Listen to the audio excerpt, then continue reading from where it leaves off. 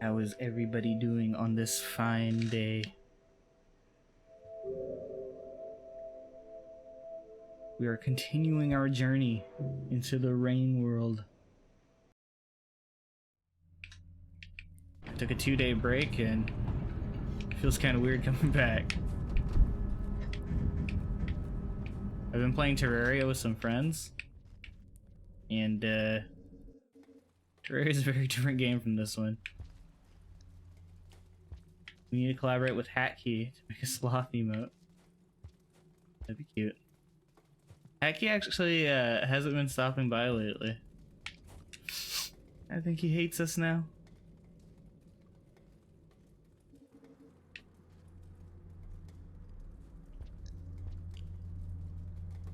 I don't think he actually hates us, but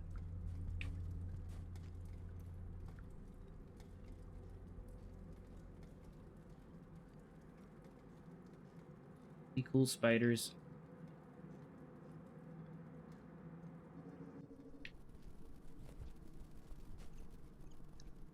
I don't even think we had a goal last time we ended stream. I think we were in the midst of just exploring the Shaded Citadel with our newfound enlightenment. A lot of fans of this game have been giving me shit for the way that I attained enlightenment, but at Hatkey, I'm telling you, I don't think he's here. Oops.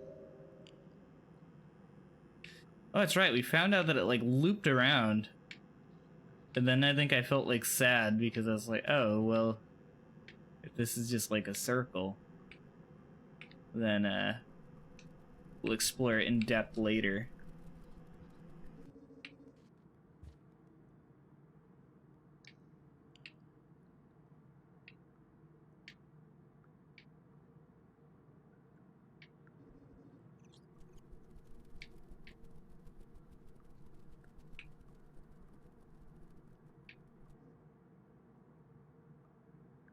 Where haven't we been?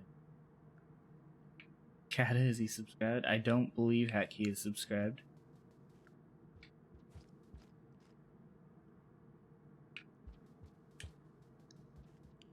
I should have a way to check that.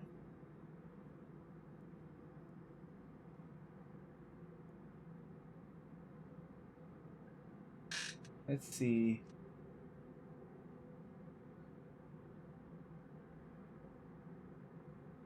Hatkey. Wow, it doesn't even consider Hatkey a regular anymore. Wait. Never mind. I can't trust this program. It says he was last seen. Oh, well, I guess. Okay, it's European dates. How did Twitch find a way to show me pizza ads?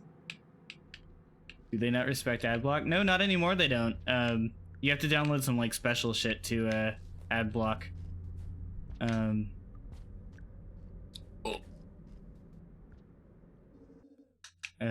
I use the alternate player for Twitch, and it sucks because when ads play, it like lowers your stream quality to like 360p. I don't know why I'm telling you this. I'm pretty sure you're still watching an ad, but yeah, it's pretty lame.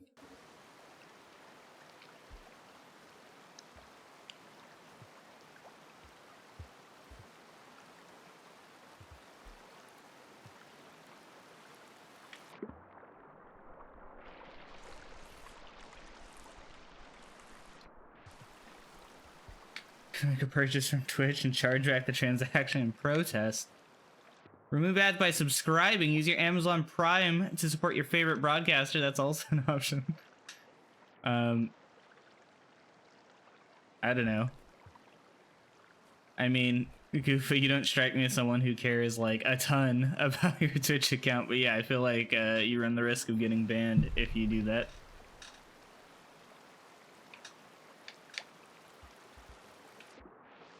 Oh. Hello.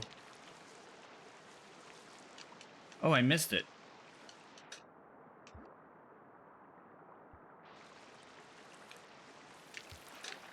No. I don't...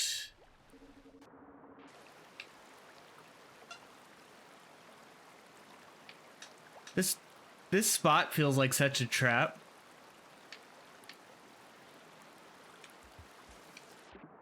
Amazon Prime made it hard to unsubscribe, so I charged back, and the next time it charged me, and my account was suspended the next day. That's some bullshit.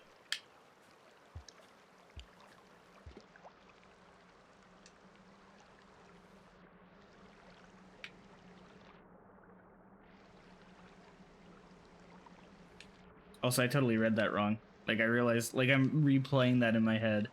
Amazon Prime made it really hard to unsubscribe, so I charged back the next time it charged me, and my account was suspended the next day. That's what he actually typed. I'm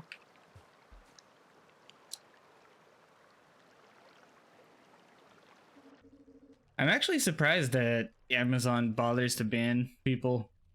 I don't know, there's like Facebook is a service where you could post some really like crazy fucked up shit and they'll ban you for like a couple days, like, hey, please don't do that, but also please don't go anywhere else because we need you. And I would think Amazon is similar. But I guess they also don't IP ban you, so at worst you gotta make a new email.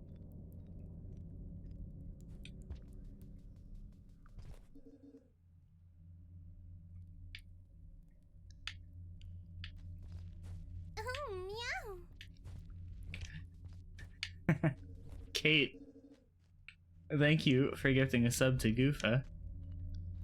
See, there you go, Goofa, no more ads.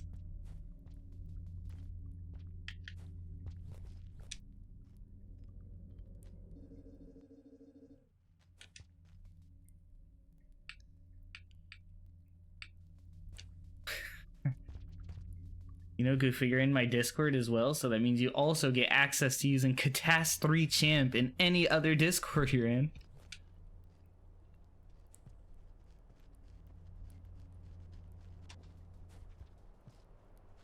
What?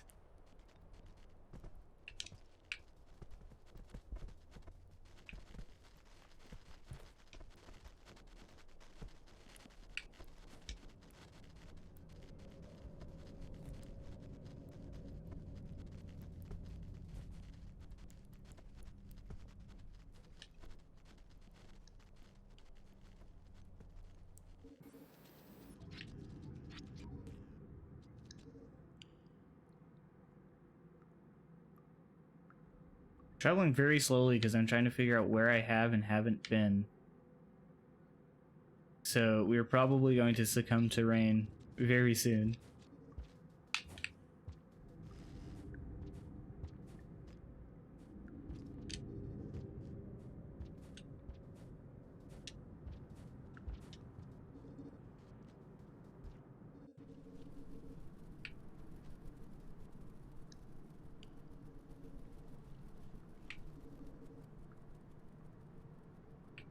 Aha, we are nearing somewhere unexplored. Yeah, one fucking emote relax dog. Excuse you, I have 3, but you only unlock the other 2 by subscribing at a higher tier. Which also don't, by the way. It's definitely not worth it.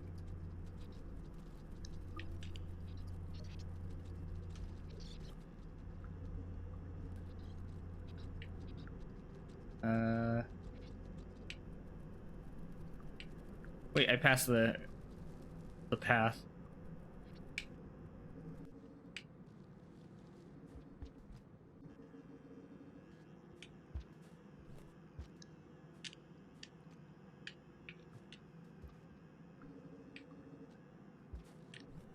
Oh hey, I remember placing this spear here.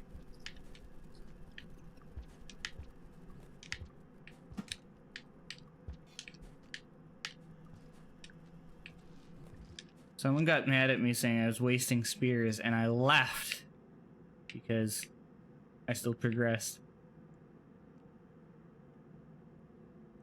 It's looking like I actually have been to that back area. I don't know why the map like generates like this. I need to see where I've been, and I need to see it now. You were worth it, cat. Thanks. So I have been over there. The game just lied to me.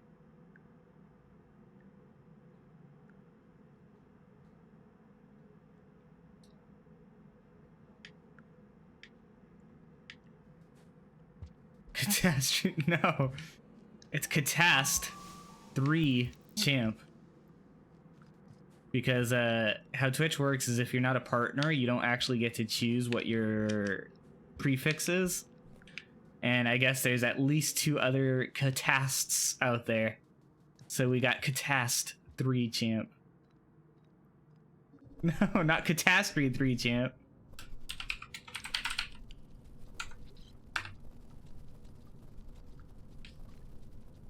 CATAST 3 capital CHAMP. My internet or your internet is slow? I don't know what you're talking about, Kate.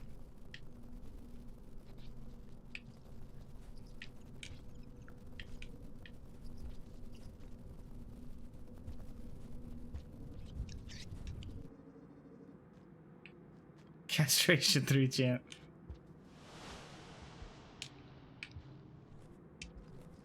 Yeah, this is too hard unfollowed.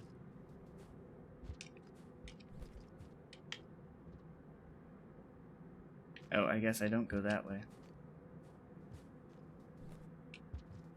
Oh, it's about to rain. I'm just gonna let it take me. Because... Oh.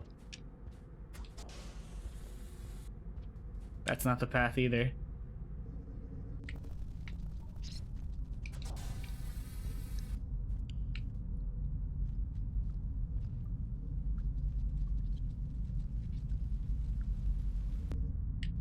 Does this game not have music? It's really weird. It does, but it comes on like very sporadically and for very short amounts of time. I may have turned it down at some point. I don't think I did. I'll check when I die. But it definitely does have music.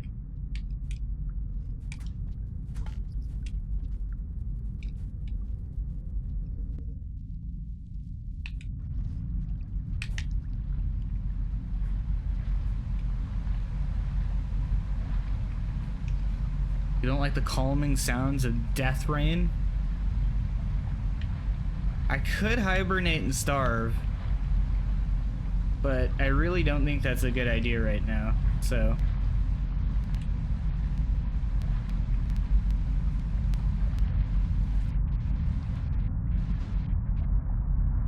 Rest in peace, Slugcat.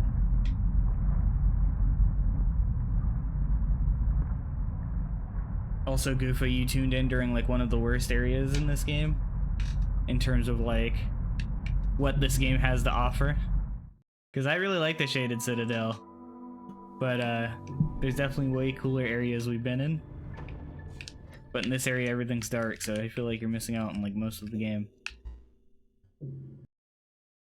Let me see. I didn't mute our music, right? Yeah, no, we have music.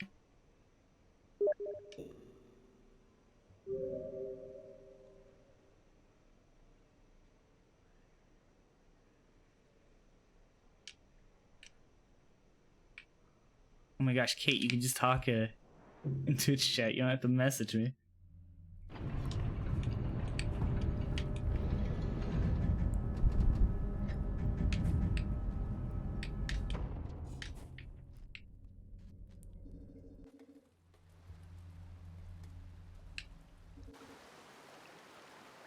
You know something I think is up with the music? Is it feels like I've only ever heard it when we're like really making progress. So I think the fact that the game's silent right now means I'm not doing great.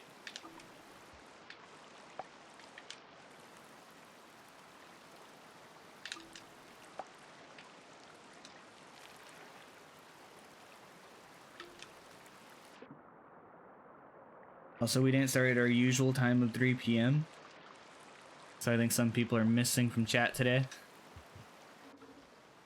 The last few times I've been streaming this game, I've had a lot of helpful people from the Rain World community show up.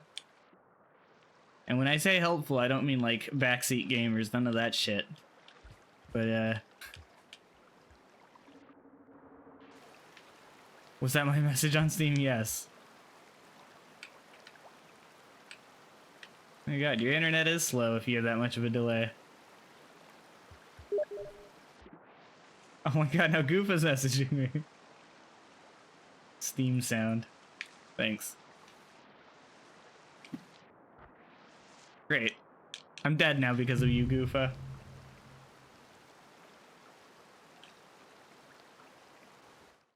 I thought you turned all other sounds off. No?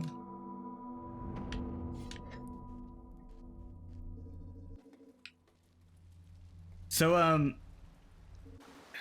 now you know how Narco feels. Hey, what's up, Bozzy? So, what you missed out on in this game, if you haven't been watching my playthrough of Rain World, is we've explored what feels like the entire world, and then finally last stream we encountered like the first friendly NPC, it seems. And she got really mad at us when we ate some jellyfish she had. But eating those jellyfish made us glow in the dark. And it seemed to me like the natural path forward, now that we glow in the dark, was to make our way to the Shaded Citadel.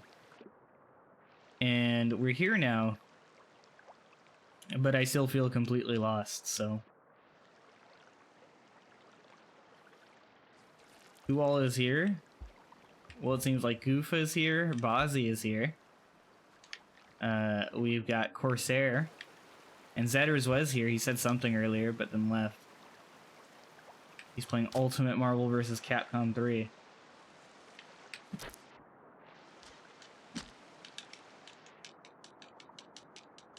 Uh-oh, I lost my spear. I got a new one.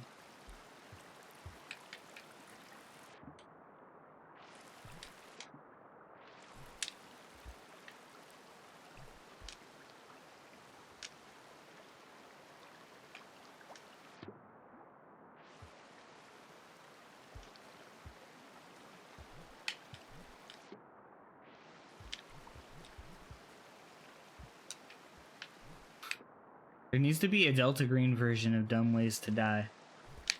You know that video? Dumb ways to die.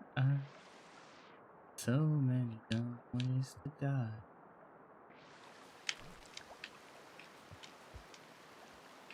I was trying to start a train.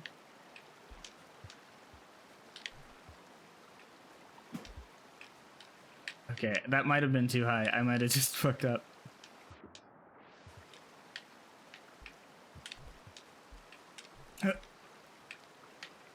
Backflip. We're gonna need one more spear.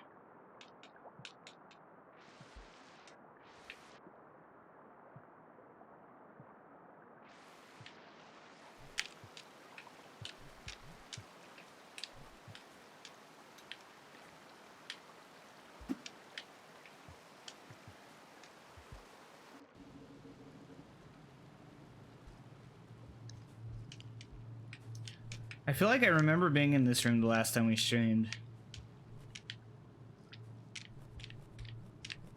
But I don't remember what its deal was. There's a hibernation spot. But we're still short on food, so we can't even use it if we wanted to.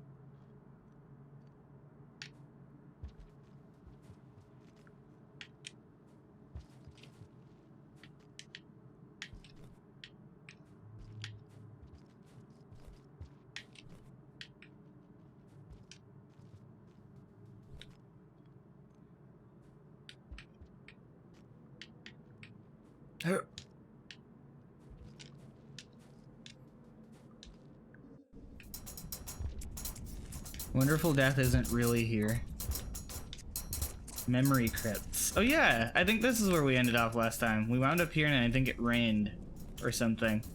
And I decided to call it because the terrifying sword emus.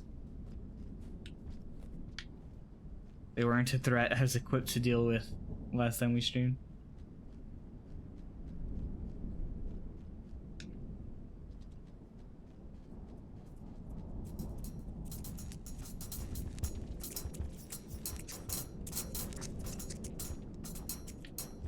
Wow, it's 420, guys.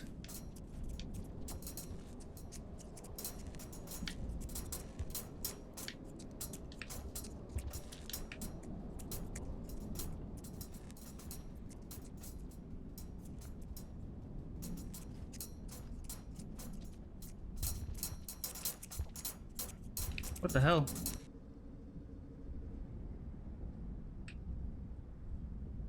No, it looks like we made it all the way to the other end. And then I died. So maybe we keep going.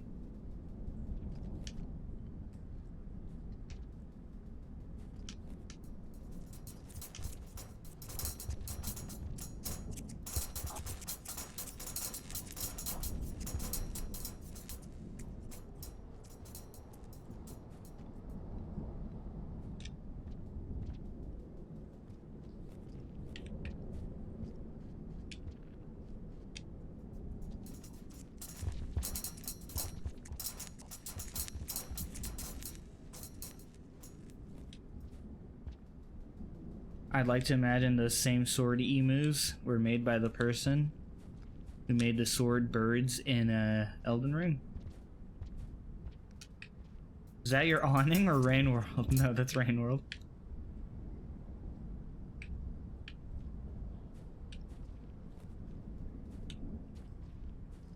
I don't think it's windy in real life.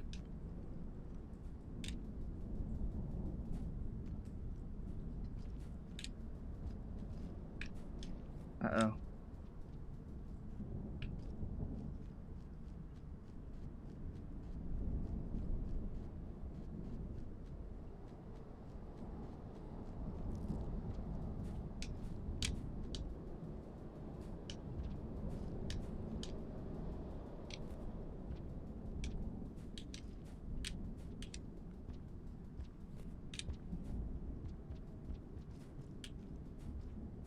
I haven't seen the emus in a little bit and getting a little scared.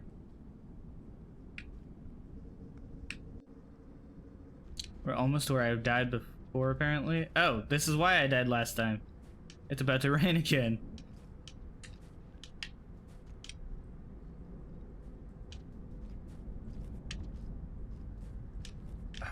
Come on. I don't even think I'm supposed to be this way. Oh, maybe. Progress. Hey, yo. Hey, what's up, White Paws? You joined just in time for me to die.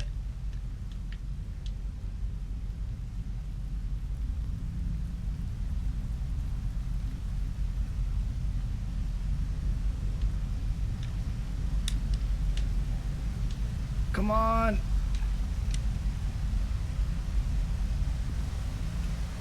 Wait, where'd this take us? Well, how are you? I'm doing pretty good. I'm trying to make progress in this game, and I think I know where to go. Oh, you hit memory crypts. Yeah, I hit it, but I'm not entirely sure if I'm going the right way there.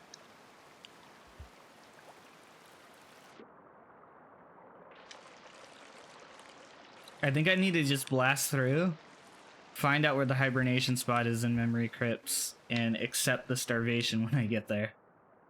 Because it seems that time is precious.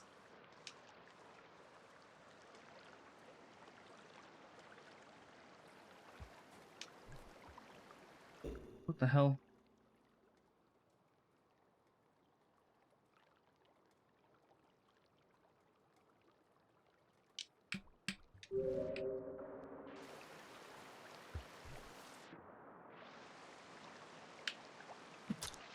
This area's pretty rough. We got good at dealing with these guys for the most part. They suck, but I don't die to them anymore.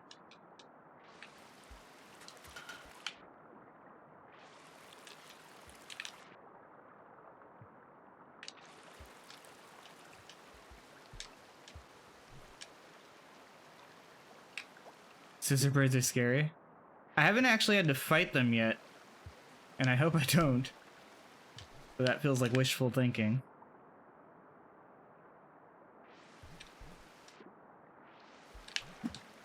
That was a lot higher than I expected that to go.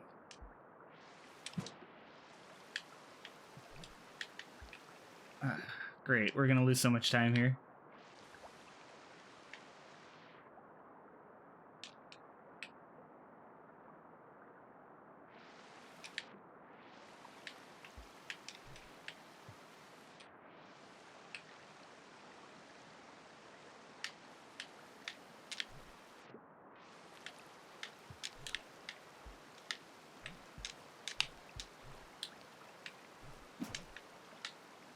good.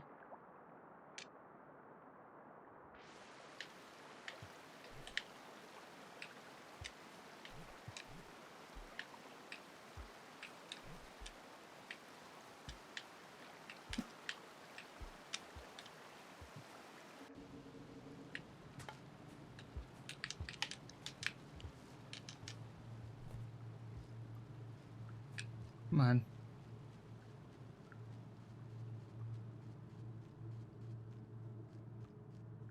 Oh, I guess I could take that hibernation spot. Okay, that's my bad. I totally... Next time we die, which is inevitable, we will eat so we could hibernate there, and then we'll be a little bit closer. It's not going to save us a ton of time, but it will save us enough that it will definitely be meaningful.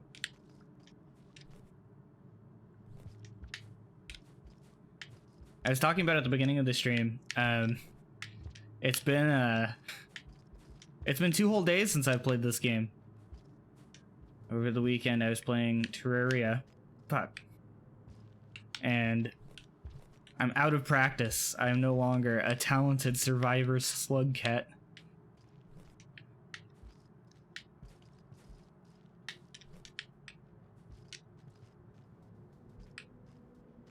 Grab on. Oh. Peace out, bro. Later, Kate.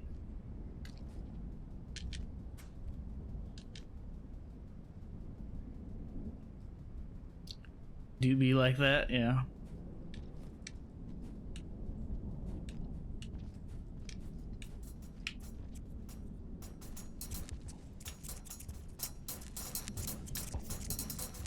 Which areas have you visited out of curiosity?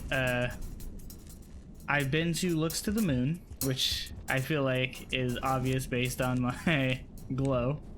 I've been to the Chimney Canopies. I touched the Sky Islands, but I didn't actually explore that area. I've been to the shore, the garbage wastes.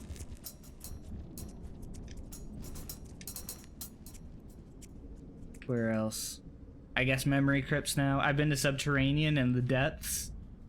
I spent a long time trying to figure out the depths, but I get the impression that that's not somewhere I'm supposed to be yet.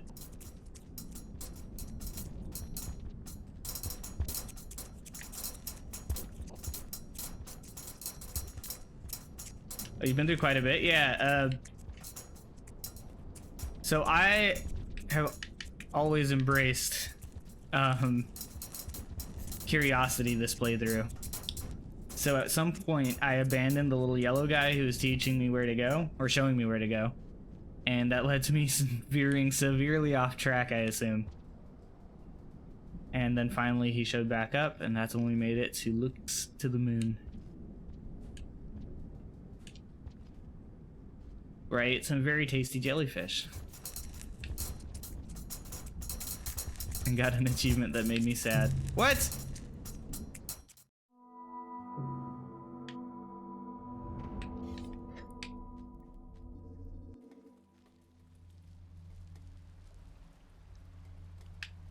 I was being a little reckless that time. Usually I'm a lot more respectful of the emus. But I figured I was going to die soon, so... Okay, who's messaging me? It's one of you guys. I know it.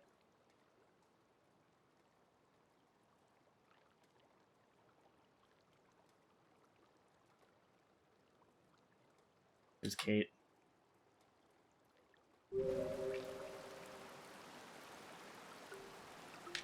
Okay, so we're gonna eat our food.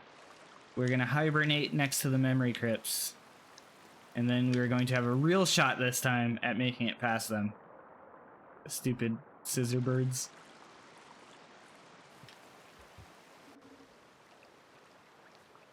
Begun the emu wars have. Sorry for the notification sound again. No, you're fine. No, I mostly feel bad about that because I know when I watch... Uh-oh. I think I just died. Yeah, I just died. I missed my spear. But, No, I know when I watch streamers and they don't mute like their Discord or their Steam, and then the streamer gets a message, I know it like bugs me because it's like, oh, I thought it was me. I thought those were my notifications going off.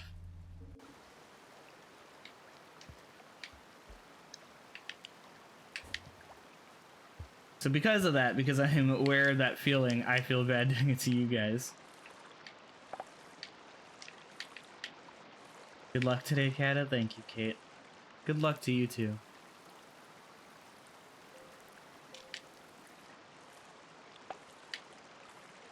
It's fine though. I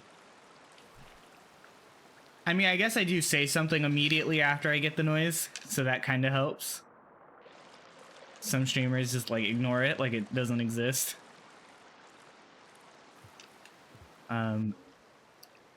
And as you can see, the people here who are messaging me on Steam are here. So that's nice. Like if some random friend started spamming me on Steam, I would probably just like go offline mode.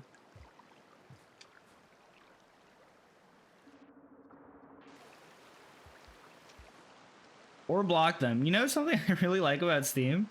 You can actually block people without removing them from your friends list. I don't think enough programs do that.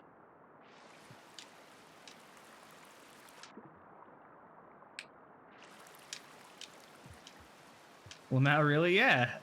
When you block communication with somebody on Steam, it doesn't remove them. It just makes it so that they can't message you. Wait, is that the girl? Who?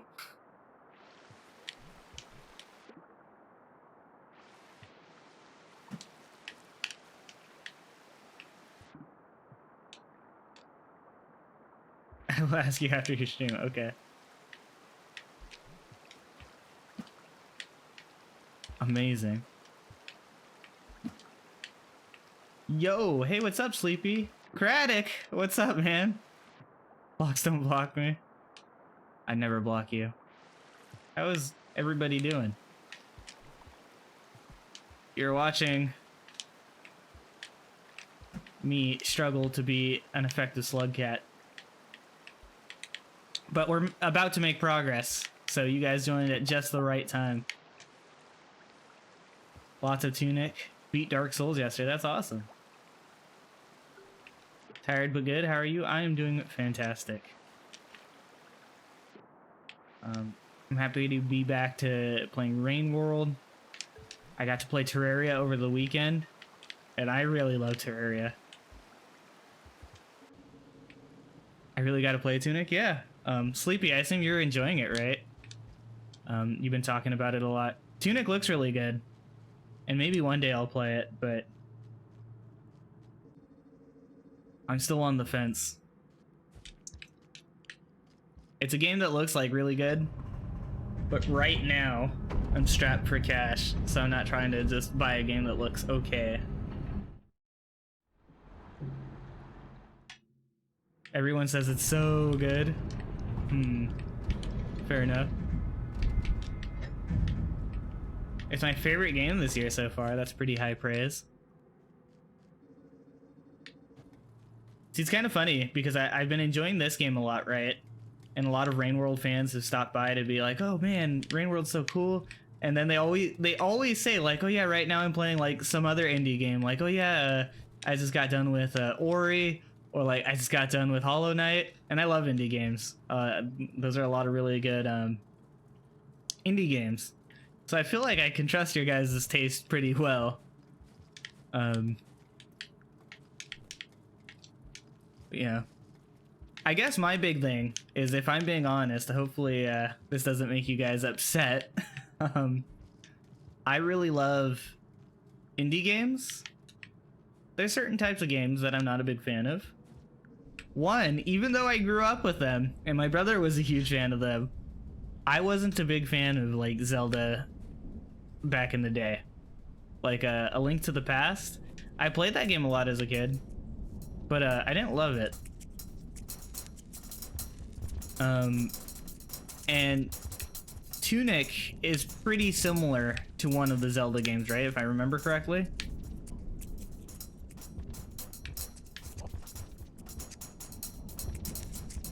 Dude, these emus are not cooperating. I've never finished a Zelda game. I have finished... So I have played Ocarina of Time, I've played Majora's Mask, I've played A Link to the Past, I've played... what's that one where you're on an island? It's on the Game Boy, the original Game Boy. Maybe it is A Link to the Past.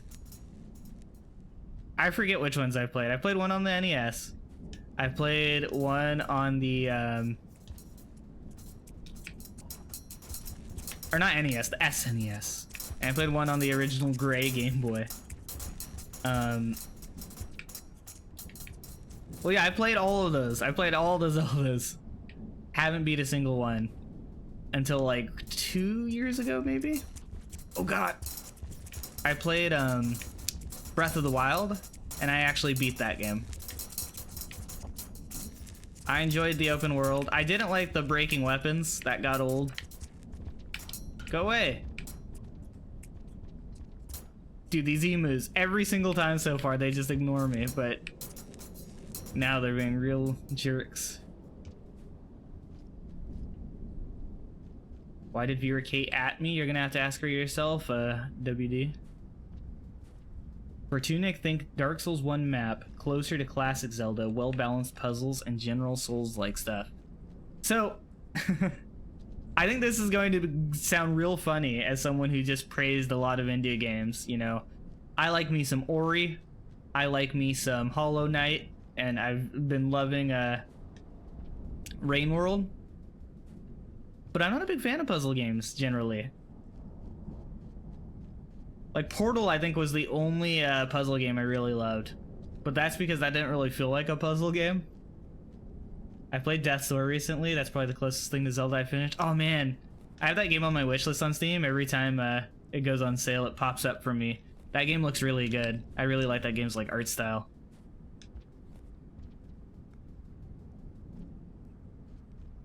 Just get the Master Sword that doesn't break. It runs out of energy, though, WD. I watch a decent number of puzzle games and play some. Leave me alone! I kind of get you. I finished most of the new Zelda games, Ocarina of Time, and 3D games afterwards, but never got into the top-down ones. Yeah, I think even now, even though they probably like feel dated, I could see myself playing Ocarina of Time. You know, and same with Majora's Mask. But like the top-down ones, I don't know. It doesn't run out of energy if you do the Master Trial. Well, the DLC wasn't out when I played through the game. But then also that feels kind of lame, doesn't it? Using the same one sword the entire playthrough. That's why I like games like Elden Ring, right? Because you have like a main weapon probably, but then you have like 4 or 5 backups that you can switch between when you get bored. I like variety. I think it's going to rain soon. Nope, it's not going to rain soon. No!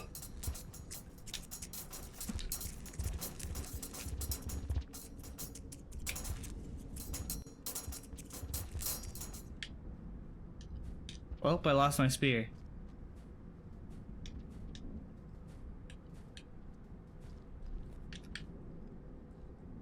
It's not the best sword. Some of the crystal weapons do more damage. Well, that's what I was saying, is like, did I say it was the best sword? Maybe I didn't mean that. Give me some heart attack. No, what I meant was, it's kind of lame that once you get that sword and you know it never breaks, you kind of like lean on it, you know? I don't know. I liked everything about Breath of the Wild. I think the weapon durability stuff was stupid. Have you gotten any new abilities in this game yet? Well, WD, if you'll notice, I glow in the dark now. No idea how this game works, but those birds are kind of scary. So, I don't think I'll do this game justice the same way that some of the fans in chat will. But it's a game that simulates like a really complex ecosystem. So what's cool about this game is you are not the top of the food chain. You are a slug cat who is prey to a great many creatures in Rain World. But you're also smart and can use tools, so you are capable of taking out most things in this game. You definitely don't want to fight everything. This isn't that kind of game. But, yeah. I didn't mean to throw that.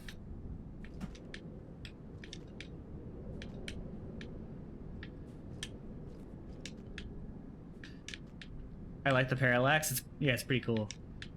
I'm not gonna make it. It's gonna rain. Also, because I am half cat, I don't like the rain. Pretty accurate explaining. Can I get through here?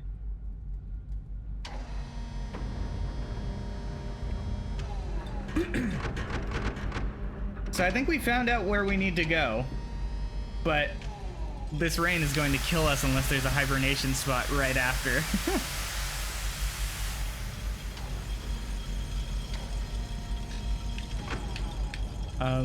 I really like the gameplay because it feels super rewarding to like experimentation and like paying attention. When I first played this game, I'm not gonna lie. Oh yes! Oh, I don't think I can make it. I don't think I can make it. That was background! I got baited by the background! Wow. That's actually kind of funny. Does the rain make it so you have to speedrun to the next checkpoint? Yes.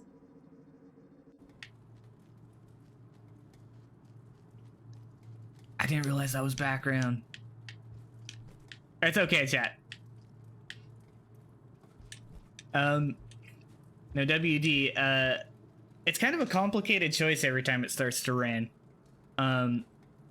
Because you can speedrun to the next checkpoint, but sometimes you don't have the food to actually use the next checkpoint. And that's not always a good thing. Because then you're starving, and when you're starving, Slugcat likes to fall asleep at the worst times. Timer isn't too brutal. Yeah, it's only brutal right now because I'm not sure how best to deal with these guys. So I'm wasting a lot of time here. But if I can get over that, it won't be a big deal.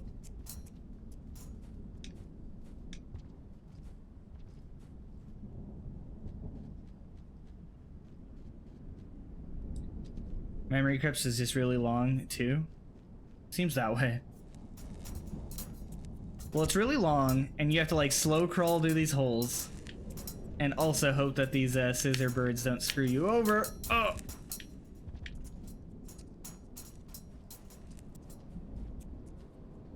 I'm pretty sure I'm supposed to be using those blue things to blind them, but... Aha! Okay, nope. They do respond to me throwing stuff, but not enough.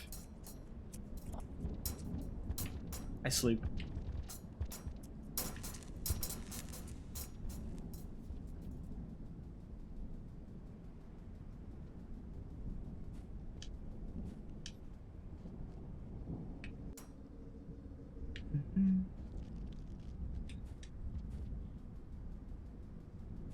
I have been informed that this game has a nearly 100-page document on the movement.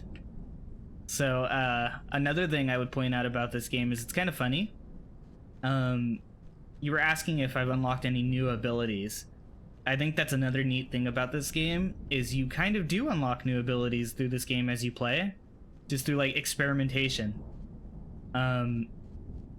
So for example, the backflip, that's something that's always with you the entire game.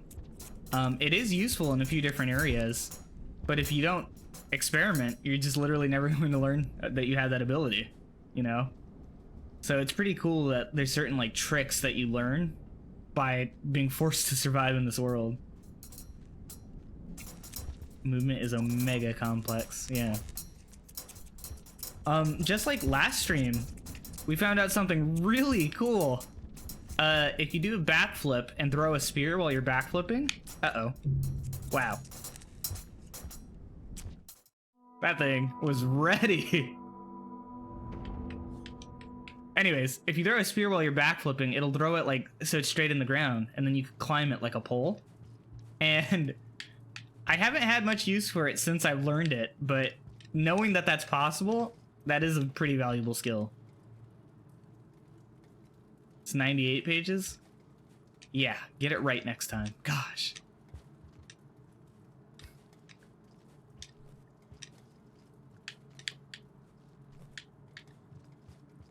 Oh, you figured that out, Pog? Yeah. So, because I had a few people in here. Oh, Sleepy was here for that. Sleepy was here when I figured that out. I had a few people in here kind of like helping me out, you know, like they weren't giving me like the answer, but they were like, oh yeah, there's certain like things related to other things you do know. So like, for example, do you think you've learned everything there is about the backflip? And I was like, wait, what? There's more to the backflip? So I was just kind of like jumping around, experimenting, hitting different buttons while I backflipped. And then, yeah, be cool. And I happened to have a spear in my hand. So when I hit B while backflipping, I threw the spear into the ground. Oh, and then something else I found out not too long ago was hitting the A button, or well, the jump button while in a tube will flip you around. I've spent a very large portion of this game going through tubes backwards, and I don't know why. I don't know what causes that, but as a result, I haven't I've gone through tubes very slowly. I still do it. I still do it sometimes. You'll see it as I play.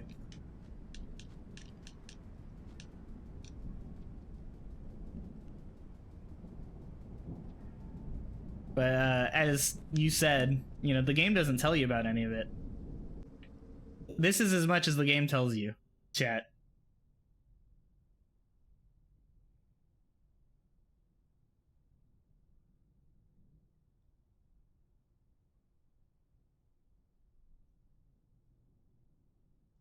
Wait, hold on. Are you guys in here keeping up with r/place on Reddit, their April Fool's thing? So what movement tech can you do with the pause button? Nothing.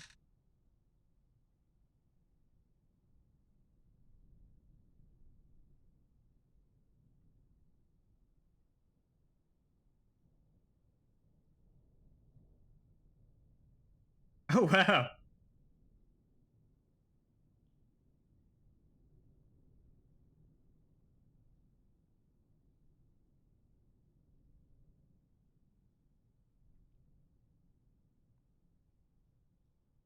Is this like a Reddit thing? Or did like somebody with some seriously powerful bots just like destroy r/place?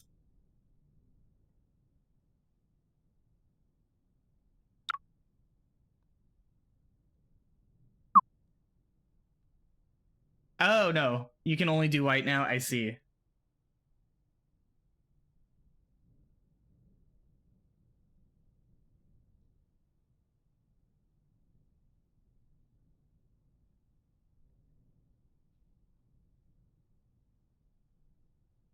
Epic Reddit storytelling. Yeah, I guess. Well, I guess I could show you. Here, let me. I feel bad not showing you guys, so I will show you. Which one of these is it?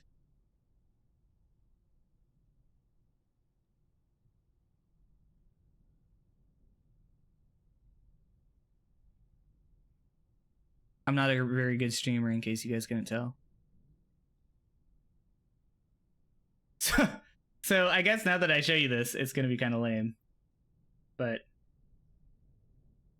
to transform, fit to screen, and we're going to hide our game capture.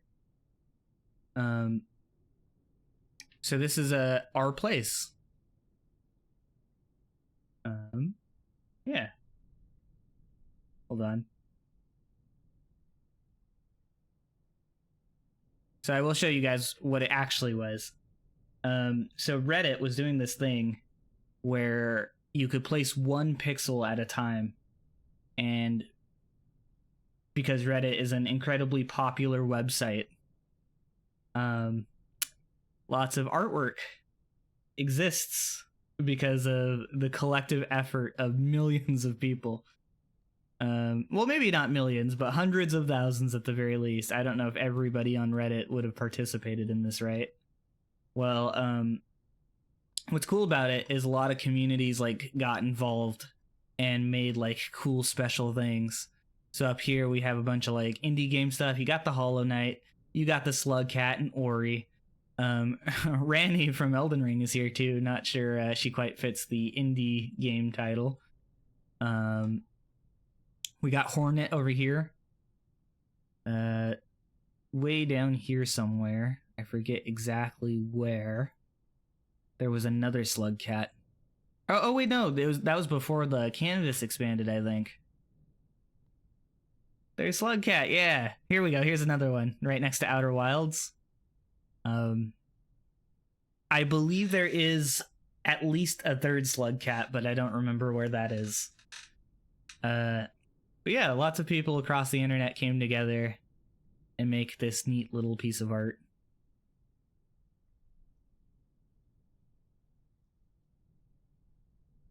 But like the catch is you as an individual can only place one pixel every 5 minutes. So the only way any of this stuff exists is by having like communities come together. Like for example, up here you see fans of the game Destiny made this little flag. God, the flagger's disgusting. Yeah, so in my opinion, I think the flags are very stupid. I like the video game art and stuff. Or stuff like this.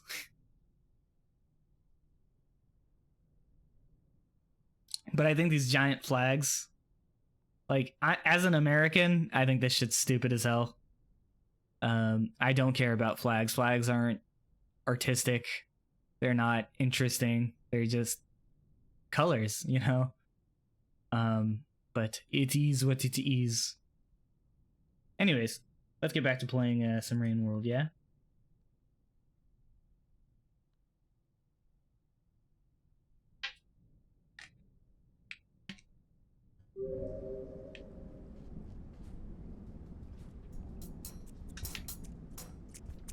I really like watching the time lapses as well. Can you go away?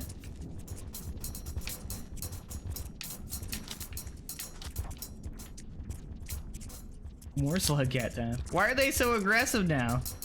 It's like after I figured out where to go, they're just being jerks.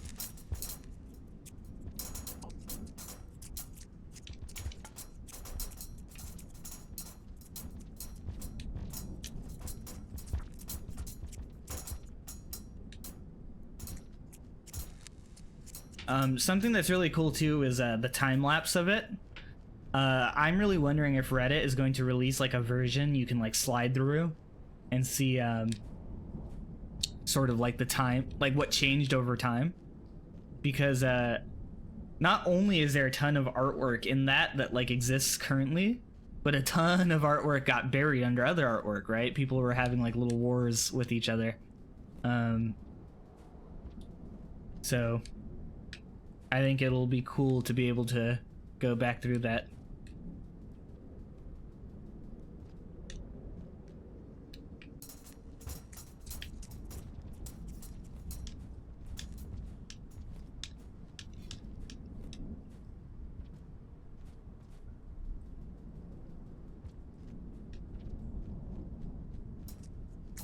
I wish I could do pixel art. It's one of those things where like you look at it and it's not like the hardest thing in the world, but I guess I just lack general artistic skill, and that's the issue. I wish I could do art. Uh-oh. Any type. I got into 3D art, if you want to call it that. I've been playing around with Blender over the last couple years, and it is a lot of fun. It's like the one medium of art that I actually feel like kind of comfortable and confident in. I'm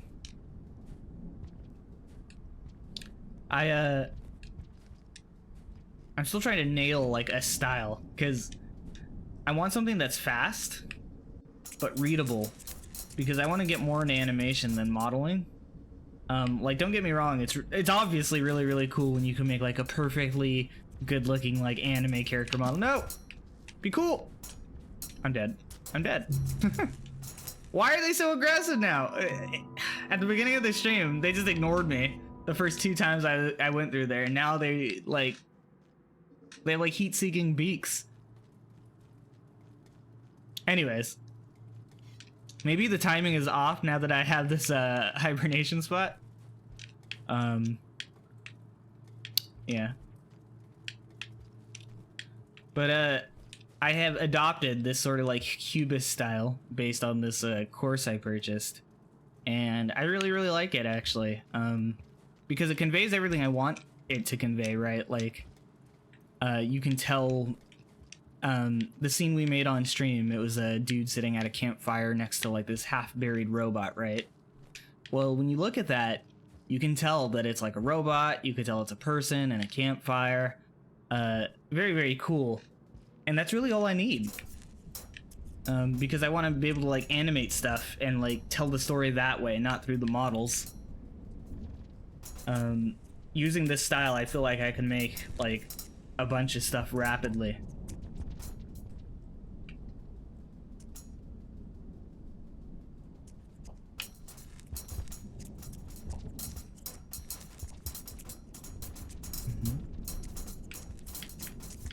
Can you guys just go?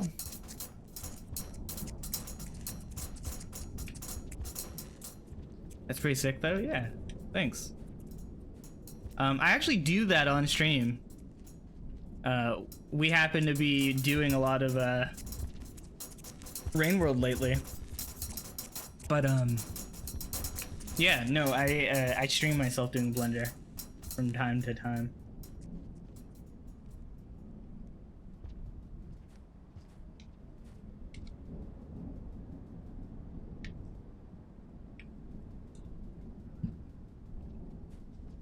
I'm jumping between streams, so sorry if I lack response. What? Who could you possibly be watching that's more important than me right now? I'm kidding.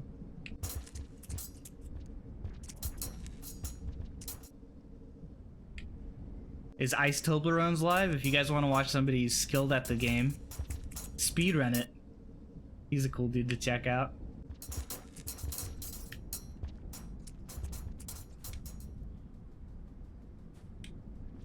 And some of the people in here came from his community.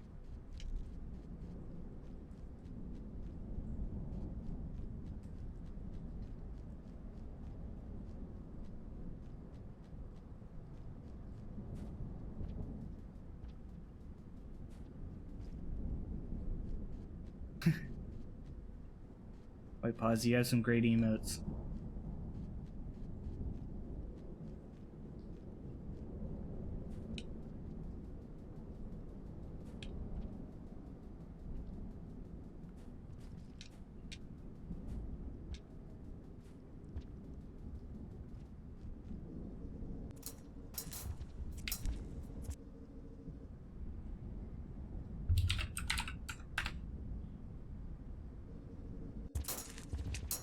Oh my god, they're camping me.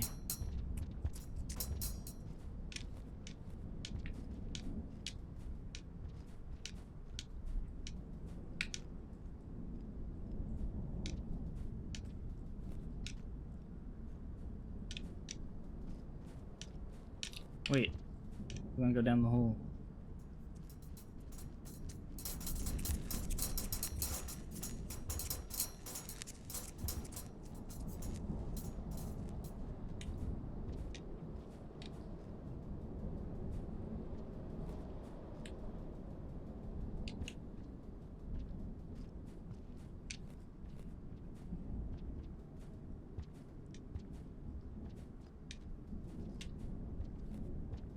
I just realized we haven't been eating. Also, I don't know why I skipped past this. So when we do get to that next checkpoint, we're probably going to have to starve.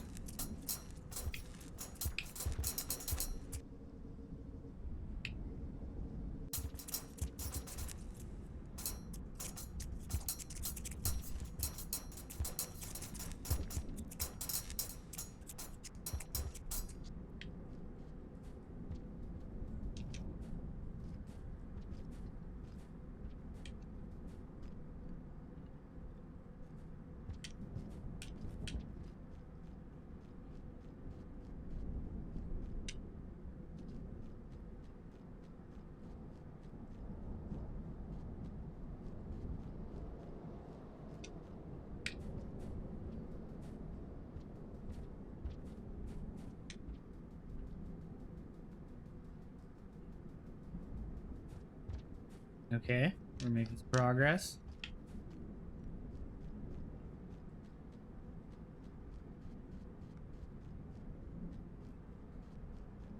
Like I said, I'm pretty sure I was supposed to be using these bulbs to, like, flashbang the emus, but I didn't bother for some reason.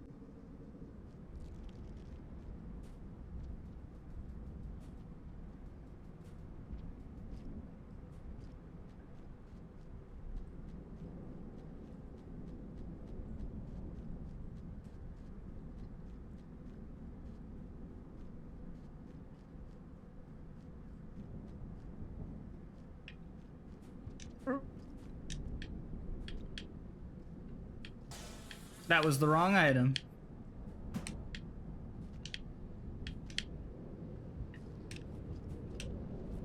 Nope. I suck at platforming in tight spots. Why? Why am I jump? I'm being trolled right now.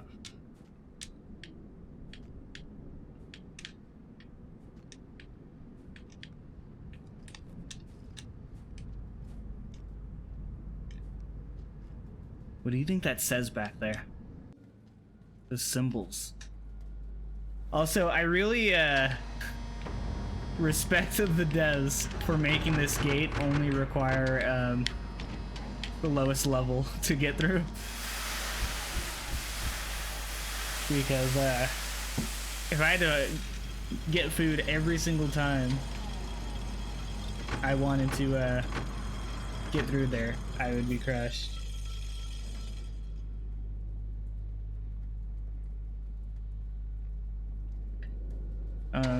Mario Maker troll levels are cool. The Kaizo ones.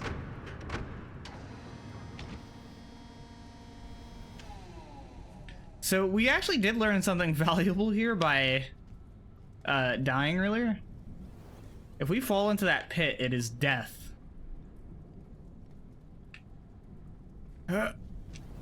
So we have to be fairly careful here. No. No.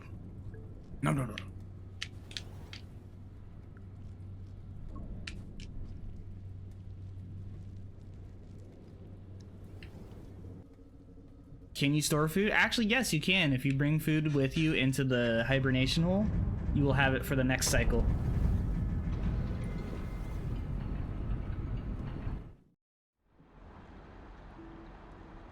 Look at the little slug cat. No starve, yes. Progress.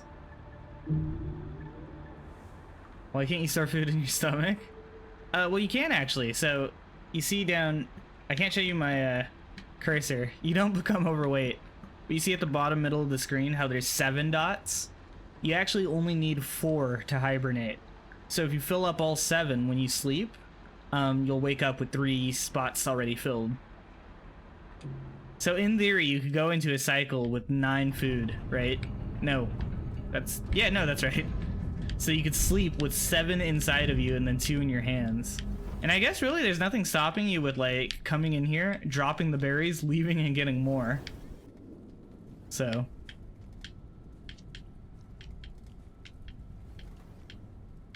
Wait. Okay.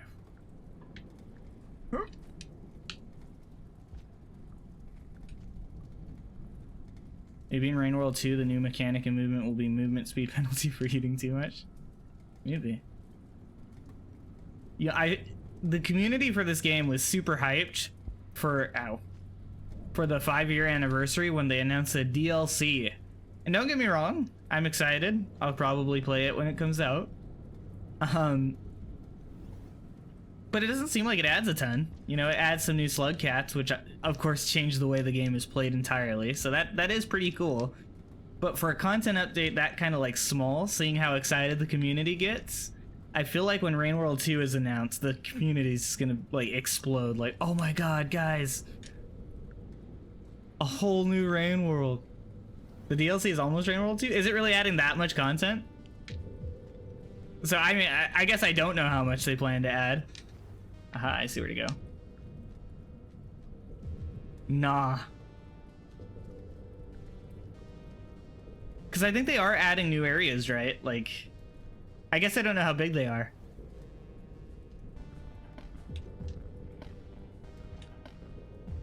A buddy of mine, Socrates, he's a moderator here. 10 new regions? Okay, that is basically a new game. Never mind. I take back what I said.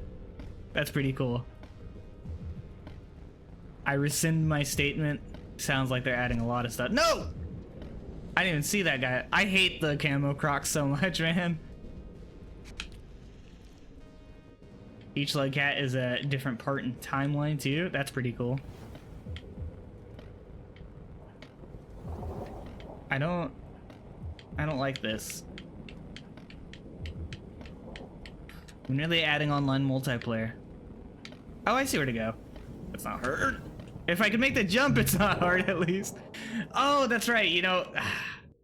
So my most underutilized skill in this game, because I always forget it exists, is the charge jump. I have to charge jump there. I'm sorry, chat.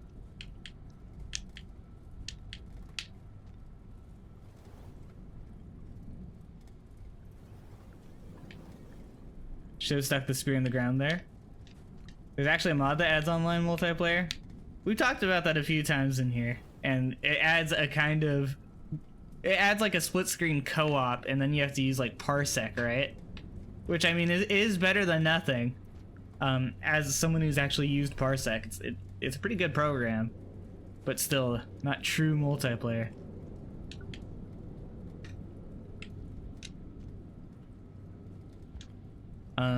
WD, I could have stuck a spear in the ground there.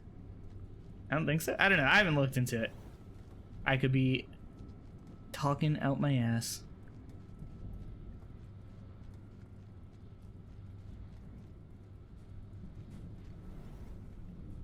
Either way, that was kind of a joke. Multiplayer would be super cool for this game, but you know. That croc needs to be cool, man.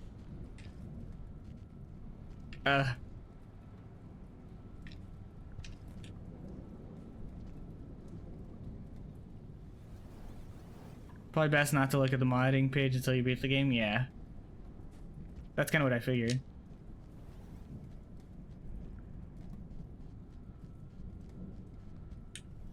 See, I was going to do this tube backwards. I always call them tubes. I feel like the proper name for those is like tunnel, right? Slug cat crawls through tunnels, not through tubes. Why? Okay. Not that I would know.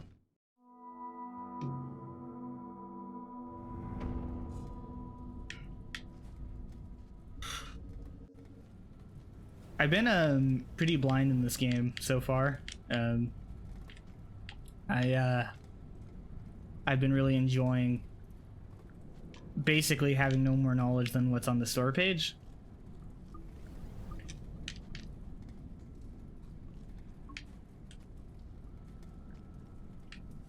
Wait.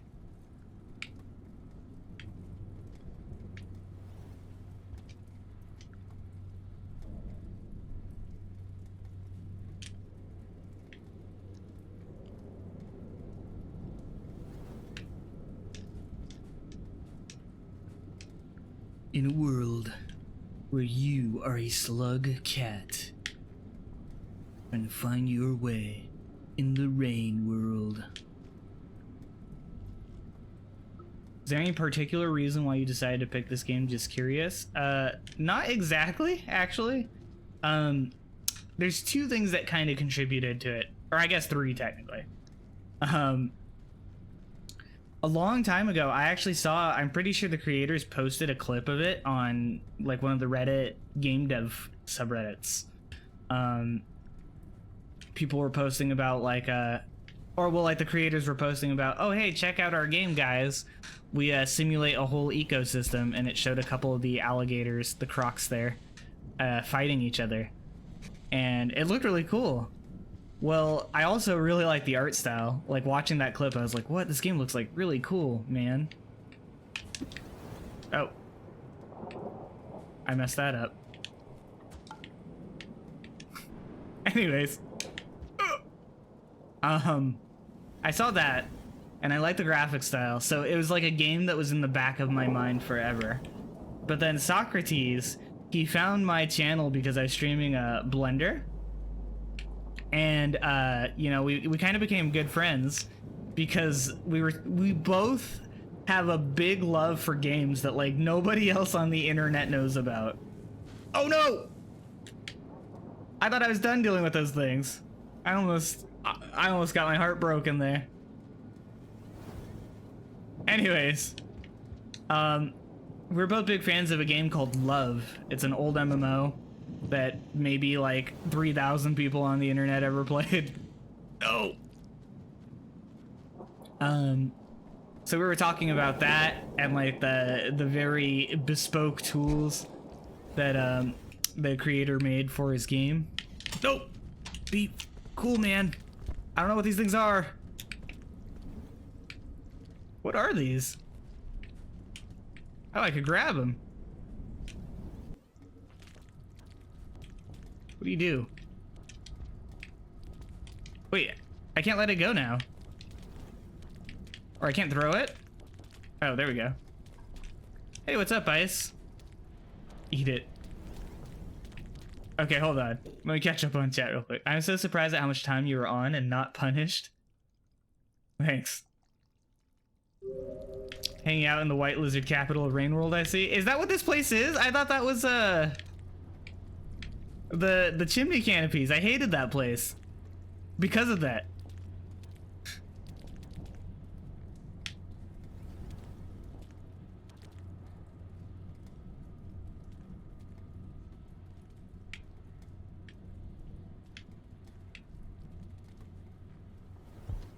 How? What do you do? So I can't throw them. WD told me to try eating it, but I can't. Can I stuff it inside of me? We technically don't need the glowstone anymore, since we achieved enlightenment the ethical and moral way.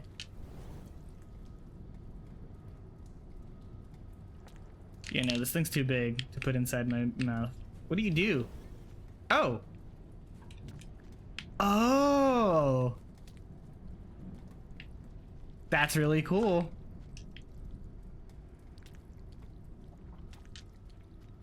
I can't think of how the game teaches us other than experimentation.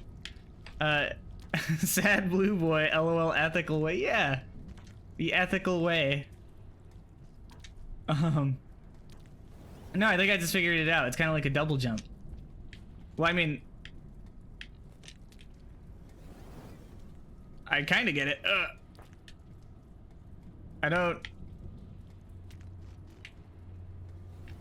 know the finer controls of it, but it seems to function like a double jump.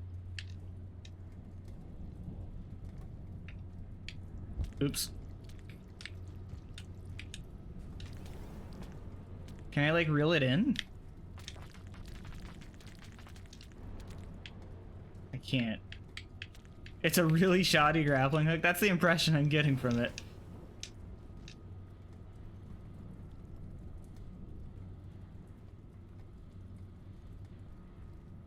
I love it for this most of the time. Oh. Okay, it shoots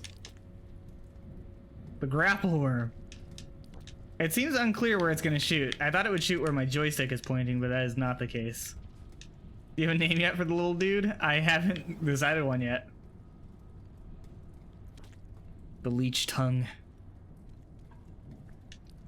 Oh. Can I have two?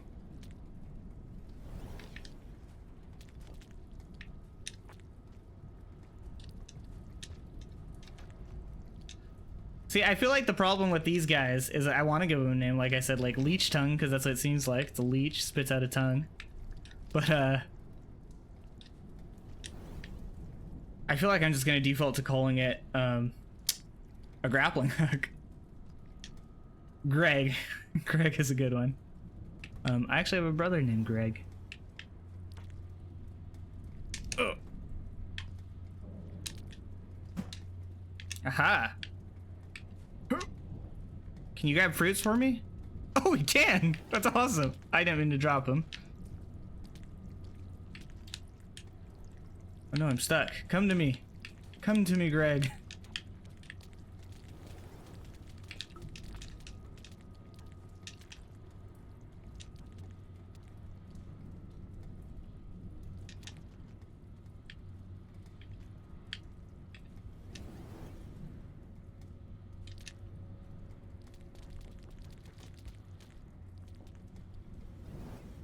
So let me guess, this little wormling has like 600 different techniques for movement, right? Oh!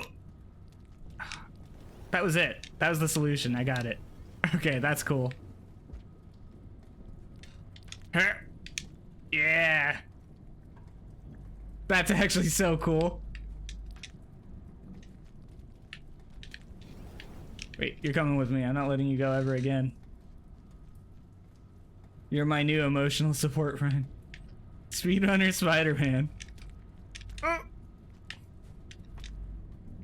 Oh! That trick doesn't always work. Oh no! He found me! Or did he? Oh no, that means it's about to rain. I know this game well enough to know what it means when these guys are running away from me instead of at me. Oh god. Oh god, it's starting. Ugh. Yes!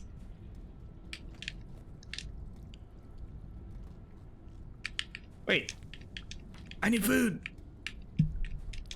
Come to me. Oh wait, I have enough food. I don't need food. So it's not that great at pulling down food, but nice, we did it.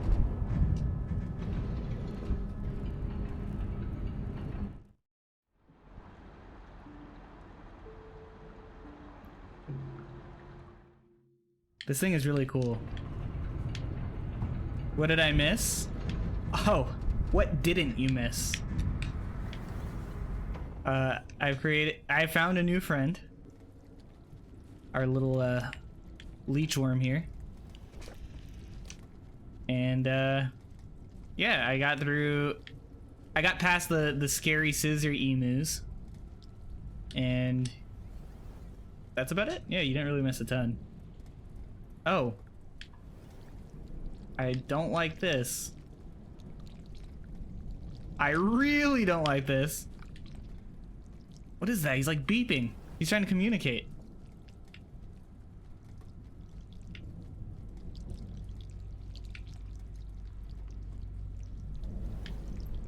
I didn't mean to come down here.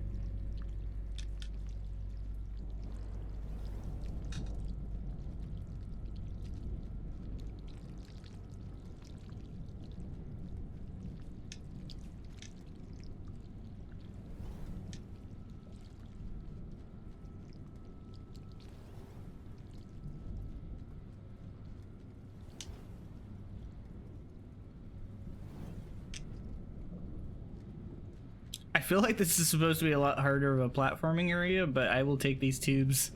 No problem. There's so much shit on screen in these panels. Yeah, it's called World Building WD.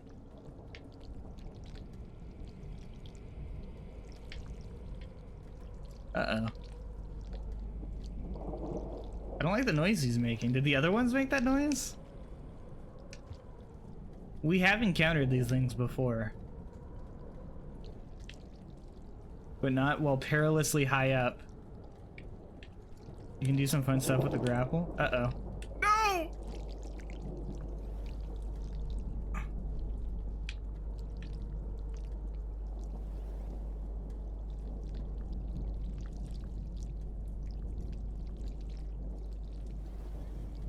Nothing to worry about, just an eldritch horror beyond your imagination, yeah. Oh, the struggles I have seen. Nobody knows my sorrow. Don't mind me. Just crawling by. No! No! Let me go! Ah! Uh-oh. These enemies are terrifying. Yeah, no kidding. I had the naive hope that throwing a spear at his eye was gonna save my life. Nope.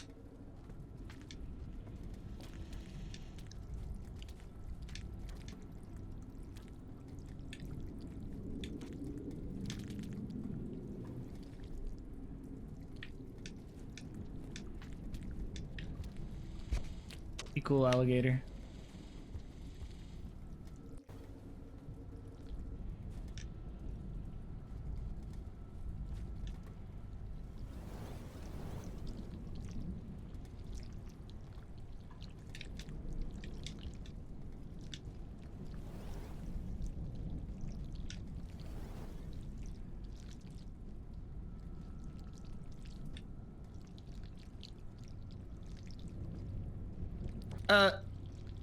I messed that up a little bit, but saved it.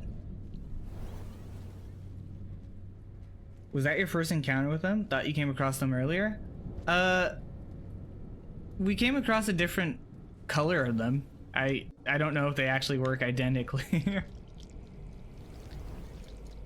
It would seem that the Crocs gain new abilities based on their color. For example, the green and pink ones are different than these camo gray ones. So I'm gonna assume that this blue one is different from the garbage waste one. Why do you think their colors matter? Because I would guess that a game that simulates ecosystems also simulates how in nature, you know, different colors of animals means different things. Why wouldn't I think that?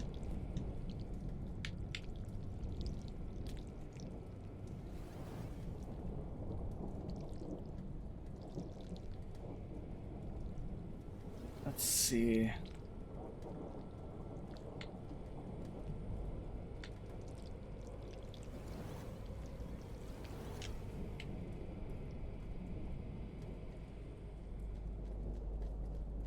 Going for it.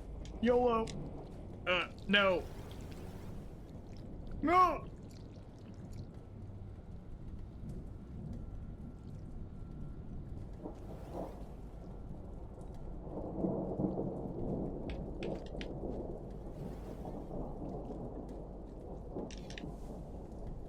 Yes, let's protect our level 1.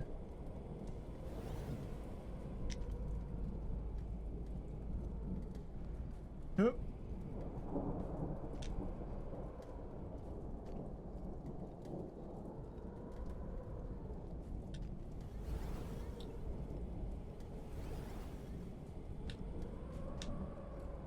I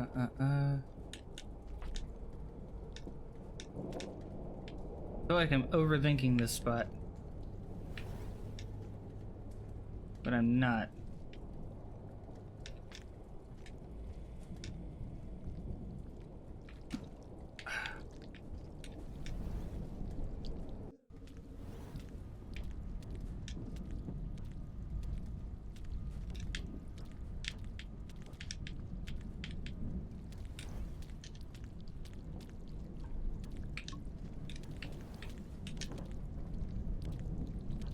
Backdrops around here are amazing. Yeah, I really liked the one we just had.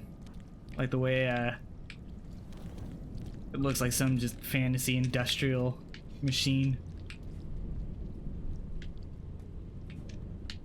I'm a little scared here.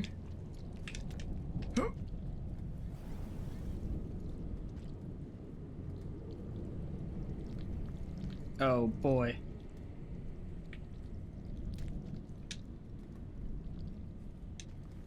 Calculated.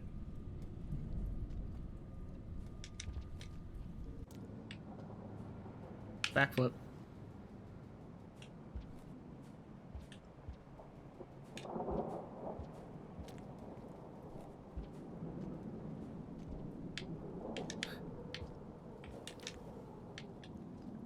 Do we have enough food? Yeah, we do. This is...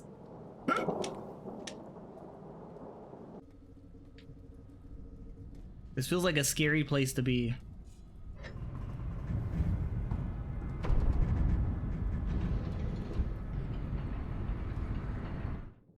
Gaming. White Paws, you're a great hype, man.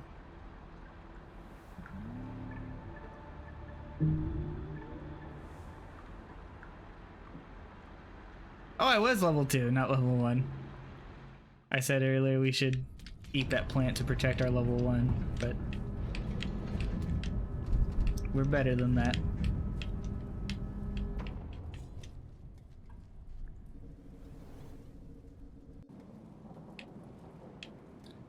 There's no path to the right, is there? I don't want to waste my like level protection by just casually throwing myself to my death over there. New item unlocked. Oh yeah, I unlocked the Spider-Man thing.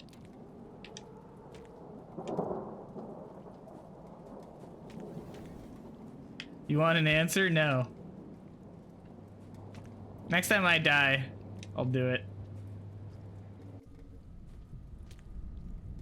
Although it's probably better to do it. No, what? No, we're doing it now.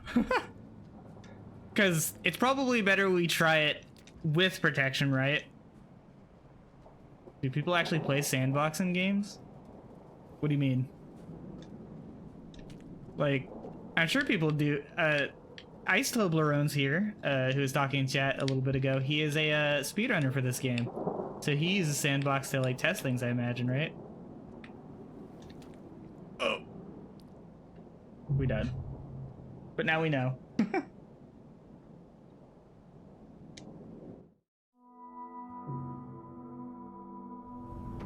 I figured since the screen didn't move the first time I swung over there, there's probably nothing, but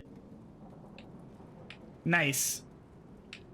Kind and gracious game developers giving me an Erdly flower right after I crawl out.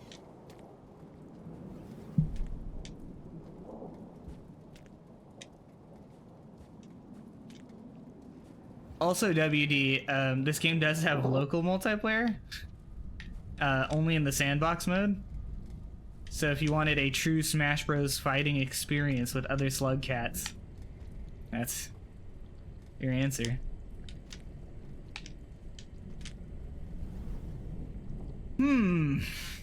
This is quite the conundrum, quite the quandary.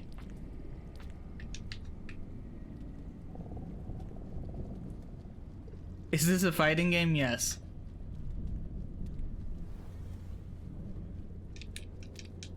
Uh-oh. Uh-oh. Uh-oh.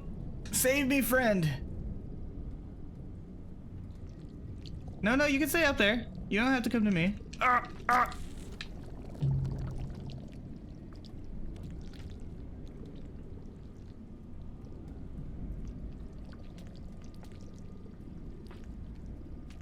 I don't know if I can fully deny that.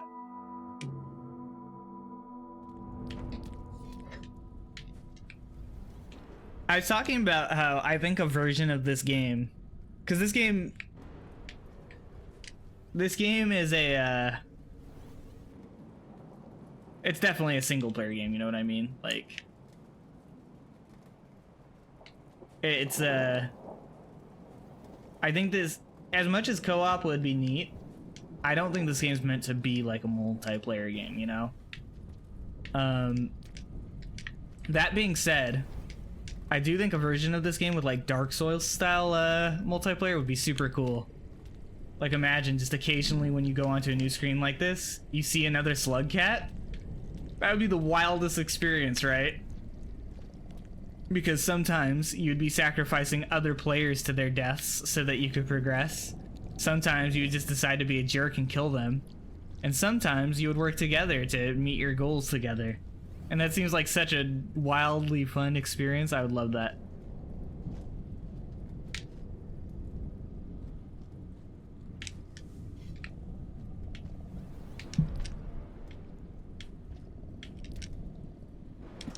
No! I just wasted my spear. Spear 2. Spear. Grab it! Get me out of here. No! I'm dead. I'm dead. I deserve to be dead. I deserve to be dead! Ah!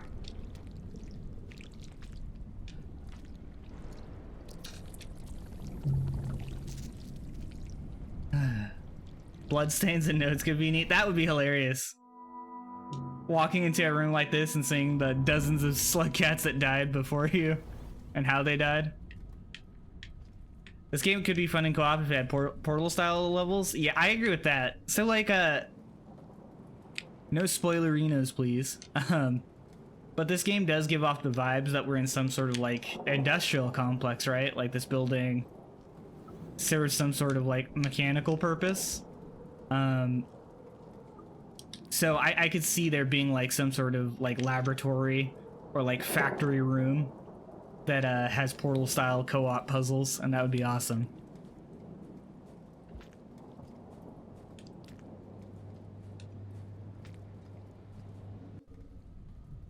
I've done this whole game 3 to 4 times with a party of 4 sharing a screen, and it's amazing. Man, now I want to do that. Yeah, also, with the stuff I'm talking about here, I've never tried it. I'm saying, like, I don't know if this game would do good as multiplayer, but here we have Sleepy saying it's awesome, so...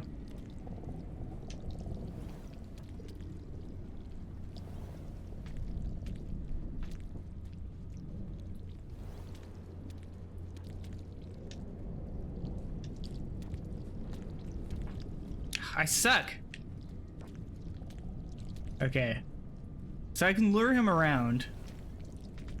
If I get him to come check out this hole again, I think I can make my way to the left.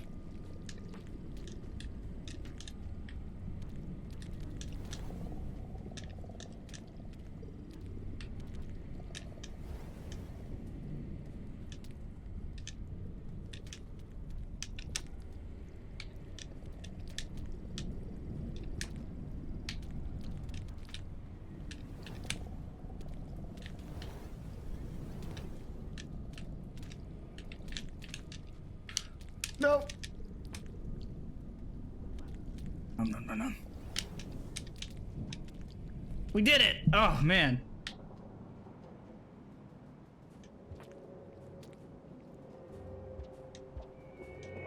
That was tough.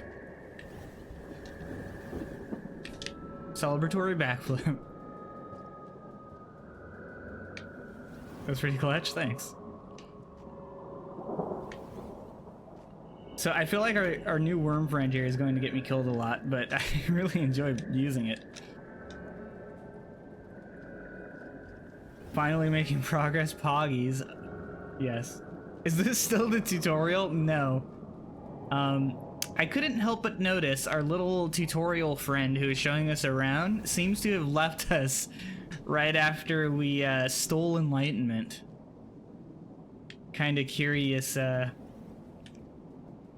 how those two events seem to be related. Is that a new color? I feel like we haven't seen orange Crocs yet. Let me guess, they breathe fire.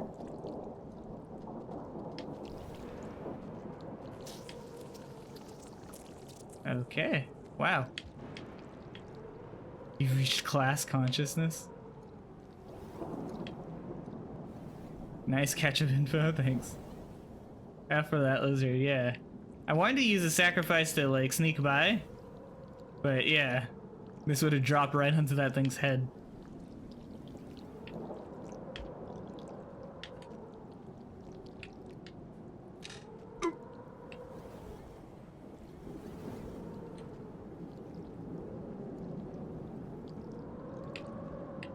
No, I didn't mean to go back through.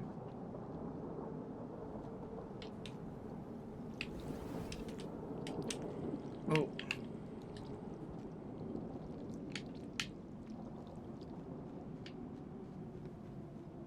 Oh boy.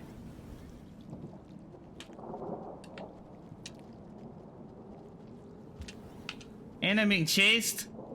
And some of these background elements look like foreground elements. Okay, that wasn't so bad. Wait. Why am I not moving? Oh, that's why. My bad.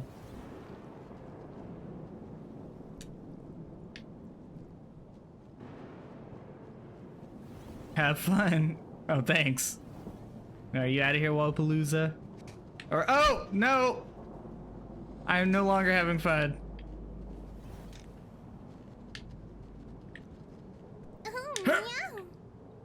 Whoopalooza, thank you for the follow.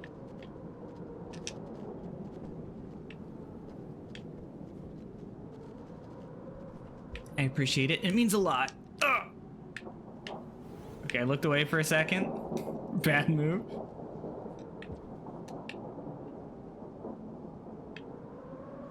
So I don't want to blame you guys. It's my fault as a streamer. But I'd say maybe a quarter of my deaths are because I like look at chat for some reason right when I'm like doing a jump or something silly.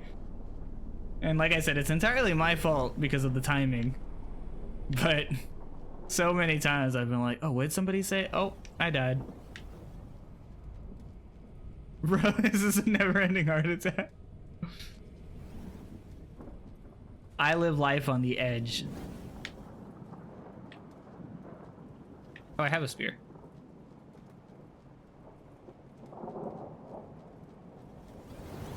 I should check out my VODs, because my VODs, I think they last longer than a week, right? I should archive my entire playthrough of this game onto my YouTube channel. No editing or anything, because that's a lot of work.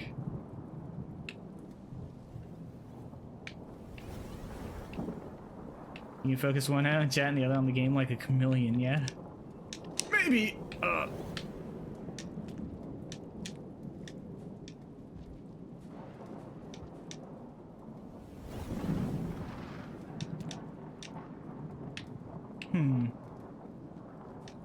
Who the fuck is Nathan Zetters? Care to explain? But has anyone here seen the movie Memento? The other day Zetters and I were talking about it, and he had some really just wrong ideas about what that movie was about. Cat, you're wrong. He's trying to say some of the most absurd stuff.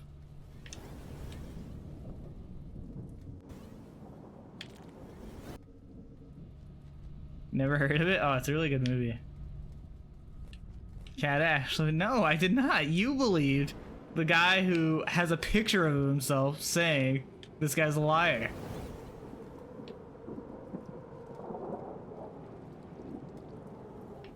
It is actually really good. Wait, pause. Oh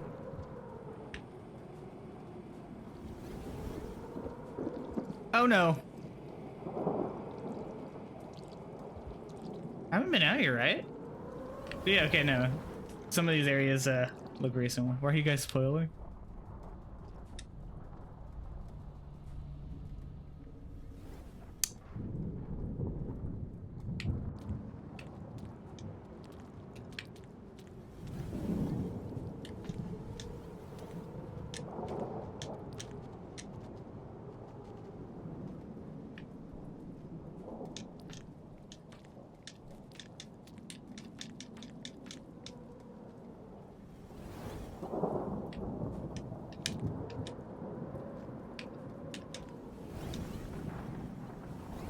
Oh, we have a new friend.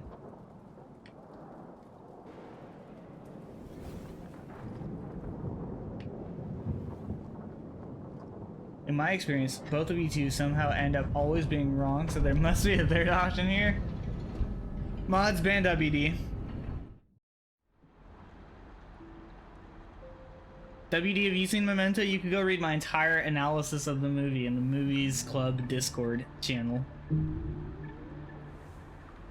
And you will discover that I have verifiable proof, time-stamped pictures of scenes from the movie, while Zetter says, XD, no, you're wrong.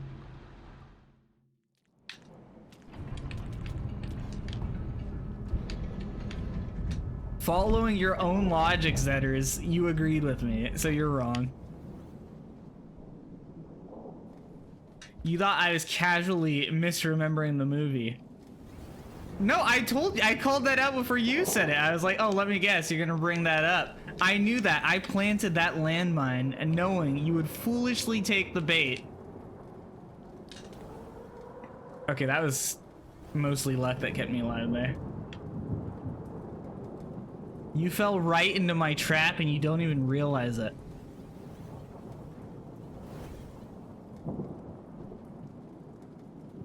What the heck?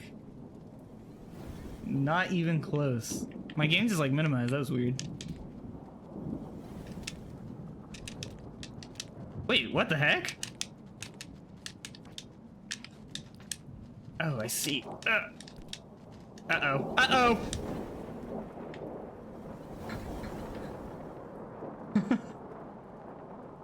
That was cool, but now I'm sad. 5D chess with multiverse time travel is a thing. It's fun. Every once in a while. Oh my gosh. Memento is too scary. I'm only allowed to watch Paw Patrol. Oh! Okay. I need my grub friends. Guys, movies are art. This is like arguing over what a particular flag means on our plays. First of all, okay, this is a hot take. Brace yourself. You can be wrong about art.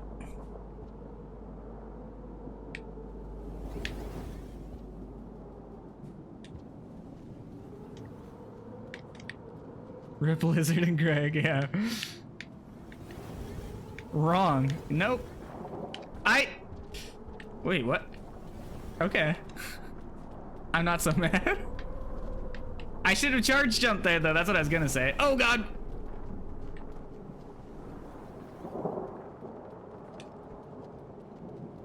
All right, buddy. I'm gonna have to ask you to go away. Ugh. Okay, I need this guy, but I don't know how to safely get him. So I'm gonna try to get his friend.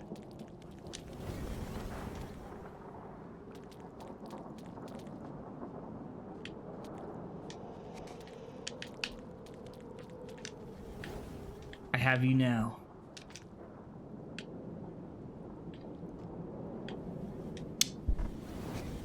No! Oh, no!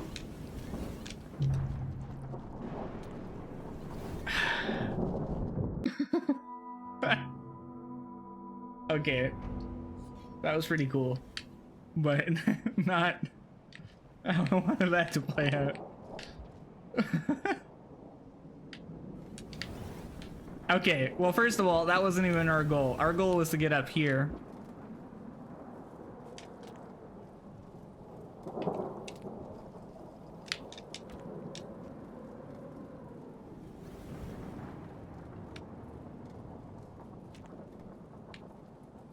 Also, the return of Greg.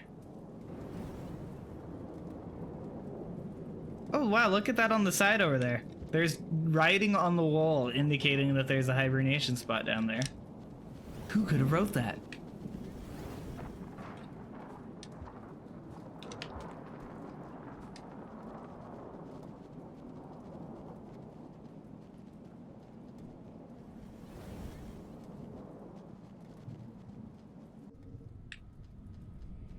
Wait, we've been here before.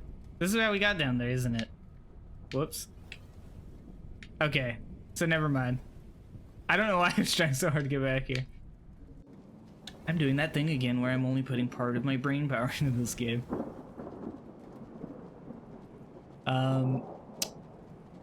It's looking like we had no reason to come back up here, and the path we took because we lost our little spider friend is the correct way to go. Also, did you guys see that sick enhanced backflip I did there?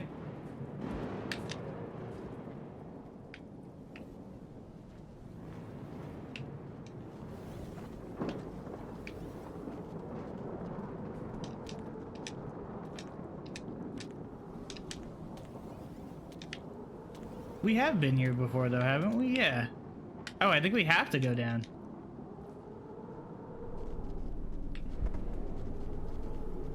Well, have to is a strong word. Hmm.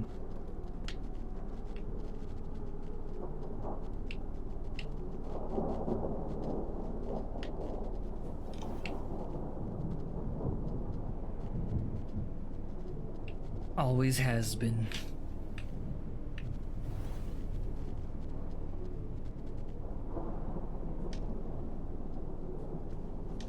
This goes to where I died moments ago, right? Oh.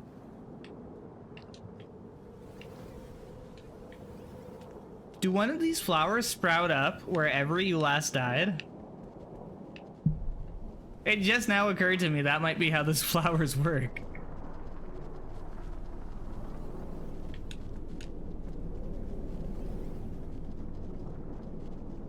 Kinda?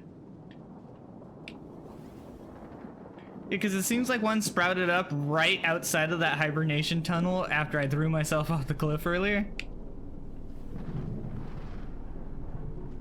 But not entirely? Okay, I see.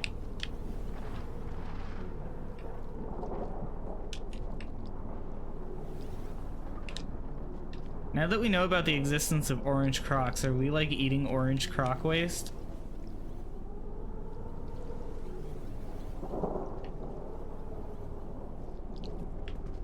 What do you call the thing that the lizards make food in? A crock pot.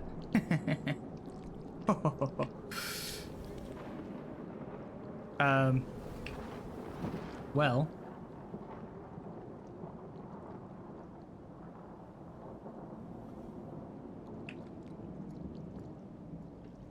I think we are doomed.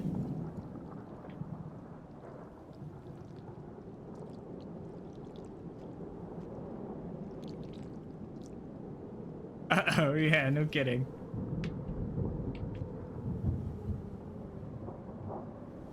I've thrown myself off enough cliffs in this game. I don't think I need to throw myself off this to know that it'll lead to my death. Oh. The problem solved itself. Oh! Out of the fryer and in the frying pan.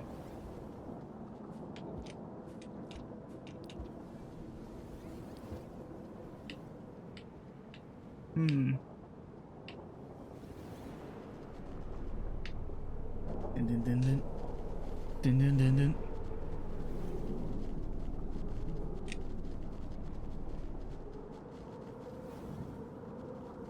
This is a new area, right? It's not. Or it might be. This is Crocs on my tail. Source, I saw it in a dream.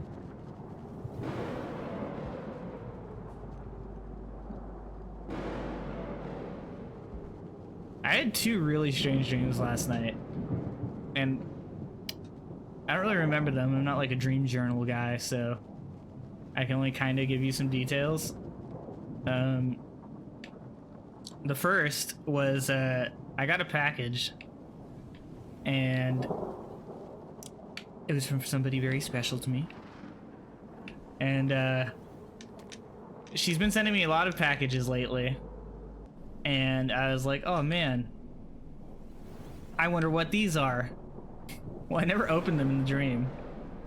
I never figured out what the packages were, and that's kind of annoying. The other, it was weird, because I don't know the details, but for some reason my coworkers were all like on trial. They were going to like jail, right? Or not jail, but like they were going to court.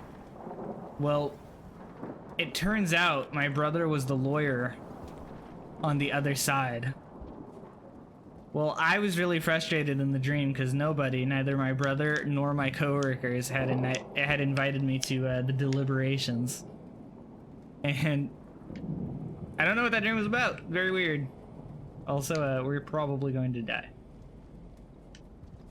But yeah. Well, thanks for coming to my TED Talk. Both of those dreams were very unexciting, I'm sure, to you guys.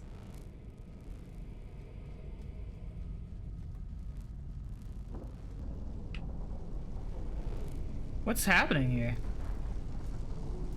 This isn't rain? I was right, chat. We are at a nuclear power plant. Oh yeah, we are super dead. Super dead.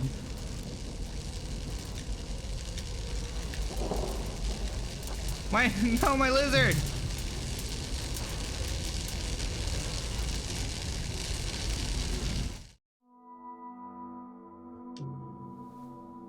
Oh, lizard, not lizard, grub. Tongue grub. So I want to get up there, but how?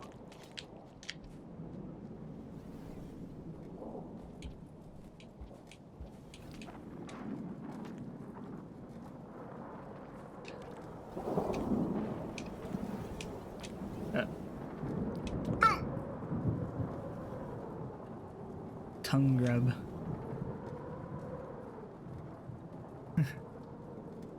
If I collected a bunch of these in a single hibernation spot, would it then make it a grub hub? I'm sorry.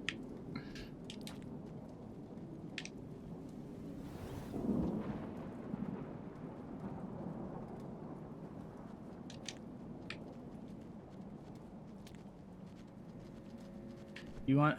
Who wants a piece of the champ?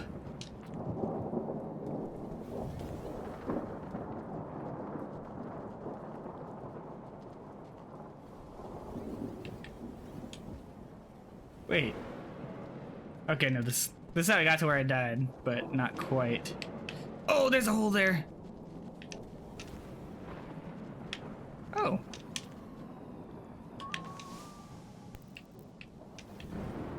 Item unlock. I don't know what that is.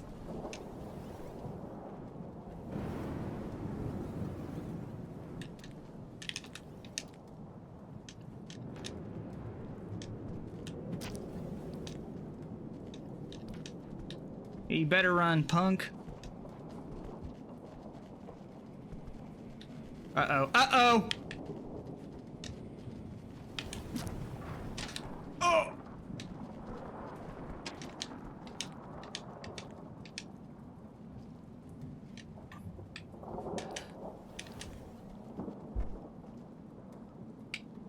Okay, that one's died. So that's one down.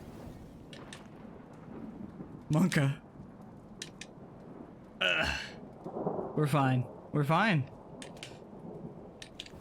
I'm having some struggles with my tongue.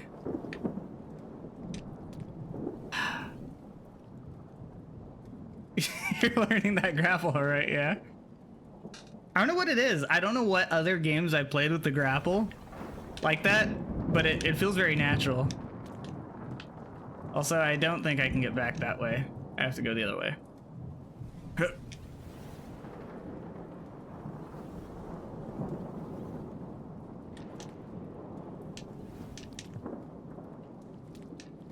Who's next, huh? Yeah, that's what I thought. Can you guess what the orange ones do now? Wait, was that not right earlier?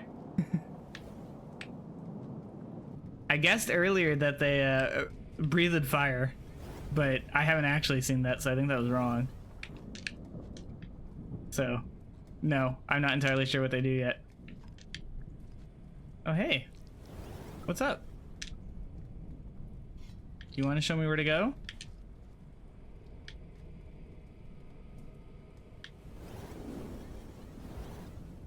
You want me to go in here?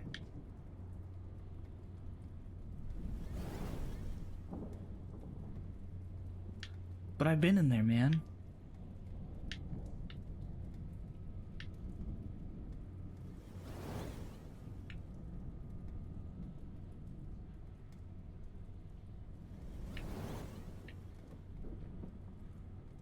This is a...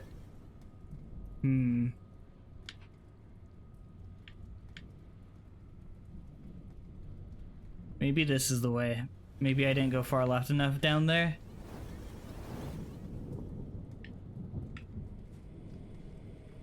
I need more tips. Show me the way. Yeah, no, he definitely wants me to go through here. But then I lose him. He's gone now. My only friend in the world. Wait.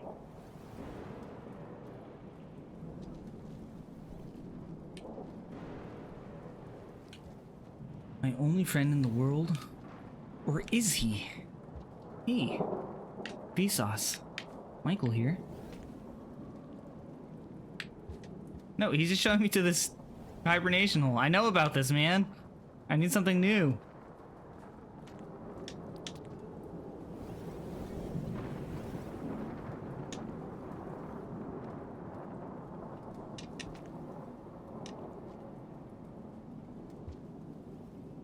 Oh, he wants me to go up.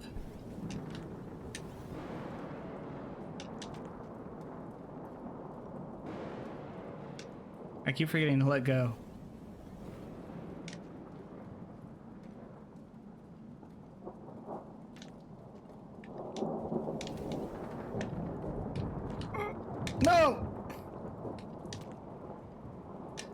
So I'm struggling with the tongue a little bit because it doesn't always shoot in the direction I want it to.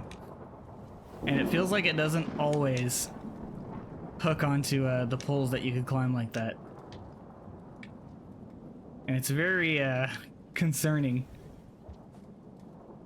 Oh.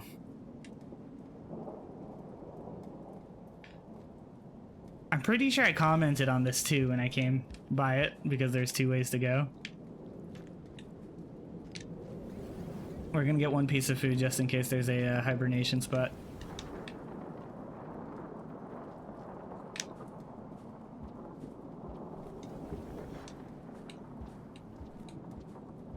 Yeah, I'm going.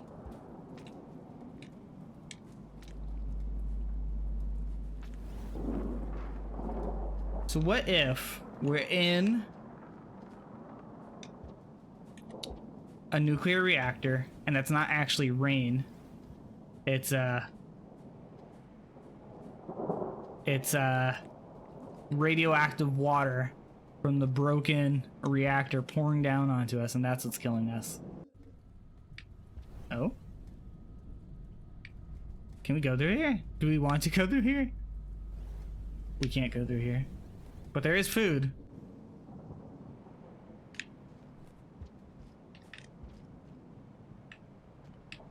Wait, I can't take these? I have to level up? If I suffered, you must suffer too.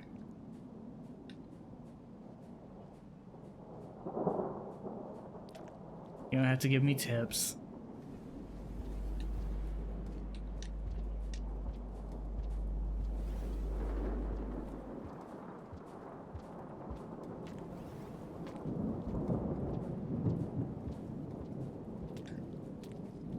Suffering is how a gamer builds character.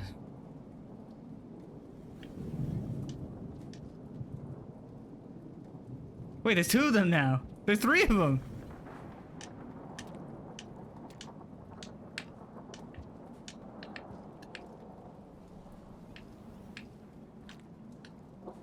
That's funny. That must have been like a bug, right? No, there's 2. What are they doing? They're following me.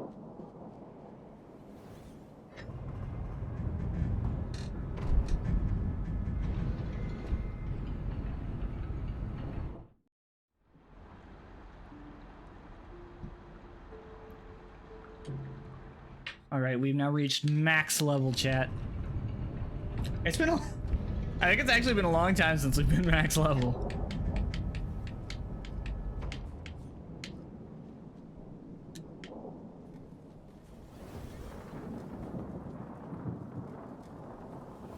Also, I like how when you hibernate, right, everything's like dripping with water, usually. And I guess we still have some water. But around these parts, when you hibernate, there's a bunch of those like little glowing green sparks, like the ones that kill you.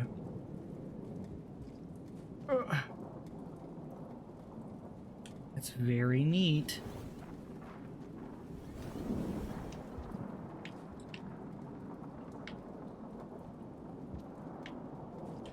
I feel like most people would hit that door at minimum level and try to level up 5 times in this hellscape of a zone. Well, yeah, not me, because I'm a god gamer. You think I'm out here just losing levels? Heck no.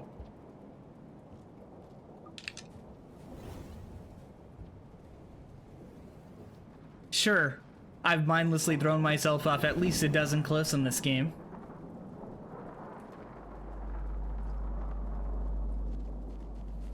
That's what happened to me, aw. I mean, I've definitely had my fair share of that happening in this game.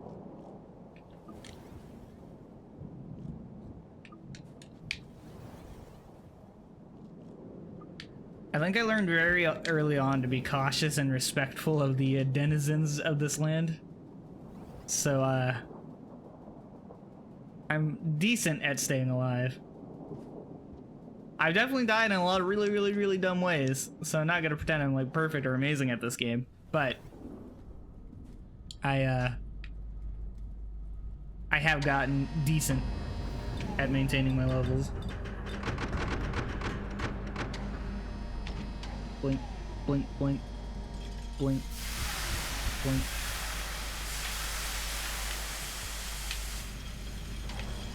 Man, Slugcat's pores must be amazing, getting a little sauna every time he has to load a new area. You're doing pretty well, thanks, White Paws. Grab it. And then my favorite thing is when I do something like really well, or like when I'm overall doing really well, then I have some problem like that. 5 pebbles. We're inside the nuclear reactor right now, guys. I have never seen a level that looks more like an engine in my life.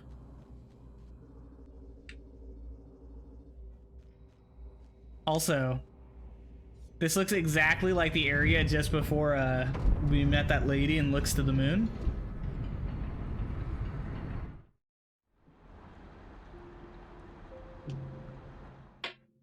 This area, uh-oh.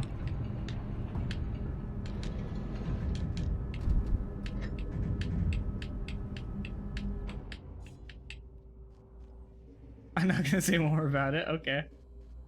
Just this area.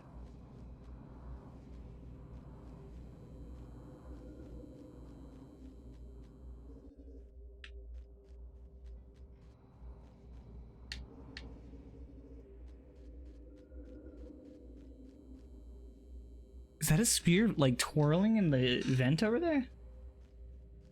Wait, there's no gravity here.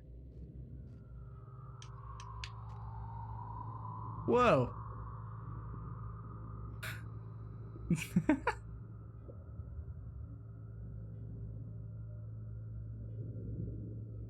You know what's actually really funny? I don't know. So I happen to have seen a video of this not too long ago. But if you guys have seen videos of cats in space, this is pretty accurate.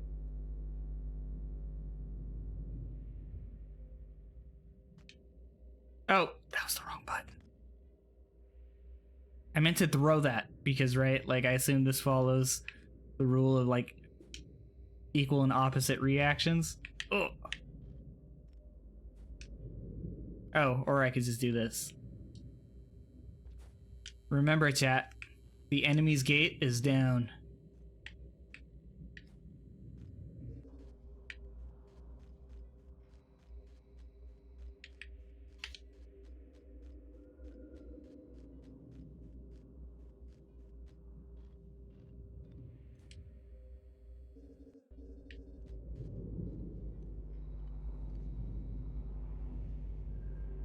Nope. No. Oh, that's weird. It doesn't follow that rule. You go in the direction you throw the thing instead of opposite. Ah!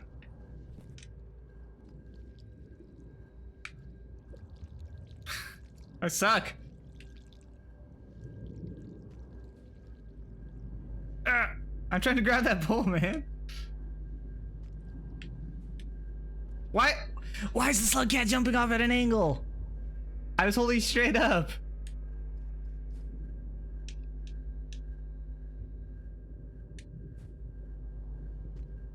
No. So, this place does seem very cool. I just seem very bad at it. All right. Maybe WD was right. Maybe we are on Mars. Wait, these things are gonna kill me. I'm sorry. Don't kill me.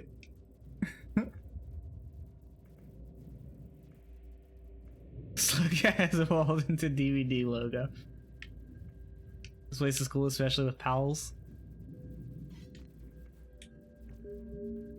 Okay, the little ones seem fine. They do seem to try to grab me, but they seem a-okay. Those big ones, I'm still not sure about. What is that? What are those? That's a rhetorical question. You guys don't have to tell me. What the hell? Uh-oh. Uh-oh. Ha! I caught one. Delicious.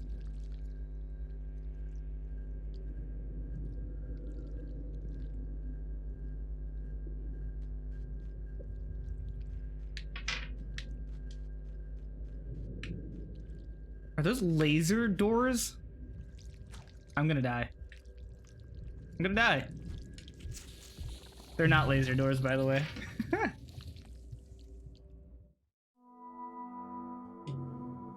Well, we're about to lose all of the levels that we got.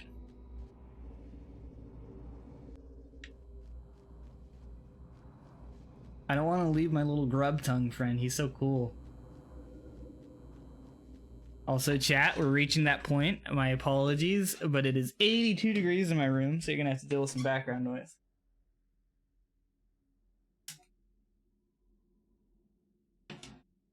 I did that a lot on my first run.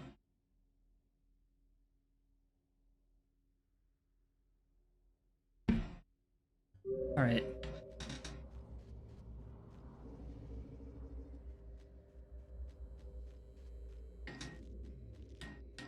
Can't go this way, right?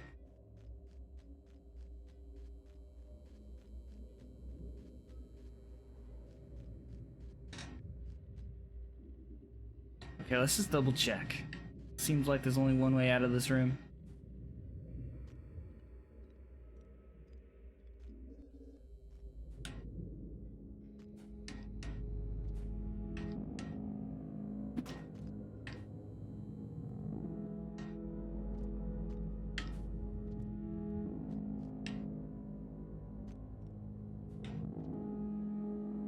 No! No!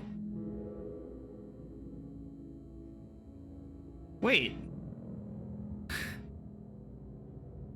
We could take as long as we want, right? Because it can't rain in space.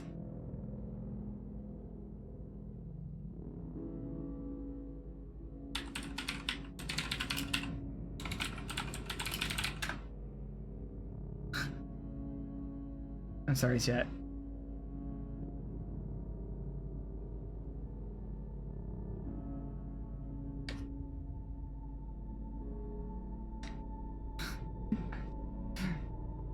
Get me out of here.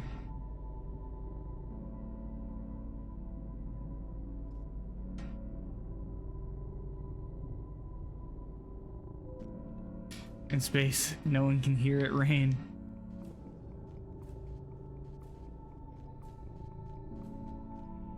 Which one of these did we take last time? We went up? Let's try right this time.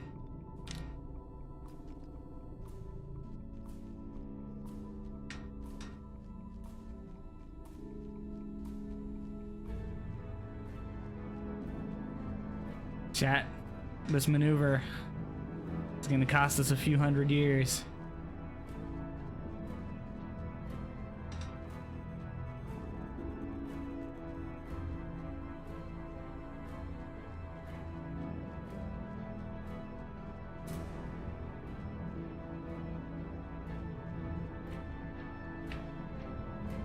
Five Pebbles' unfortunate development.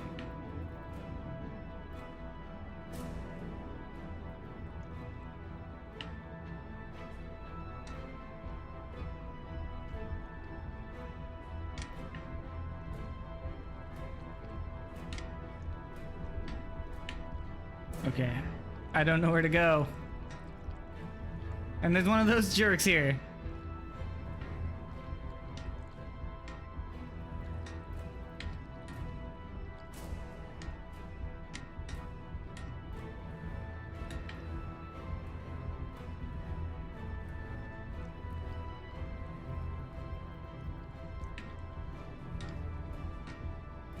I think a nice addition to this level would be if you spin too much. The slug cat vomits up whatever's stored in his tummy. Oh, there goes my slug. Oh well. Or not slug, my grub.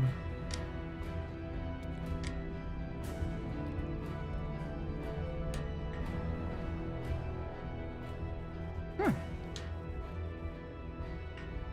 That sounds horrid. Uh-oh.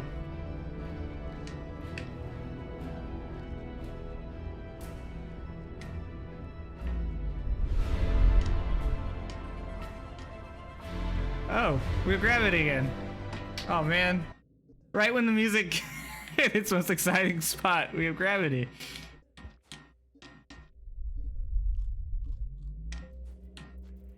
Oh, and it's gone.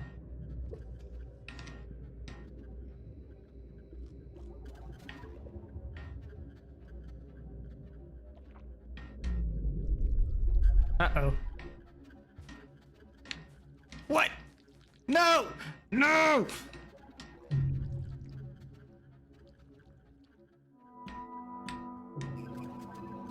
This game sucks. You know what? I'm just gonna leave him in here. I'll come back for you, friend.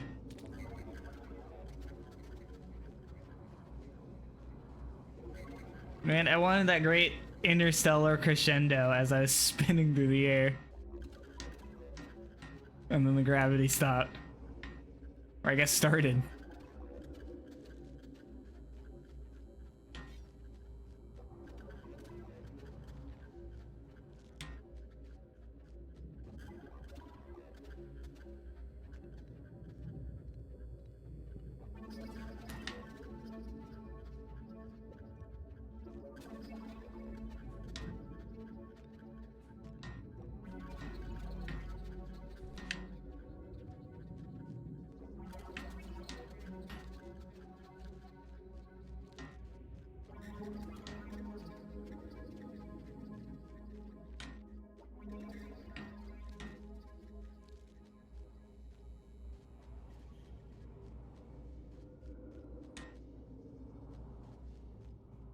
Oh, it's a spear spinning at the end of that tube. I was like, wait, is there some creature just waiting for me there?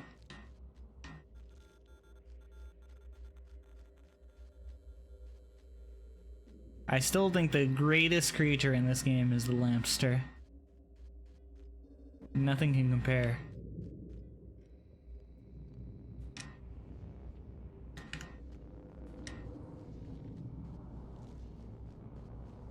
Or as I called them, the glowing koala frogs.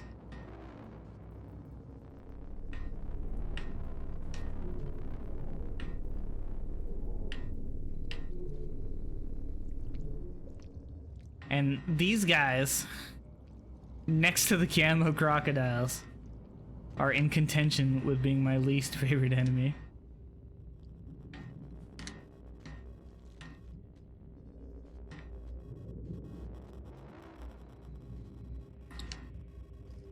I assume I'm making progress, right, with the gravity turning off in that room. I assume that's like a sign. But of course, maybe not.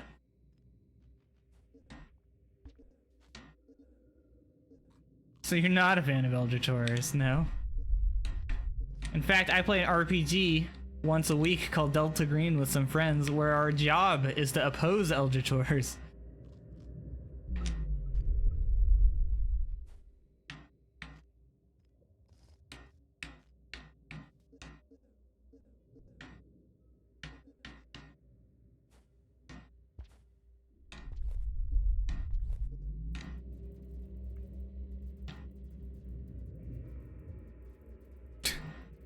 I screwed this up a little bit.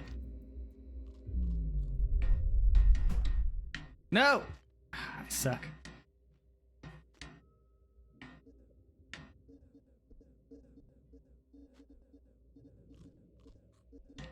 Tasty jellyfish. You know, last time I ate one of you guys, I achieved enlightenment. Wait a minute. Uh-oh.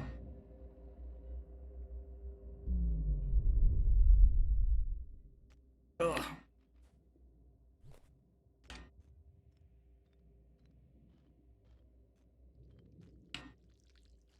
Okay.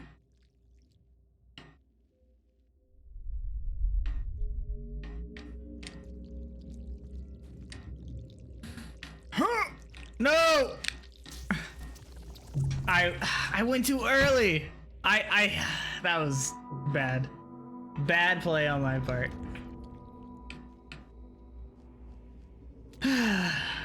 I should have just been patient. I could have made it past him if I was just a little more patient.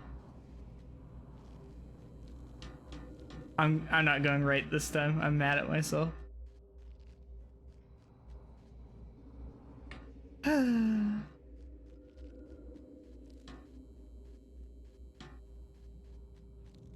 Could have had it all.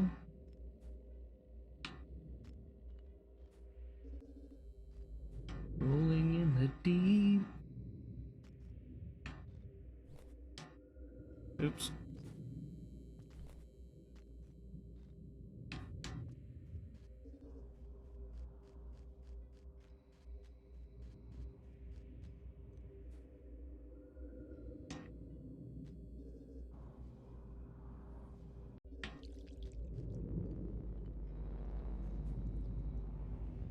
See how easy that was? I don't know why earlier I was struggling to get through this hole. Oh yeah, this is the one only place performance can chug. You know what's really weird? I'm gonna blame it. Oh, whoops. I'm gonna blame it on the fact that I'm streaming the game. But I've actually noticed in a couple of places, like I'll get like these weird little like hang-ups. I don't know what causes that. I have a pretty good computer. We're jumping right into one of those Eldritch guys, right? Or not?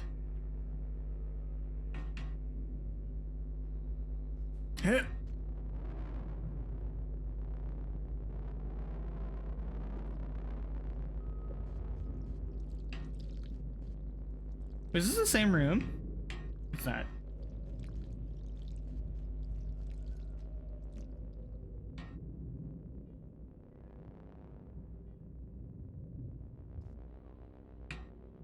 I just went in the hole.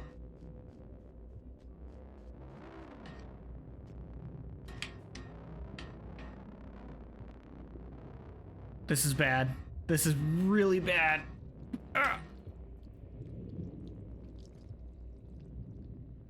Okay, he's chasing my spear. That's good.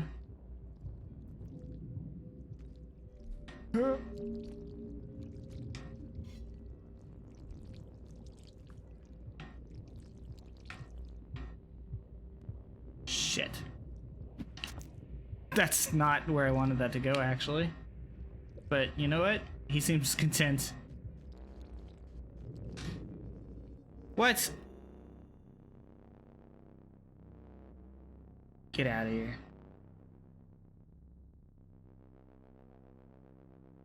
I remember I lagged to hell back when this came out. Aw.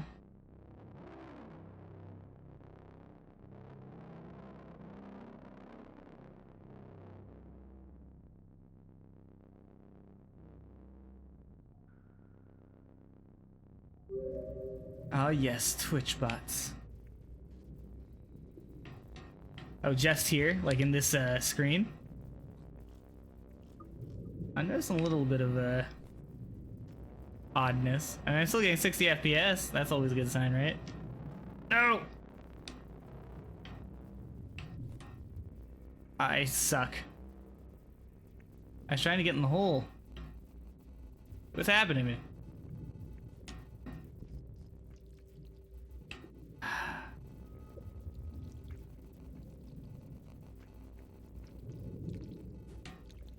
I suck.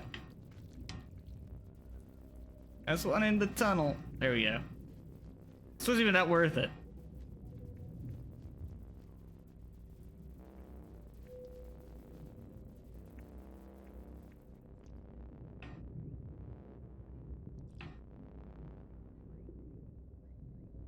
T where the gravity fluctuates. Yeah.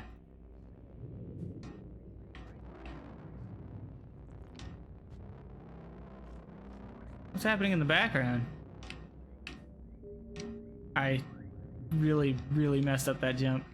And this is probably not the greatest spot for that. Uh-oh!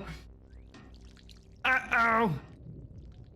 No! No!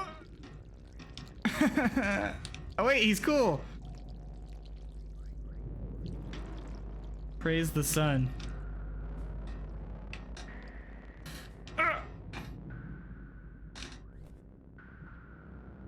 You're going to parts of Five Pebbles I rarely or haven't seen? That's interesting. Oh gee, lol. No. Okay, I don't know what's happening here.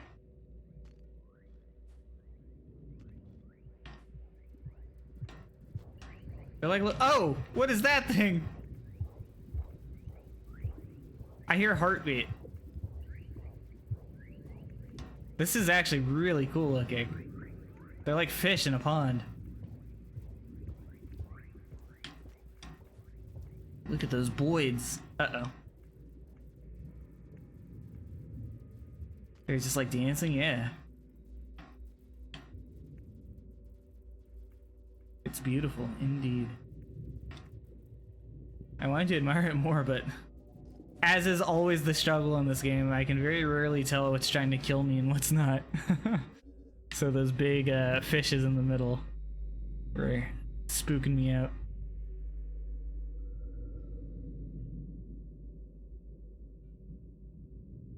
Not fair.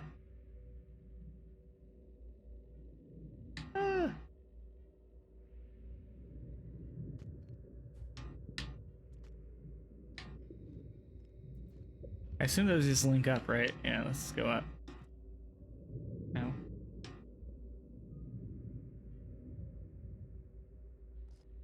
Do we go up or do we go right? Or yeah. No. No. This is fine.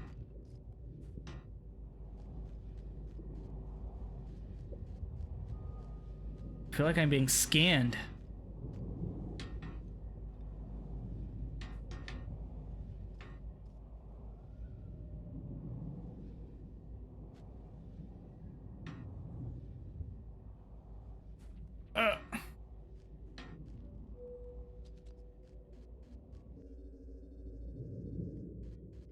Friend. Sleeping in zero gravity seems kind of difficult.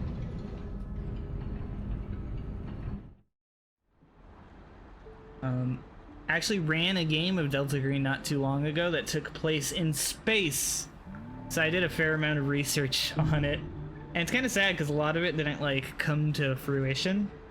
I decided to run the game as like a one-shot, even though it's more like a 2 to 3 session sort of thing.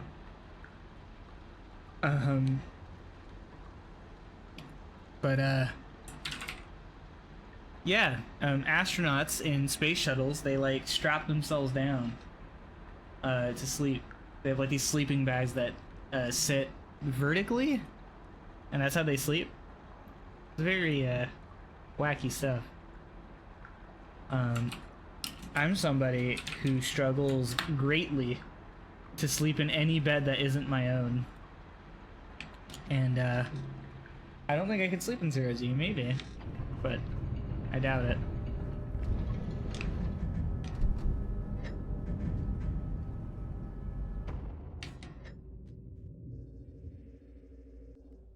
I used to have a buddy who would force me, essentially, to spend the night at his house all the time. I say force, wasn't really force. I often knew it was gonna happen.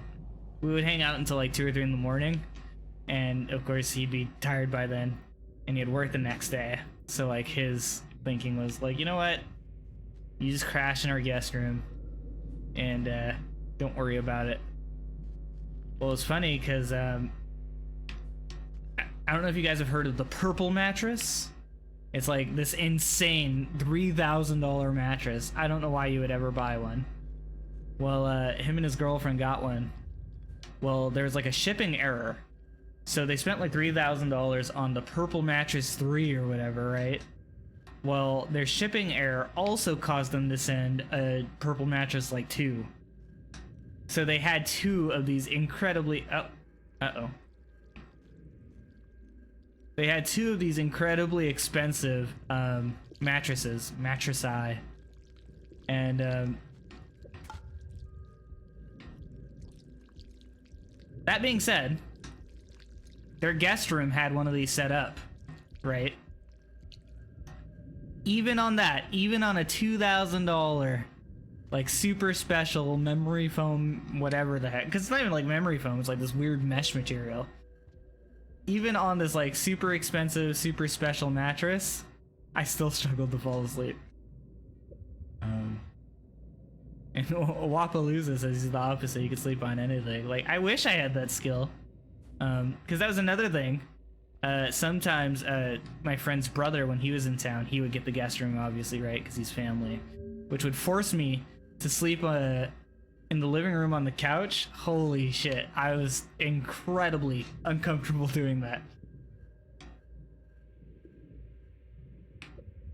Just thinking about it is causing like my neck and shoulders to hurt. Oh my god.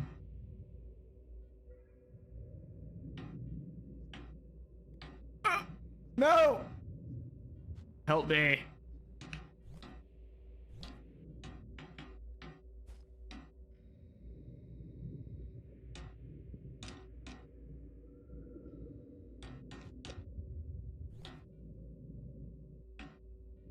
There's a knockoff purple mattress called Green Tea or something. It's 300-ish and it's not bad. Interesting. The past minute has been a comedy of errors. Yeah. I'm glad you're enjoying it, Socrates.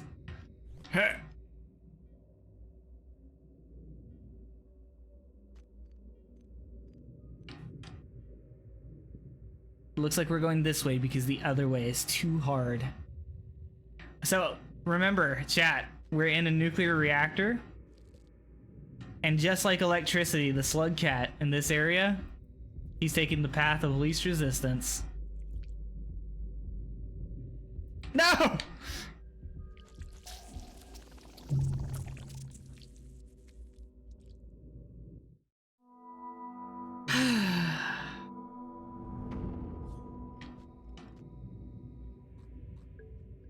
And we paid for it with our lives, it would seem. I see some resistance in the back. Directly goes into resistance.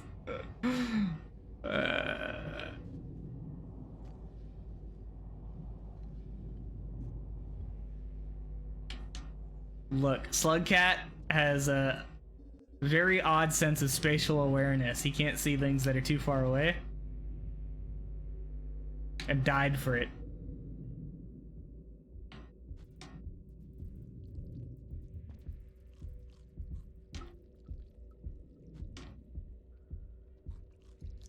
No, this is the same way. This is it. No. Psych. Planned that.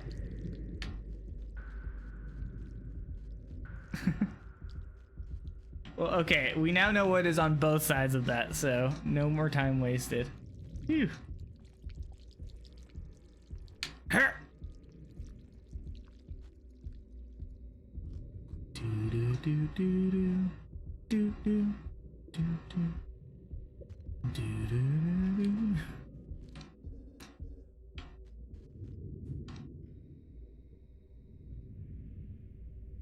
Oh, I let go early.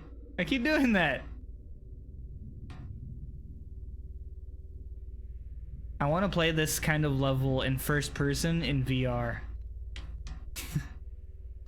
I'm sure that would be an exciting and great time for my stomach.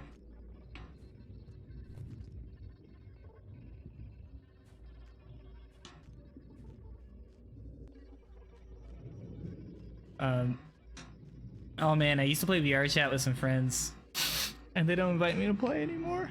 But I used to get really bad motion sickness back when we first played. It's like Sonic in VR. What the heck? I feel like that's going to kill me if I just dive into it.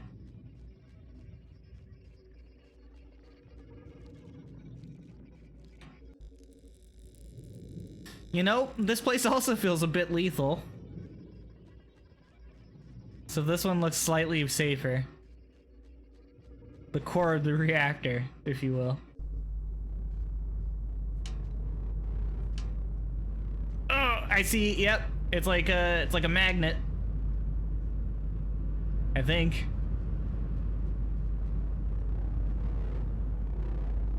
Magnets, how do they work? Oh no, it's not. Oh yes, it is. Huh.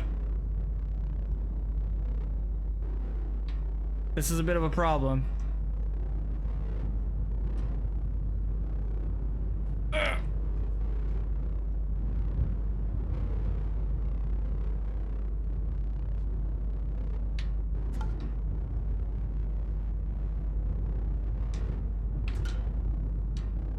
No! Oh wait, it's... Oh, I see. It's friendly.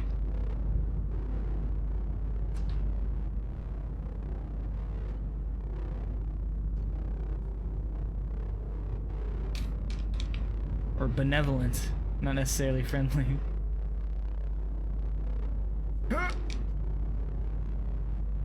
Keep climbing, keep climbing.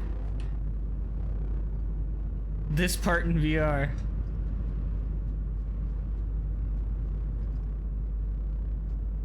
It'd be so exciting. How do I... Oh, I can jump that. Oh great, we still have to go into the stupid shit. 5 pebbles recursive transform array.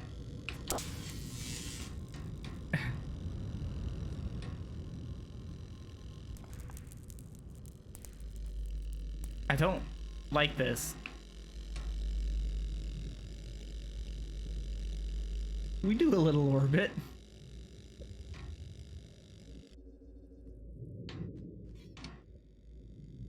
Guys, I'm not gonna lie, I love Twitch speak.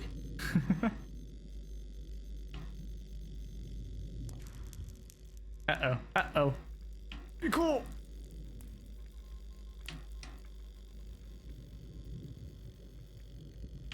We do a little orbiting.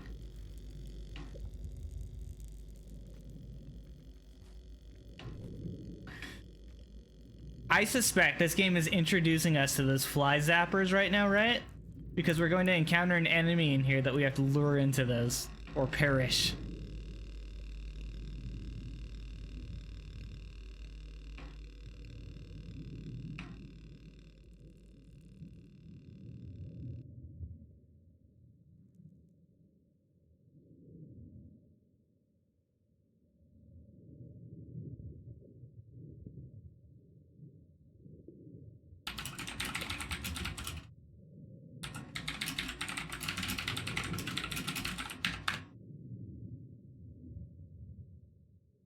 I suggest you avoid being recursively transformed. But I'm electricity, that's what I do. Okay, so I'm not actually like married to this idea. I've joked this... I joked for a while now that like we're in a nuclear power plant and this is some sort of like reactor, etc., etc. How funny would it be? Okay, maybe I have a cruel sense of humor. But I think it would be humorous if the ending of this game was us like connecting a final like bridge, like bridging a gap to pass electricity through our body and kickstart whatever this reactor is. I think that would be a very comical end. It would be very sad because obviously Slugcat would die having an insane amount of voltage coursing through his body. So not a great ending, but I'm just imagining that like all of this, no! All of this time and effort just to finally bridge the electricity and then zap!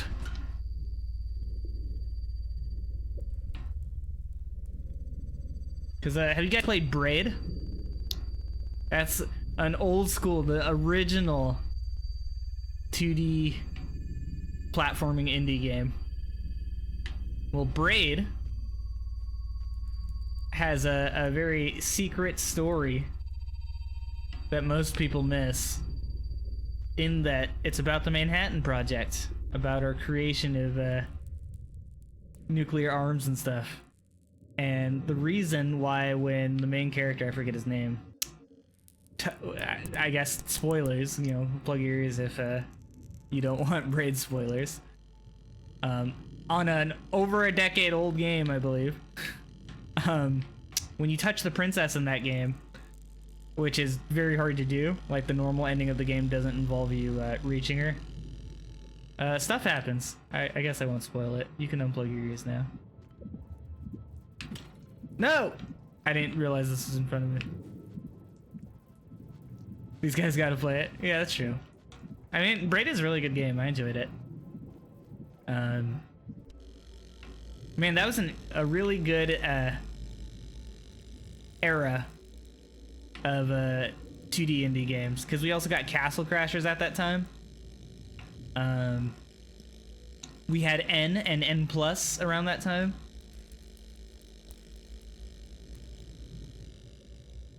Super Meat Boy, I believe, was also around that era. Super Meat Boy.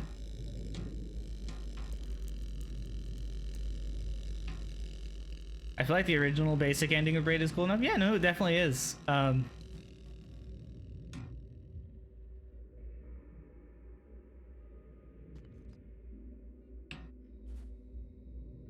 think that's what's cool about like secret endings in games like Braids, is like if you play Braid and you beat it, you feel like you got a complete game. Like you got a good ending. It's interesting. It's a fun game. But like when you get that secret ending that like, oh man, this changes everything. It's like so cool.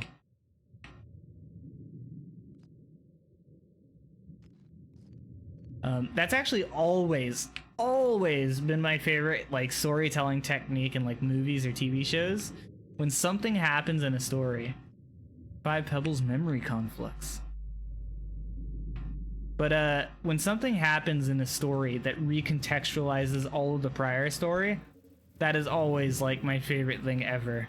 Like it's so cool. Well, I guess there's... Ow.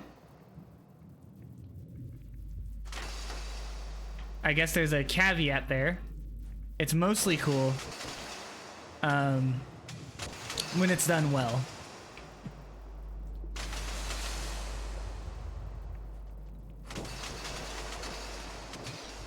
Because obviously, you know,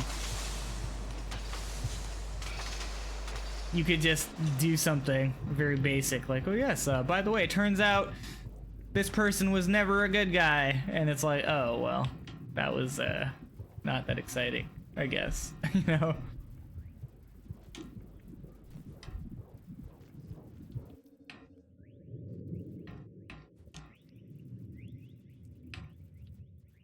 The twist that sort of recontextualized... Oh yeah, I read that already. I think the secret ending is actually kind of lame in comparison. It's not anywhere near as clever and it's way more vague. I don't know. I think they're both cool.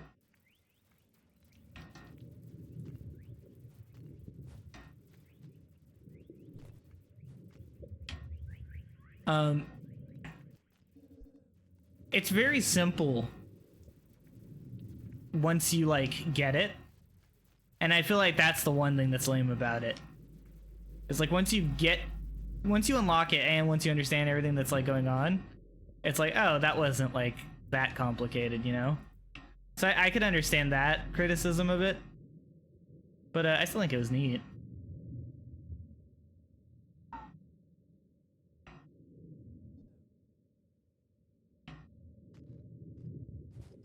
Wait, I can't even crawl under there.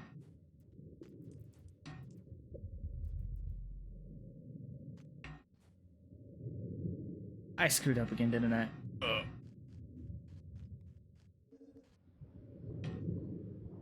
What?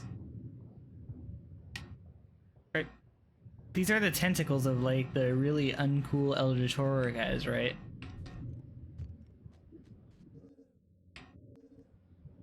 Oh. Oh!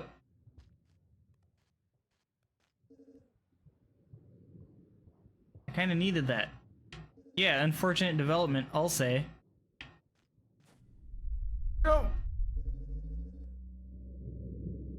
Okay, what's happening here?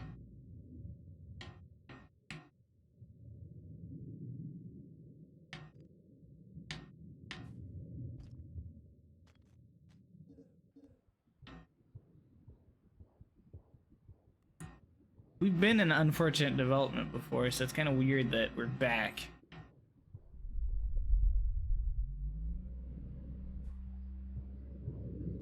No! No! Okay. I get those now. I'm sorry. That was me being, dumb. I get it, though. I get it. What I like about the main ending is that the gameplay itself is recontextualized and the story and meaning comes from through the gameplay and not text or cutscenes, whatever. You know, I think that's fair.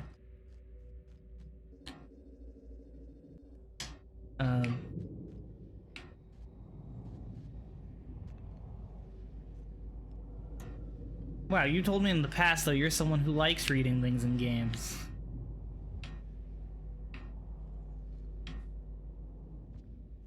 You know, I think I've talked about that on stream a little bit back when I like first started playing this game. What? Since when? You were praising all the text stuff that you could read in what's it called? Deathloop. And I didn't mind it, but it got a little old to me. I'm dead. No!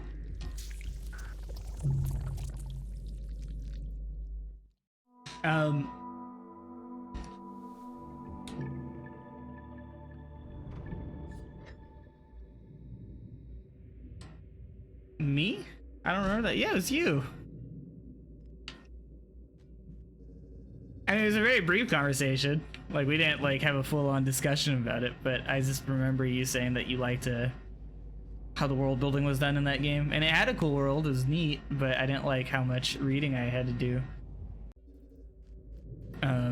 Mostly because I like the banter between... I forget the characters' names. I forget all the characters' names. But the main character and the main girl, I liked all their banter over the walkie-talkie or whatever, right?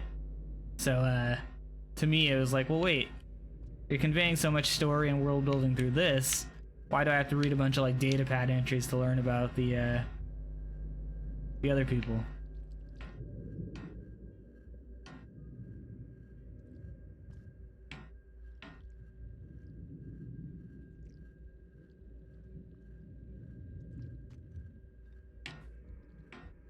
I still really like that City Lights song. City lights. No! So far away. I needed to move faster.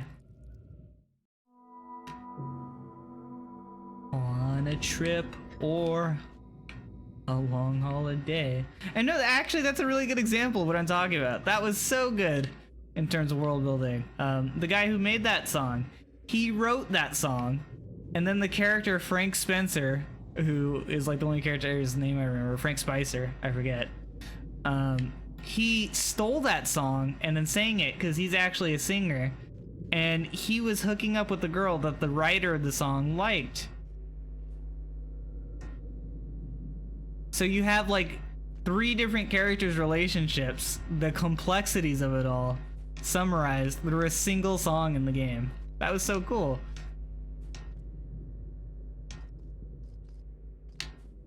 And it was a really good song to boot, so that really added to it.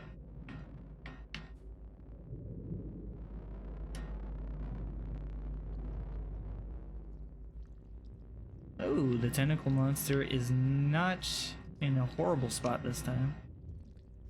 Oh, I changed my mind. No, I wasn't fast enough.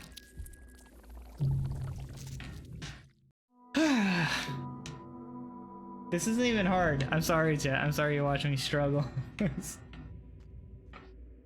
But I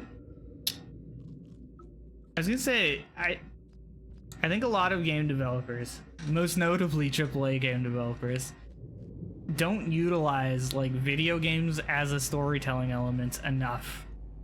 I was talking about in this game how it's kind of cool that everything about the gameplay reinforces the fact that I am a little prey slug cat, you know. I'm not the badass, I'm not the Doomslayer of this world. I'm not about to go get a killing spree. I'm just a little slug cat who's trying to make his way around the world. And that's so cool. It's so cool that everything about like my identity in this game is reinforced through gameplay.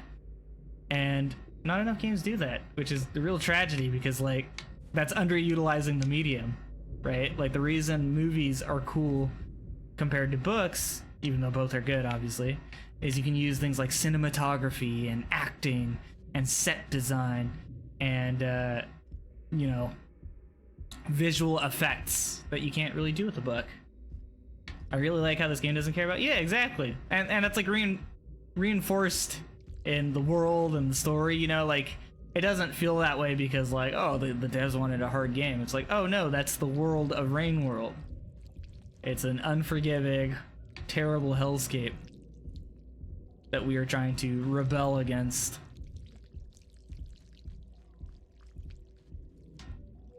Wait, there's two of them!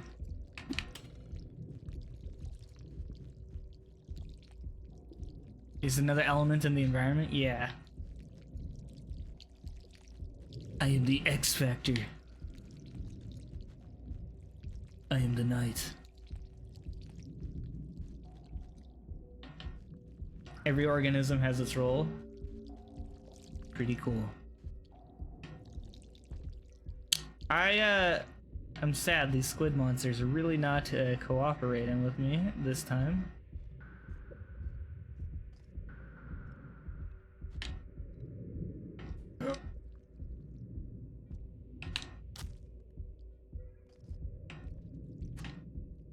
I died.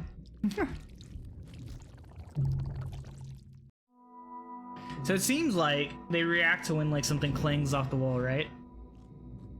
And I was trying to throw it past him, but instead I hit him in the eye, and I think that just made him mad.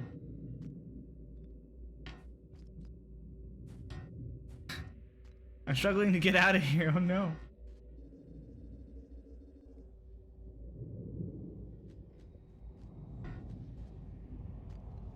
I feel bad because, you know, I'm a consumer of video games. I love video games, they're great.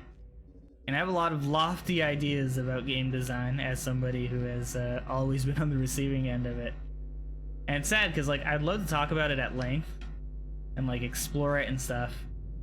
But I don't know, I'm very much one of those people who is like, you know, you gotta put your money where your mouth is, right? So I feel bad whenever I talk about like my ideas on game design because it's like, man, I have very strong opinions on these things, on like what constitutes good and bad and like what would be neat to do. But it's like I've never made a game, so who am I to talk?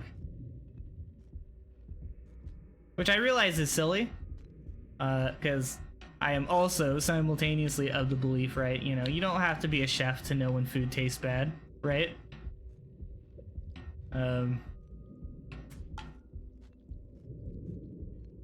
And then arguably, you don't have to be a chef to know when something isn't prepared properly either, right? Like, I think despite the fact that I don't know how to, like, cook anything complex, I can tell you when you put too much salt in something.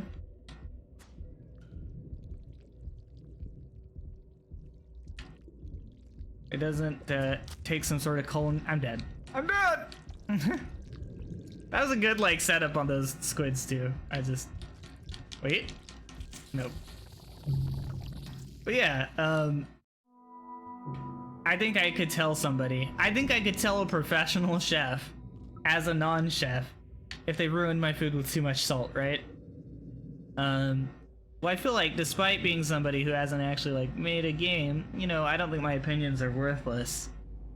But I do wish I could finally like buckle down and make something. Cause like that's the other thing too, is I don't have to make like an insanely complex game, you know, I don't have to make the next Sekiro or the next Rain World.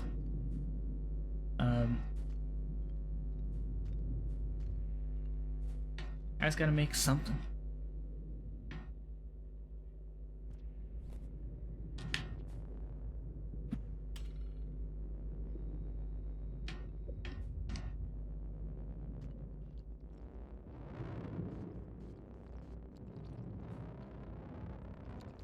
Uh-oh. I wish I knew like 20 times more about programming than I do. That was not the way I wanted to throw that. Because I would love to do some big and fun experiments with AI. I think AI in games can be something like extremely cool. And I think it's like a generally underutilized like aspect of games. I feel like the biggest misunderstanding people have is that thinking the hardest part is code or art. Yeah, no, I agree with that. Something else I talked about the other day when we were having this little discussion is a lot of game design, a lot of people don't realize, is like designing board games. is where you should consider starting. Because, like, if you can't design a fun board game, no amount of coding knowledge or no amount of sick art is gonna make your game awesome. It might make your game unique. Like, I think even if Ori had like terrible game design, you know, it would look unique, and that's nice, I guess. But the reason that game's so good is because of, you know, the world being cool, the gameplay feeling really, really nice.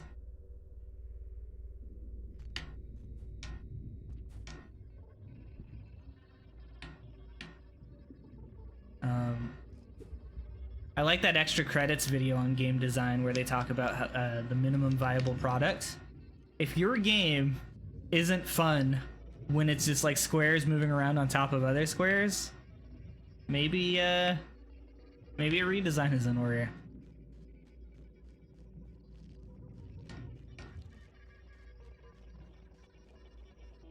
Obviously, some games are a smidge more complex than that, and you can't really get out that minimum viable product without some aspect of art or whatever, and I understand that. But still, you know, another thing we talked about, and you were here for that, Socrates, is Twine. I think a lot of good games can start off as literally just a solid text-based, like, Twine product. Or product. Like, project is the word I was looking for.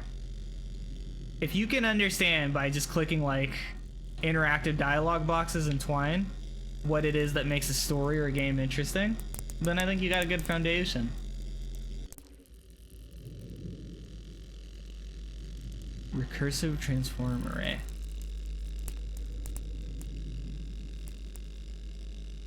One of the first like little Python projects that I did was oh man, we have a hibernation spot. I wish I had food.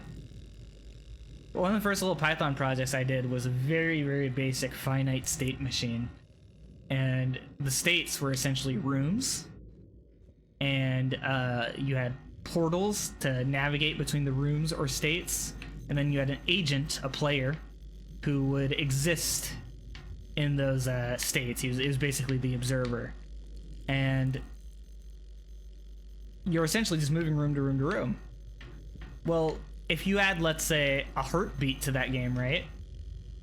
A sort of tick system, and then you add multiplayer, you just designed a multi-user dungeon, right? And those, maybe not anymore, but for a very long time, those were pretty popular games.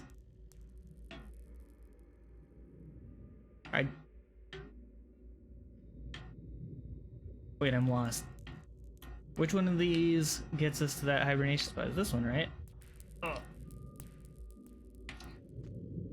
But then, right, once you have your multi-user dungeon, then you might say to your art team, hey, what if we switch this over to Java, and then we add some 3D models on top of all of the interaction and the right-click examine and stuff like that? Well, now your multi-user dungeon just turned into RuneScape, one of the most popular MMOs, right? And I don't know. I think it's easy to say that, right? But doing it is very hard, and that's where my problem comes in. Is I could analyze, oh yeah, so RuneScape, it's basically just a 3D mud with a bunch of bells and whistles. But as someone who can't even design and create a mud, I'm one to talk.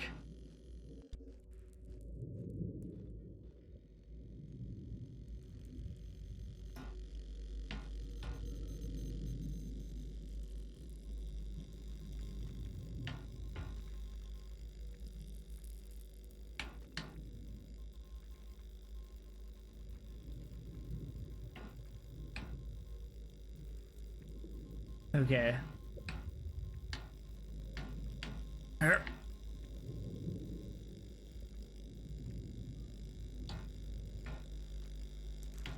Yeah, but doing it isn't actually as hard as making it fun. No, I agree, yeah. No, yeah, none of what I said disagrees with that. It's just,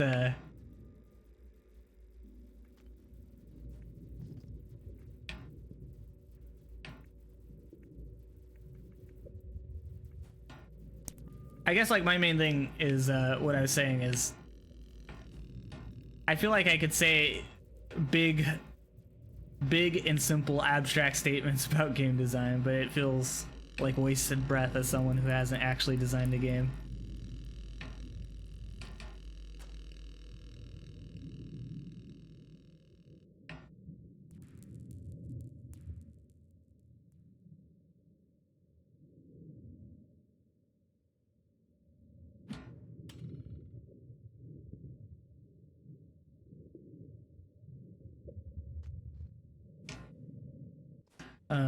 I think an example I've seen in other forms of art, like when it comes to like writing or like movies or music, I think it's easy to ask yourself like, okay, you think that this piece of art is bad. Well, how would you make it not bad? Well, for a lot of those, it's pretty obvious, right? It's like, oh, well, like, the writing here, you know, the author spends, you know, 3 pages trying to tell us about this character, but he doesn't spend any time giving us a reason to care about this character, right? So it's like, okay, yeah, why would you do that? Well, you know, I would maybe introduce them earlier. The author spent a lot of time trying to flesh out the scene, you know, giving us a lot of sensory detail before ever introducing the character, you know? Like, those are very, like, straightforward things. But I feel like, as someone who likes games and finds, like, game design discussion, like, very fascinating, if I picked out a game that was bad, I don't think I could tell you what would fix it.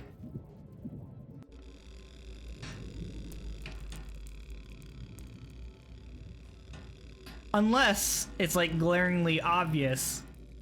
But even then, like, uh-oh, I'm dead. Ow. But even then, I think some of those come down to like personal preferences.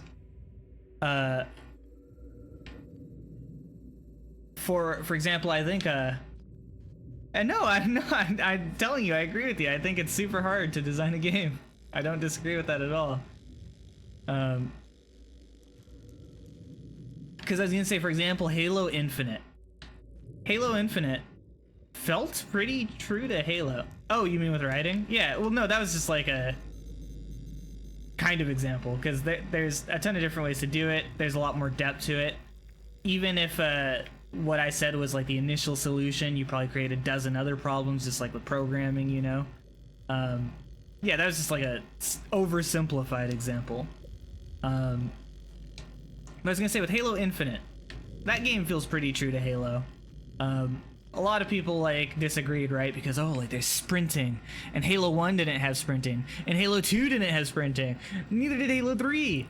But okay, the next like 6 Halo games had sprinting, right? Like more Halo games have had sprinting than not. So is sprinting Halo or is it not? Well, for me, I detested, absolutely despised the monetization in Halo Infinite. Like, it felt so gross to be playing a game that is screaming at you every single chance it gets to go spend money on it. And it's really insulting that the game spends so much time just screaming at you, buy our shit, buy our shit, buy our shit. Then, like, it doesn't even ship with single player. 6 months later, when they do add single player, there's no co-op, which has been in every single Halo ever since. They don't add any new maps, any new guns, anything like that. It's just Halo slapped onto the worst ever money grab I've seen. And I do think monetization is part of the game design discussion, but like, that becomes a big issue, right? So I just discussed, as a consumer, I hate it because I don't like that. Well, as a company, 343 has to monetize. They have to, right? Like, they can't release a product that makes $0 because of how much they've invested into it. So as somebody who has opinions about monetization and stuff, I could very easily say, oh yes, their predatory monetization things are awful and terrible, worst thing to ever happen to gaming. But as like somebody who, if I worked for 343, had to figure out a solution to that, I couldn't. And I think that's where the big challenge comes in, is somebody there has to solve that problem. And then even worse, when it comes to the cash grab of Halo Infinite, it worked. Right? I can complain about it till I'm blue in the face. There could be a million threads on Reddit, but it doesn't matter when the game's making, you know, like $100,000 a day. So even though I despise it, what 343 would say to somebody like me is, oh, well, when we look at our metrics, it turns out that our biggest money spending customers are actually upset because there's not enough options for them to spend money on. So it's like, oh, okay.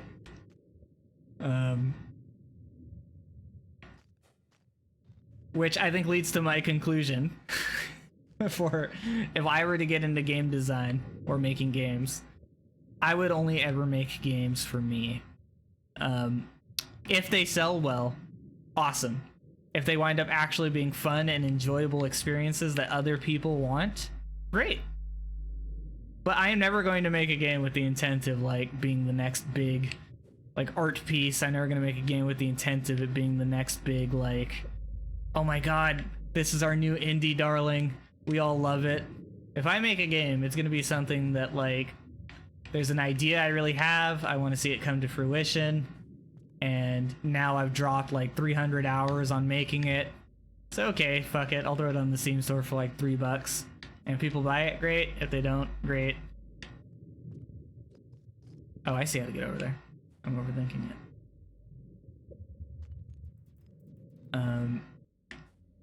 For example, earlier I was talking about AI, and I think in a lot of games, like, AI is pretty simplified. Even the games where AI is supposedly like super complex and thinks super deeply and stuff. I feel like something like what Kenshi does. You didn't find it remotely intrusive? I don't know. I didn't like that, like, every screen in the game was screaming at you. Yeah, no, I disagree with that. I'm definitely just 110% disagreeing with you on that. Just because the game was free doesn't mean it wasn't like a shitty, terrible, predatory cash grab. Yeah. And then even worse too is like it's insulting that they had things like the battle pass, right? Where it's like, oh, you know, in other games like Fortnite or Call of Duty Warzone, you can buy the battle pass and you can usually earn enough currency to get the next seasons for free, or you could get like really cool shit. Like each season you get like 20 to 30 skins from it. You know, you get like dozens of weapon skins and callouts and stickers and all that. Well, in Halo Infinite, their battle pass was painfully slow to level, and it took twice as long as like the usual one, right? Like a lot of games they do like 6 months, or they do like 2 months or 3 months, and then like Halo Infinite was 6 months. Well, all you get out of it was like a bunch of helmets that were like already in the game, but taken out so that they could be put into like different skin bundles. It took way too long to get. You couldn't use it on all of the I forget what they were called, the armor forms or whatever. So you could spend all this time or money or both getting this helmet that you absolutely love, but you can't use it because guess what? Or you can't use it with the other cool armor sets you got because guess what? That only works on Form 2. When the body you like is on like Form 1. All things you're talking about are barely noticeable cosmetic changes. Yes, but I don't know. That's what they're asking you to pay for, so I want like to enjoy what I pay for. Like I agree, it's cosmetic, right? But if I'm buying it, I don't want it to be like useless or unenjoyable. And then like I said, like free game or not, like it's really lame that, you know, the poses before and after the game are a big thing. When you're like customizing your Spartan, it shows you like the 300 things that are locked because it's like if you don't buy it, or if it's lame, don't buy it. Like I understand that logic, but I guess it's just really shitty that like instead of making a good game, they just made Skinner Box number 300, you know? Like, I think it would have been really cool to have a brand new Halo that me and my friends could have enjoyed. I don't think that just because something is free, you can't complain about it being, like, shitty.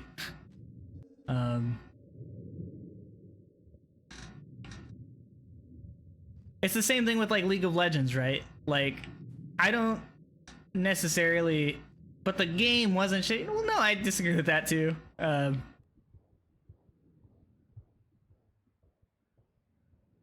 Okay, hold on. I'm trying to remember how to do this. Well, I need a gravity to get through that.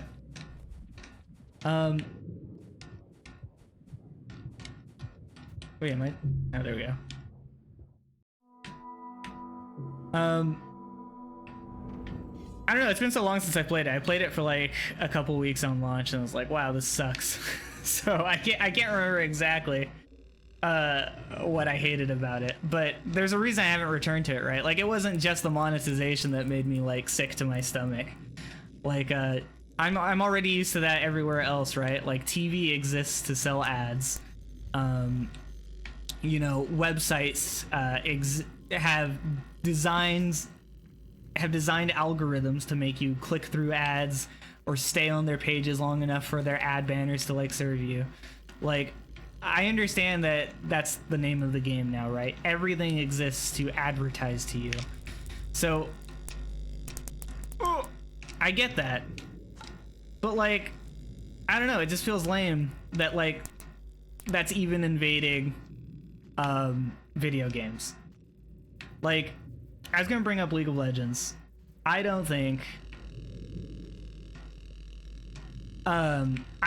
that League of Legends was pay to win. I've heard a lot of people say that. But I do think that there's something like really shitty about the fact that people will say like, oh, League of Legends is a free-to-play game. You don't have to spend any money on it. Well, I don't know. Believing in the age-old myth of capitalism. Time is literally money, right? Like, your time could be spent making you money. So, sure, you can get everything in for free in League of Legends, but that takes, what, 4,000 hours of gameplay? Or you could just drop $2,000 of money and have all the champions in the game. Well, I don't know, that feels like really shitty when you look at the competition, like Smite. You could spend $35 and own every god. You could download Dota 2, and you just get everything for free. And I don't know, I would consider the monetization and the marketing and stuff all part of like the gameplay. I do agree, right? Like, obviously the gunplay is a different aspect. But like I said, I remember, maybe they changed it. I haven't touched it since launch. But I remember on launch, every single menu, aside from the one that starts the game, led into their store somehow. You know, when you're customizing your character, you see the 6 million options that you could spend money on. The game is constantly reminding you, oh, you could have unlocked this if you had the battle pass. Do you want to buy it? You can still buy it, it's not too late.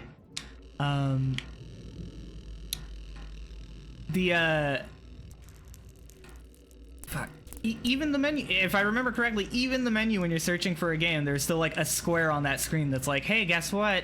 Our Samurai like battle pass is going right now. You could buy the Samurai battle pass right now and get the sick new armor.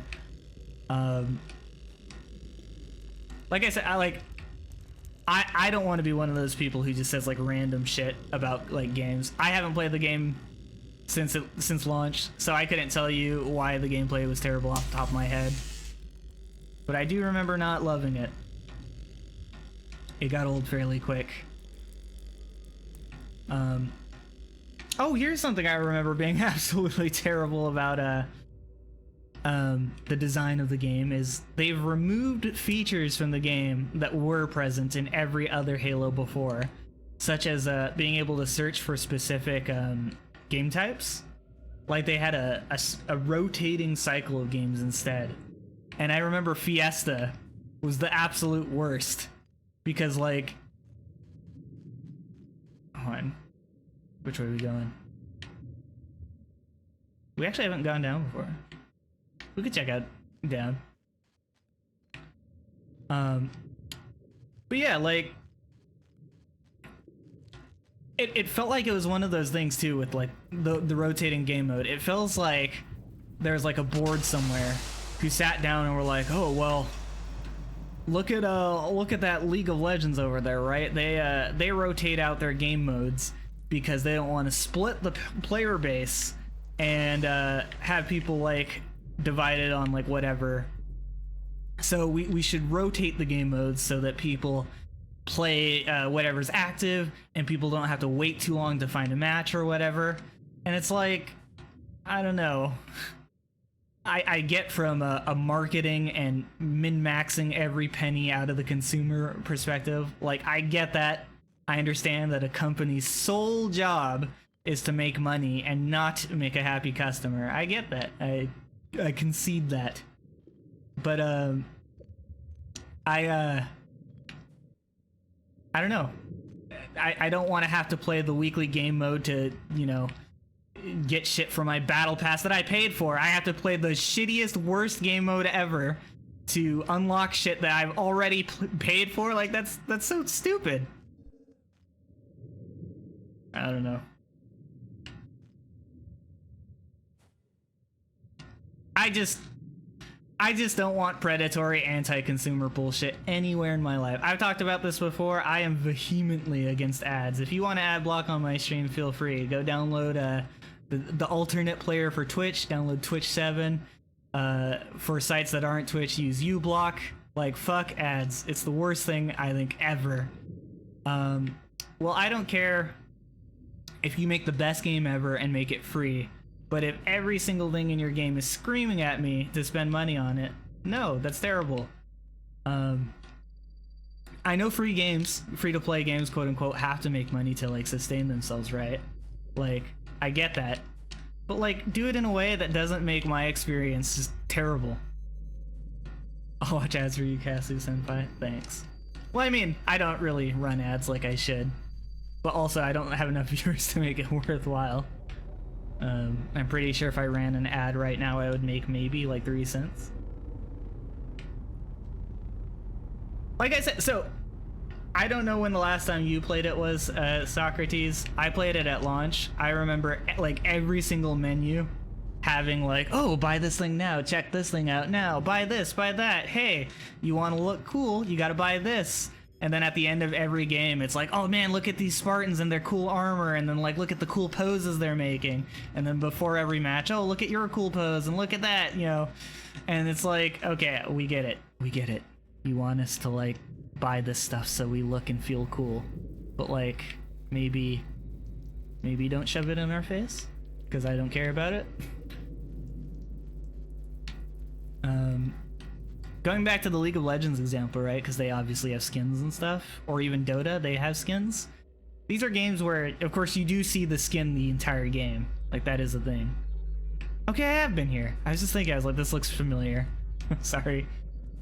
But, like, with both of those games, they have skins. But it's not, like, in your face. Like, in League, you see skins, like, on the loading screen.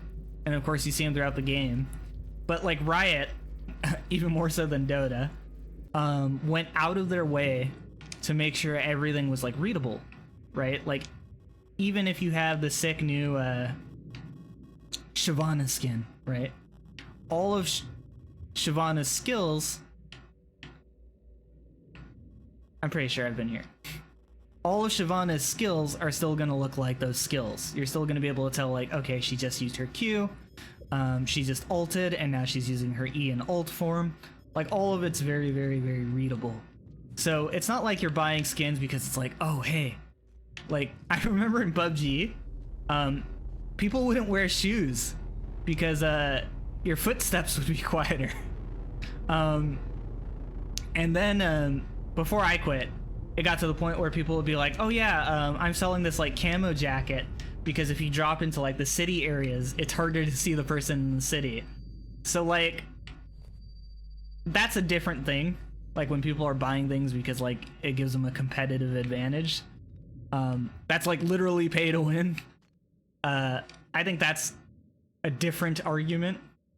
I'm not saying Halo had any pay to win. Like, I don't think different helmets or different armors gave you different hitboxes, right? Like,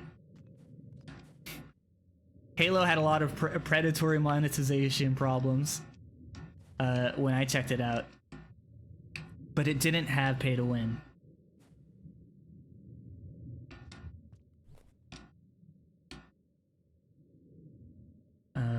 But I don't know. Like I said, it's a me thing. I am acutely attuned to when it feels like someone is trying really hard to sell me something, and it makes me mad every time. Cause like, I don't know, I research things when I want to buy something. I don't have any interest in your ad. Like, I've never been watching TV and thought, what? Tide makes my shirt white, I'm gonna go buy some Tide. If I have shirts that are like discolored from like sweat or like maybe a bad wash or whatever, I'm not gonna go like, all right, let me turn on the TV and figure out what I need to buy. I'm gonna do some Googling, like, what are people's experiences? What are some customer reviews? Maybe there's somebody out there who's like really nerdy about this stuff, and there's like a 3-hour-long YouTube video, somebody showing you the merits of each different detergent. Well, I wouldn't watch 3 hours of that, but I would at least skim through it, right? Or read the comments. Maybe somebody did a more brief summary of it. Well, that's how I look to buy things. Well, I don't know, whenever I see an ad for something, it just makes me mad, because it's like, how dumb do you think I am? Like, you think I'm gonna go to the store, and just because in the last 24 hours I saw some funny ad for your Cheez-Its, and now I'm gonna go buy Cheez-Its? Like, no! No! And then again, too, like, I realize it sucks. It sucks, okay, Socrates, well, you're wrong about that. But you know, I've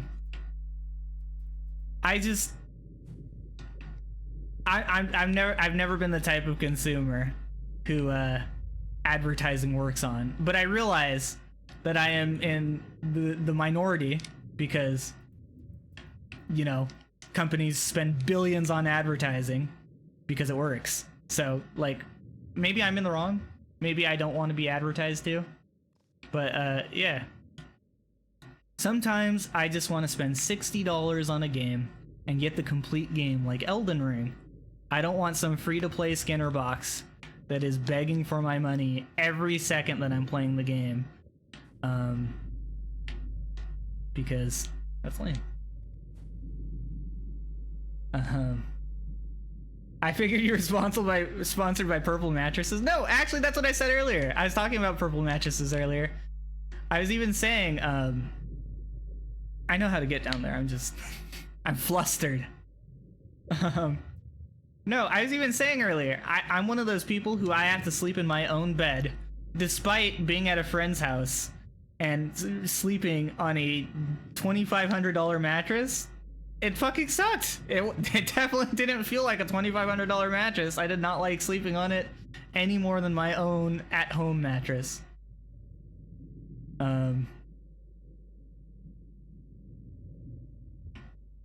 That's something too that bugs me, is sponsorship deals that require you to speak kindly about something. This is why I'll never make it as a streamer, by the way, aside from apparently my bad video game takes on Halo Infinite.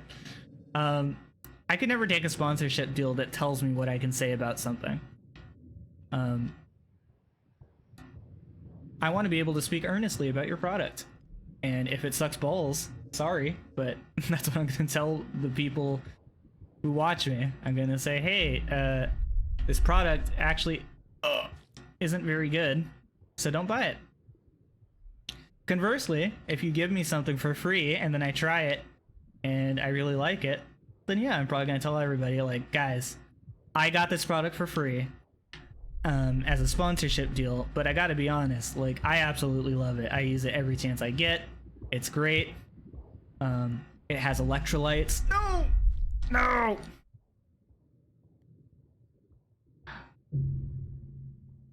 Okay, hold on. We need to take a look at our map. I don't even know where I'm going.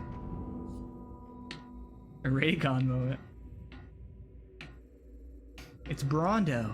It has electrolytes. Wait, what's down here? Let's check that out. I heard Ray. I don't even know what that is. Raycon. Oh, earbuds? Yeah. I don't know much about earbuds.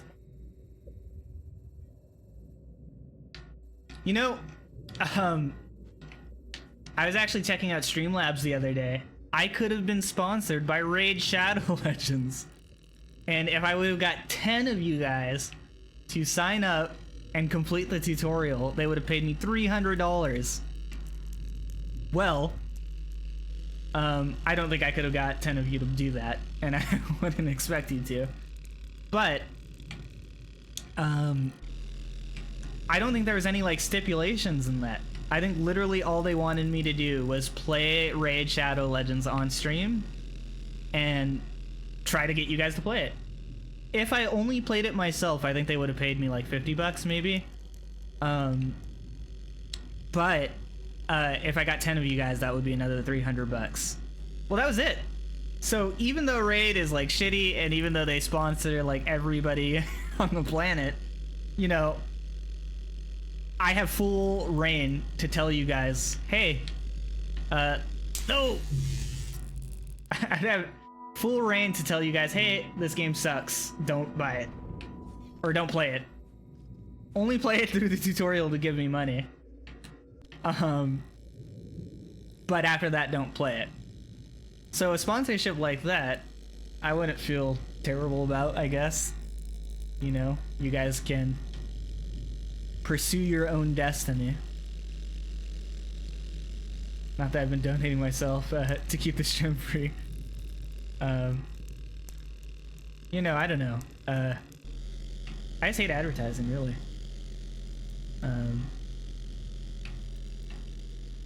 Which is what that is. Even if I liked Raid, my endorsement of it would be a form of advertising. I would become the very thing I swore to destroy in that moment. But as the libertarians say, there ain't no such thing as a free lunch. So, you know, if you guys want to keep the stream on, you want to keep the lights on. That was really cool.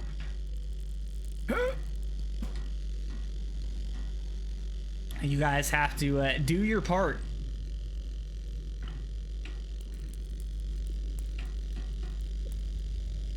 Remember, like we discussed, time is money. I've given you guys in the state of Arizona $30. No! $30 worth of my time. And you guys aren't giving it back to me. I'm gonna be like Bad Bunny now. Hello? Doi! You're watching my stream and you're not paying money. Then what are you even doing here? What's wrong with you? If you can't even afford to spend $5, what are you doing watching a Twitch stream? I'm kidding. I don't believe that. Clamor about how the stream donation goal isn't being reached like Darkside Phil. Oh, okay, Kojima. Oh, the fucking Kojima, guys. I pressed all the right buttons, but I guess I had to die there because that's part of Kojima's genius. What a hack, guys. What a hack Kojima is. I miss Darkside Phil. I remember watching those Metal Gear Solid 3 playthrough, and then the analysis of his Metal Gear Solid playthrough. Or was it 2? Whatever one Snake Eater is. I've never played Metal Gear Solid. But, people watching it discovered that he must have read a guide somewhere. He must have cheated in his playthrough, because I guess he grabbed an item at the beginning of the game that, like, you're only supposed to grab to get over this obstacle, like 40 hours later into the game. And so for some reason he knew that, And then like, not only that, oh, that's electrified, isn't it? Not only did he do that, but like once the time came, like I guess there's a point in the game where like a symptom related to that starts acting up. He immediately knew what the solution was. He was like, wait guys, do you think that thing we grabbed at the beginning is what we need to get through here? And everybody was like, wait, the average player spends like hours getting over that. They have to call like the kernel on the codec, and they have to like interact with certain NPCs in the game. Like so much stuff has to happen for you to actually learn the solution. And Darkside Phil like figured it out in like 2 minutes after it happened. So everybody was super mad online because this is the same guy who was playing a stealth game like it was an action game. Man, that was awesome.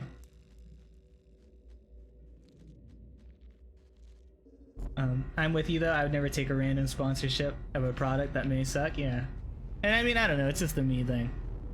I'm sure that, like many a streamer, if the money ever came knocking, I don't know.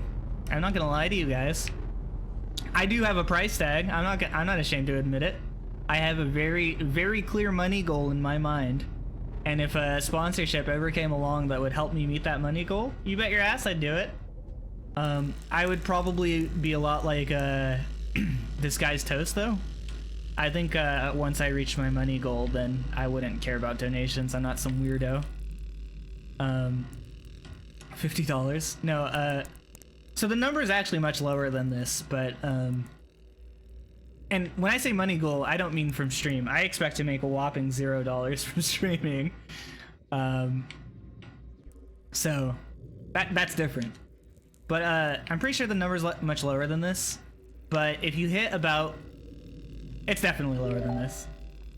These impressions are why I'm here seems good. Hey, what's up? Boruto Sasuke, thank you for the $10. And thank you for the praise of my impressions. I appreciate it. That means a lot to me. Anyways, as I was saying, my...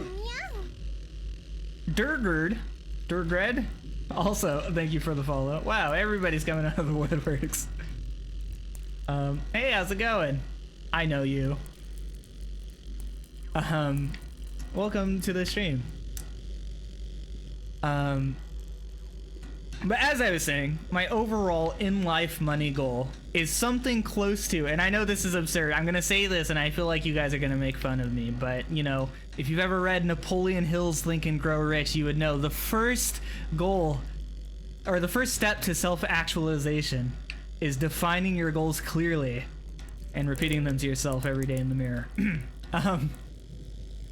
My money goal is roughly $2 million in savings. Obviously, that's a big number. I don't expect to ever hit that in my life, especially given my current skills and employment. But how I came to that number is if you hit that, first of all, if you have $1 million, you're pretty much set for life. If you live like modestly, you're good. But the reason I come to that number is once you come close to that, it's more like 1.6 million in savings, but you know, I like to be safe.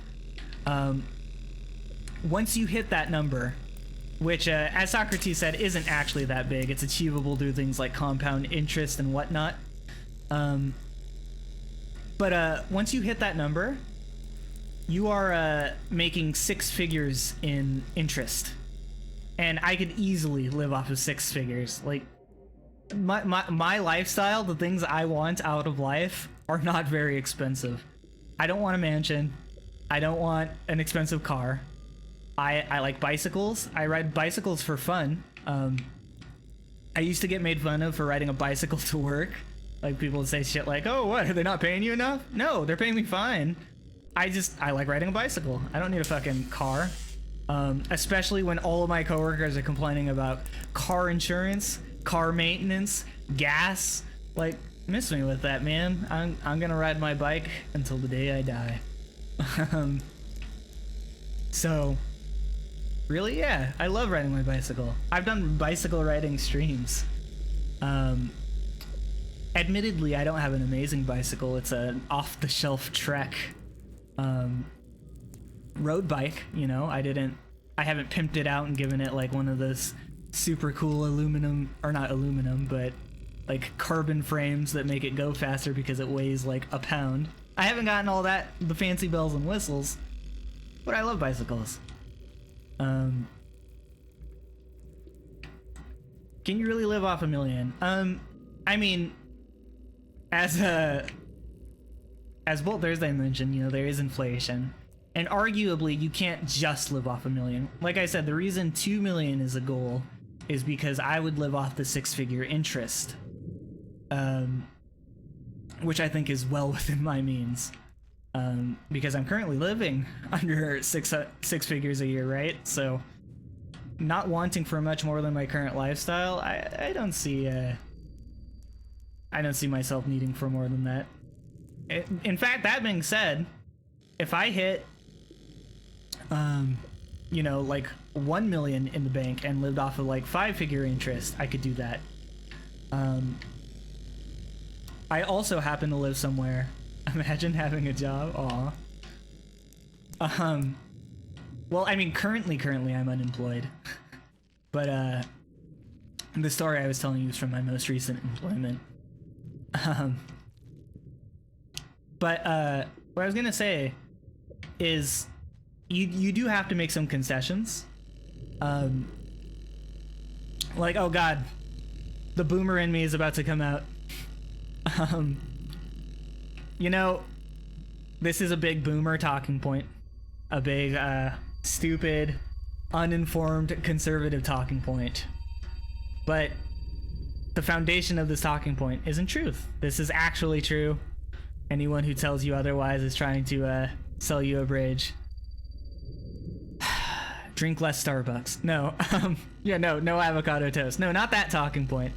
A lot of people are complaining about like, oh, like minimum wage, it's too much, it sucks. No, that's not the talking point. The talking point is yeah, minimum wage, you're not going to be able to afford living in San Francisco. You're not going to be able to afford living in Manhattan. Sorry, it sucks. That's not who minimum wage is for. Minimum wage is for the people who live about 30 minutes out of Manhattan, live in the suburbs. Yes, commuting sucks balls. I hate commuting. I understand not wanting to commute. But, yeah, you know, if you have, like, a realistic money goal and you don't live somewhere that's stupidly expensive, yeah, living off of $1 million is easy. Like, I live in a city most people don't know exists because we live between, you know, Phoenix and San Diego and Mexico City. You know, like, we're not quite the rest stop city. We're not one of those cities, but we're a city that nobody really cares about. So because of that, minimum wage here, totally fine. And no, I agree with you, White Paws. I am not anti-increasing minimum wage. But like, the best argument I've always heard is minimum wage should be indexed versus cost of living. And I agree with that, right? Like, yeah, because that being said, you know, minimum wage, even if you are commuting to work in Manhattan, is shit. If you have to drive 40 minutes, you're putting unnatural wear and tear on your car. You are giving up at least an hour and a half of your time everywhere. Or every day you're commuting. You are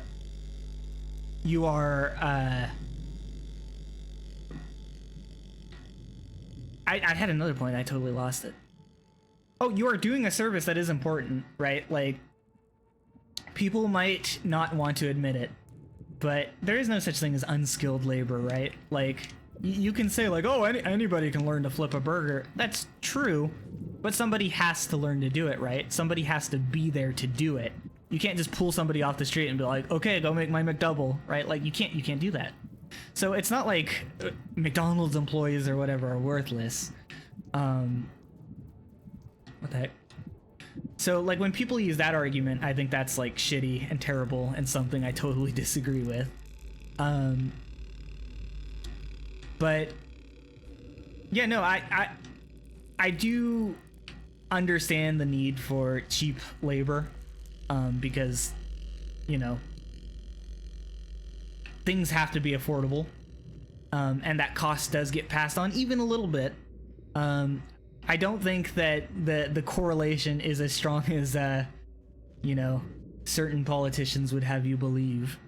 My understanding is generally price of a good is a function of supply and demand, and there is an X factor to that, and that factor being what a consumer will willingly pay for it. And unfortunately, if you convince enough consumers that, oh yeah, your burger price doubled because we have to pay the cooks 25 more cents an hour, then yeah, of course you're gonna get fleeced by corporations trying to make money off of you. But that being said, yeah, it's not a complete zero. Like, businesses have to have a certain, like, over operating cost profit in order for a business endeavor to be considered worth it. So, like, I do recognize that. I concede that. I'm not saying that, you know, business should exist for free. But yeah, I don't know. I haven't had an economics class in like 10 years, man. I'm not as well versed in this stuff as I once was. I do miss that class. I think economics is a really cool and fascinating subject. We could bring our topics together. So, we were talking about game design earlier, and now we're talking about economics. Something I really, really love is the economics of video games. Like, I used to play an MMO called ArcAge, and holy shit, the way money and the way gold worked in that game was so fascinating. Like, more gold was coming into the system every day than the system was losing. So that made it for so that things could be done in a predictable way, and that inflation was never a big problem. Like, I played that game for maybe a year and a half. General assistance best. Oh, by the way, guys, we finally made progress over the course of my stupid rant about nothingness.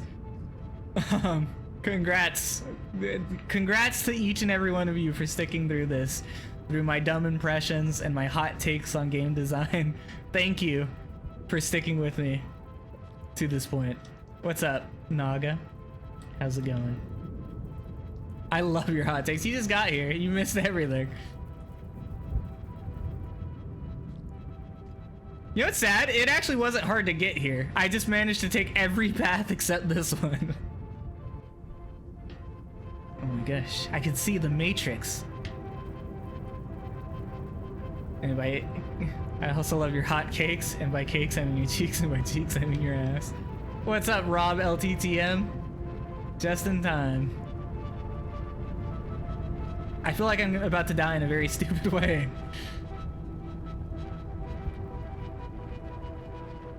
I have no food. If I see a hibernation spot, I'm gonna cry.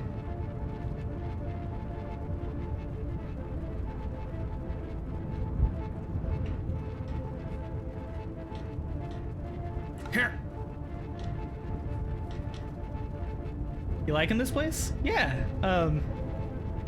It's hard.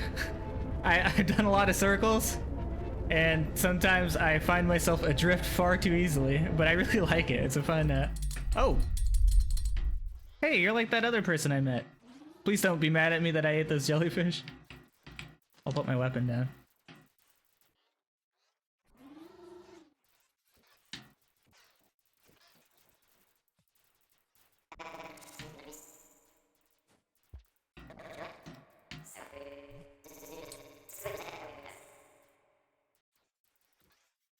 This isn't like a boss fight, right? Do I hear Megalomania? That's not what that song's called. Megalovania?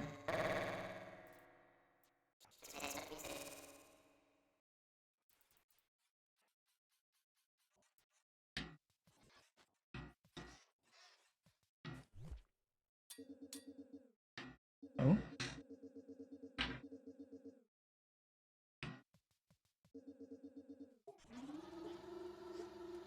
The letters, what do they mean?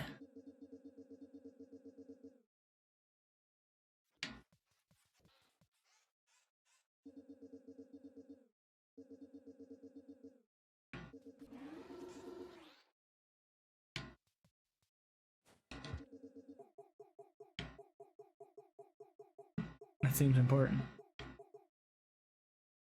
I can't read Japanese. He's speaking to me in Minecraft enchanting table language. What am I looking at?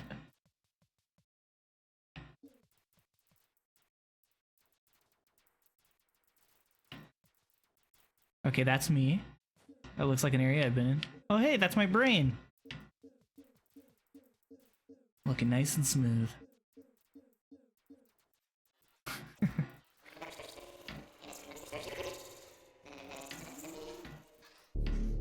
Oh!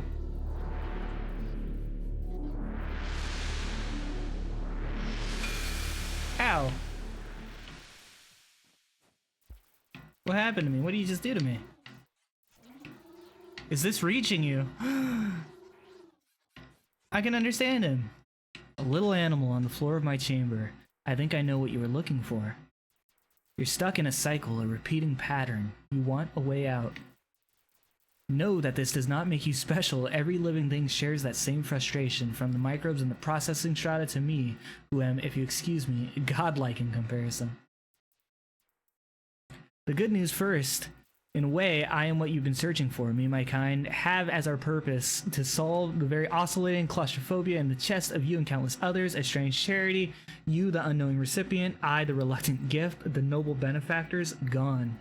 The bad news is that no definitive solution has been found. In every moment, the equipment erodes to a new state of decay. I can't help you collectively or individually. I can't even help myself. For you, though, there's another way, the old path. Go to the west past the farm arrays, and then down into the earth where the land fissures as deep as you can reach, where the ancients build the temples and dance their silly rituals. The mark I gave you will let you through. Oh. Now that not that it solves anyone's problem but yours. At the end of time, none of this will matter, I suppose, but it would be nice if you took another way out, one free of frolicking in my memory arrays. There's perfectly good access shaft right there. There is a perfectly good access shaft right there. Whoa! Alright, we did it, chat. We got our first quest. It seemed a little rude. We go in there, he gives us a language, and then he just boots us out. But yes, we've done it. So, that's pretty cool. That's Pebbles for you, yeah? It would seem that we have two choices now. It sounds like what he's saying is we can go into the depths, right? Like, duh. I never saw these like farm arrays he's talking about. I don't know if that's like an area. It had capital letters. It was a proper noun. But it sounds like he's sending us to the depths. But I feel like we can't finish this game without paying another visit to Looks to the Moon, right? We have to make things right for stealing enlightenment.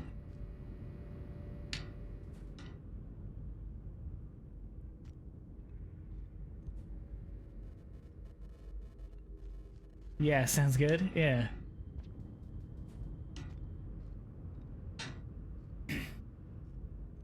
I would say one more thing.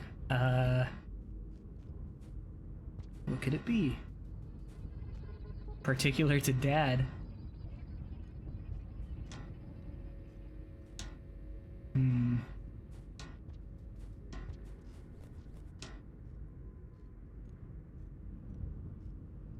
Oh, okay. I was like, wait, who is Dad? Are you referring to one of the NPCs as that?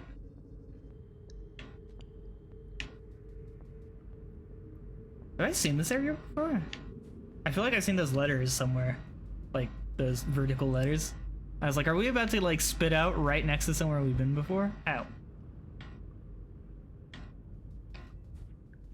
I don't have food. It'd be really nice to be able to eat. Oh! I'm blind. Did you see how many of the jellyfish pebbles had and how many LTTM had?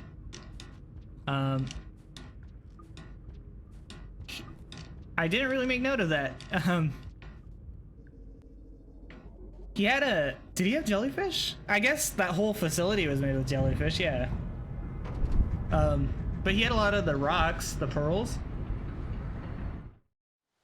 Did he eat all of her shinies, chat? No, I ate 3 of them, okay?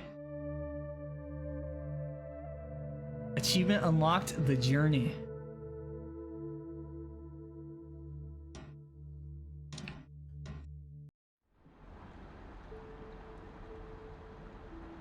Wait, Sleepy, do you not remember I ate 3 of them? Because I was at 1 food at the time. And, I ate 3 to get to 4 to hibernate, so. Oh my. Guys, I couldn't speak to her.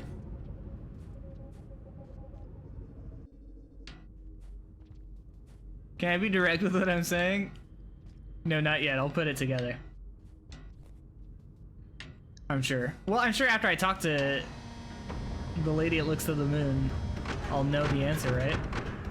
Actually, now that I think about it, you guys are calling this guy Pebbles, and he lives in 5 Pebbles. And she lives and looks to the moon, so she is Moon, right? Or looks to.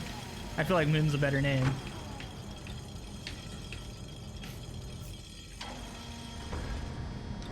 Goddamn slug cat, you hear everything it sees. I was gonna starve to death. Well, no. I was gonna get rained on, which is worse than being starved to death. A fate worse than starving.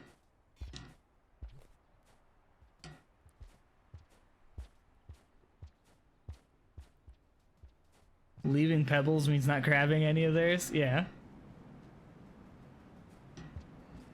Oh, was I supposed to steal some before? Oh my god.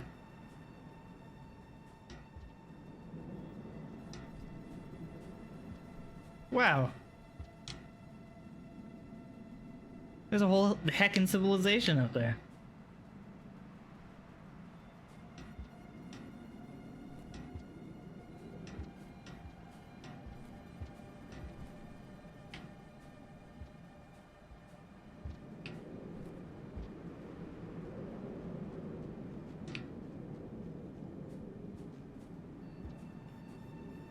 I want to be direct, but also hints. Well, save it for playthrough 2.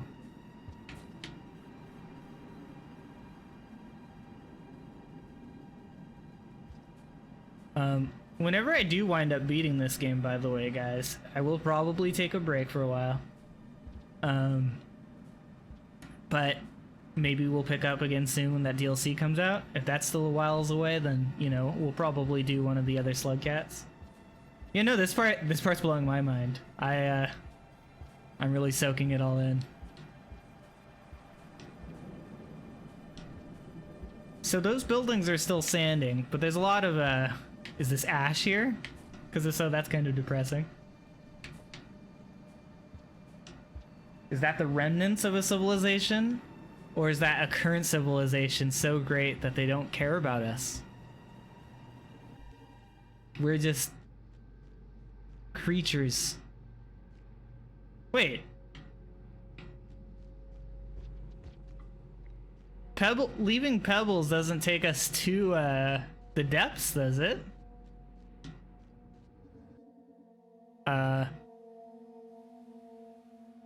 We can feel your presence, little creature. Your attunement has become much closer to ours. The mark you received is an unimaginable gift. The struggle and the cycles. It can all fade like a morning mist beneath the glory of the sun. We found a way. What?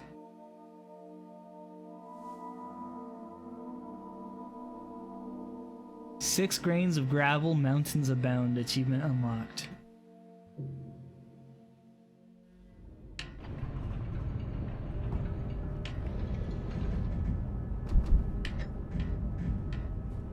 I'm confused. Did I just speak to an angel?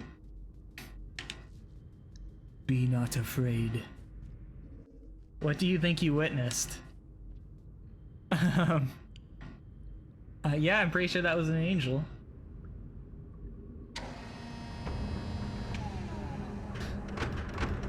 Wait, don't tell me this whole game is an allegory about the Bible.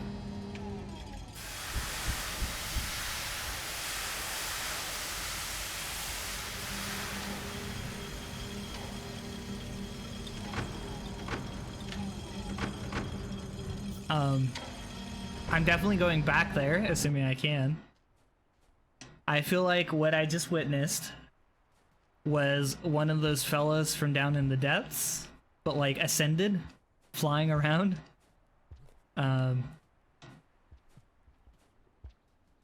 think I saw the herald of my destruction, and lo, I beheld a pale horse, and hell followed with it.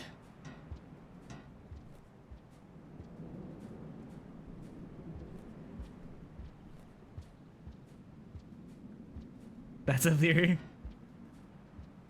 What a skeletal wreck of a man this is.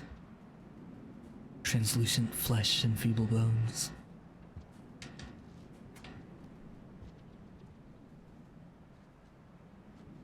Maybe he'll enjoy me giving him the shiny I found.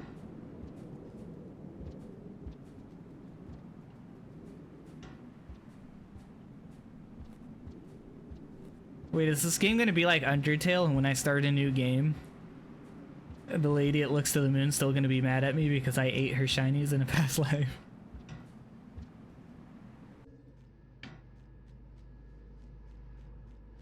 Oh, that like little magical effect is gone.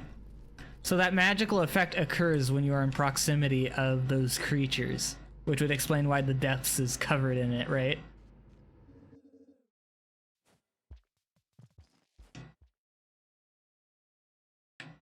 I have a feeling it's not even worth like exploring this area. I'm not gonna waste my spear.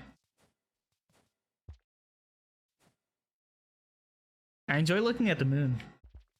That's pretty cool. It makes me feel like, you know, there's more to this world. Because there's a whole moon up there. Whoa. The wall. Wow.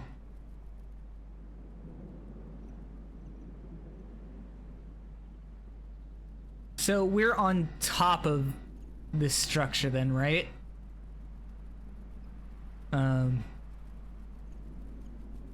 Because we're above the clouds, and when we were at Underhang, we were seeing the lightning, and I saw a little bit of lightning like flashing in the back.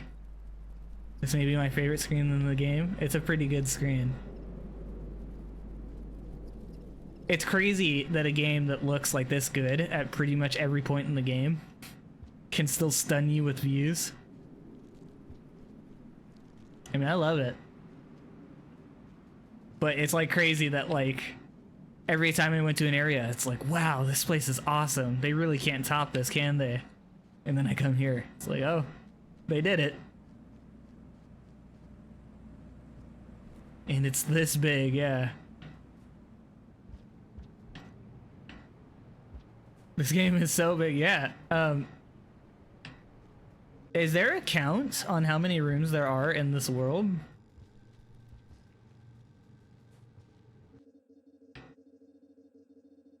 Or in this game, I guess, rather. I don't remember.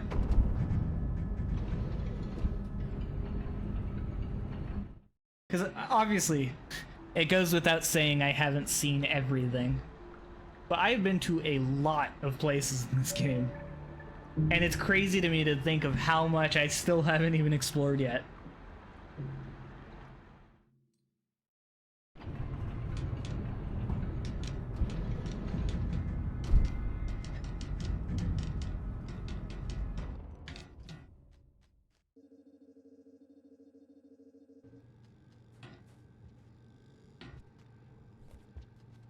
Oh, great. Oh! I should have just jumped off the side there. Why'd I go into the tube? Why'd I go into the tube?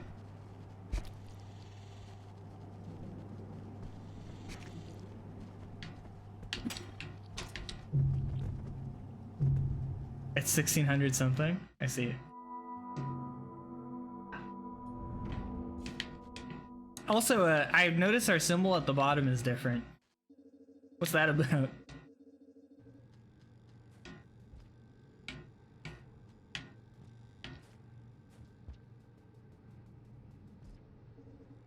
You know who I miss, chat? I miss Greg. I miss our tongue grub. He would help us down the wall.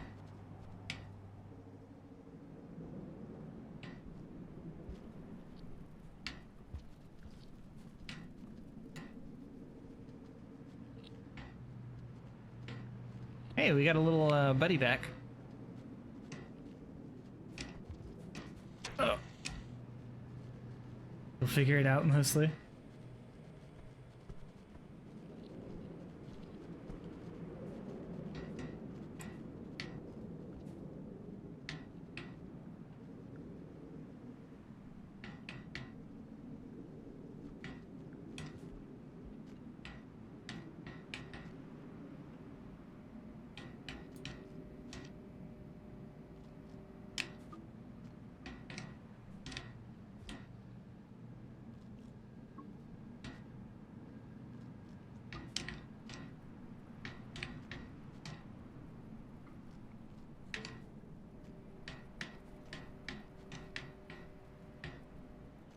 Hi. Where am I? Oh, I was holding on to something. I was holding up as evidence by the fact that I didn't die there. I was about to be so sad.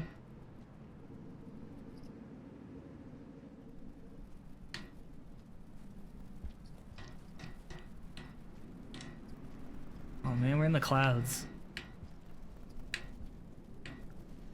Oh, I never see these guys. Oh no! So blind when it comes to the camo Crocs.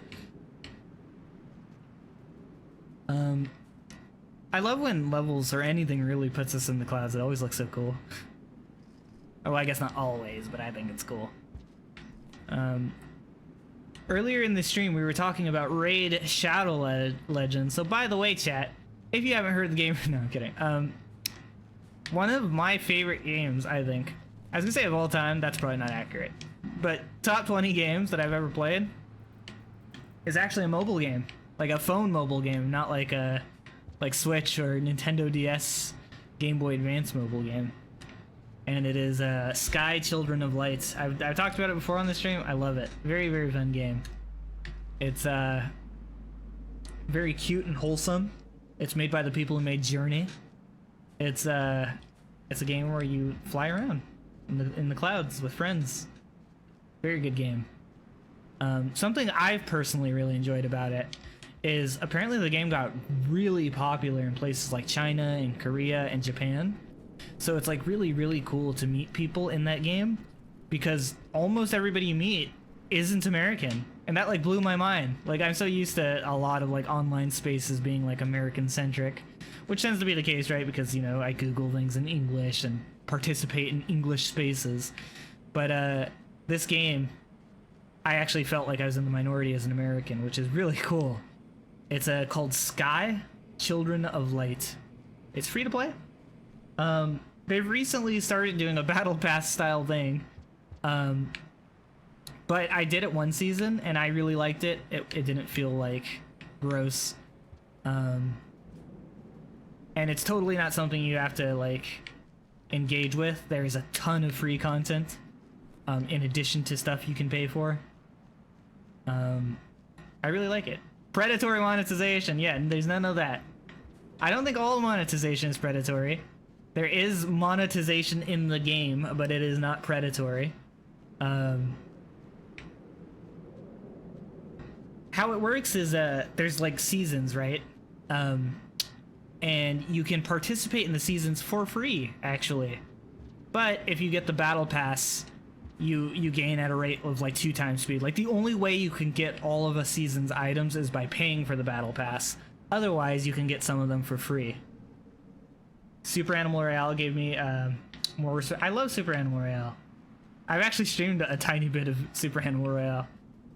I used to be really good at it, but now that it's like popular, there's people who are way better than me at that game.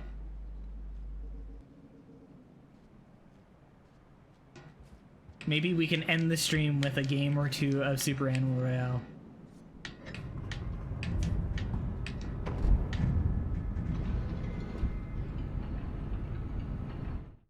What time is it? It's 8.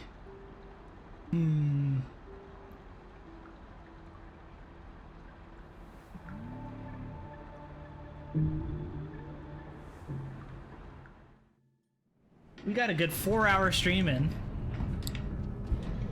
Children of the Sky. So that's actually what it used to. I'm a bit of a hipster. That's actually what it used to be called.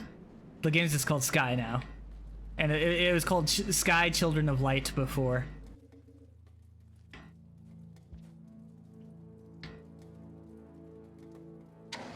I'll type it out.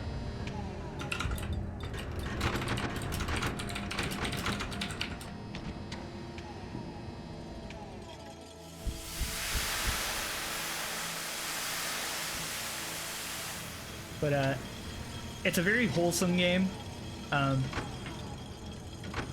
Oh, so one thing I actually really like about Sky.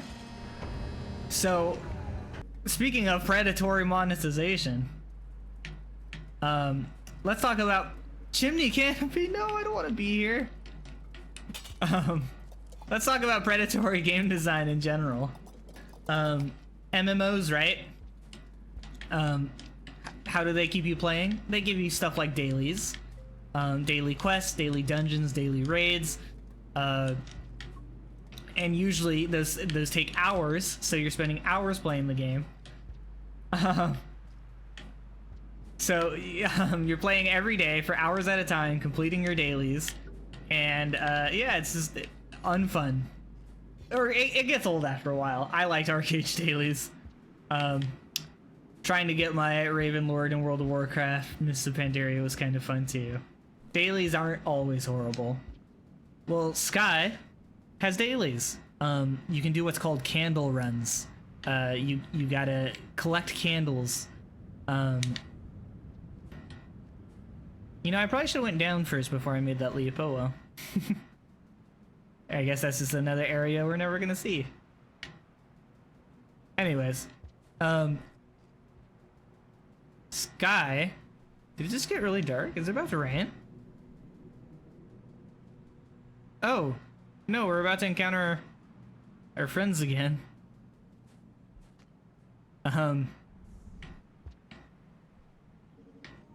Is it not available in America? What, Sky? No, it should be. I play it and I'm in America.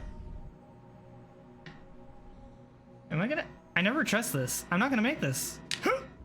I made it.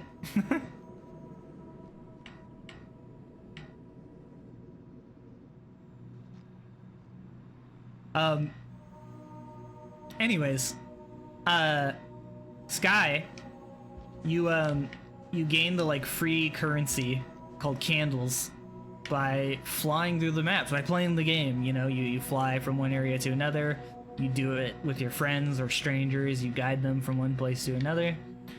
Well, you do that daily, or you can do that daily. Well, what's really cool about it is the devs have actually worked to make it shorter. You can get more currency in less time now than at the start of the game's launch. And not only that, you don't have to get, like, you have diminishing returns. So if you get all of the candles, you are actually kind of just wasting your time. So the game actively encourages you to be on for maybe an hour a day, you know, say hi to your friends, light their candles, maybe do a candle run. But the game is actively encouraging you to be away from the game. Uh-oh. Which is, what a lovely idea.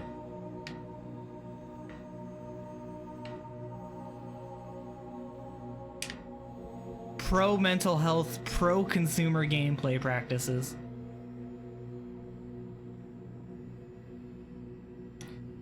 When's the Genshin Impact stream? I've heard that game has predatory monetization. No, I've heard that game's pay to win. I don't actually know if that's true. I haven't cared to form my own opinion on Genshin Impact. Is it part idle game? I wouldn't say so. Sky? No. But it is a game that's designed where, like, you're not supposed to be on it 24/7. How do we get across this?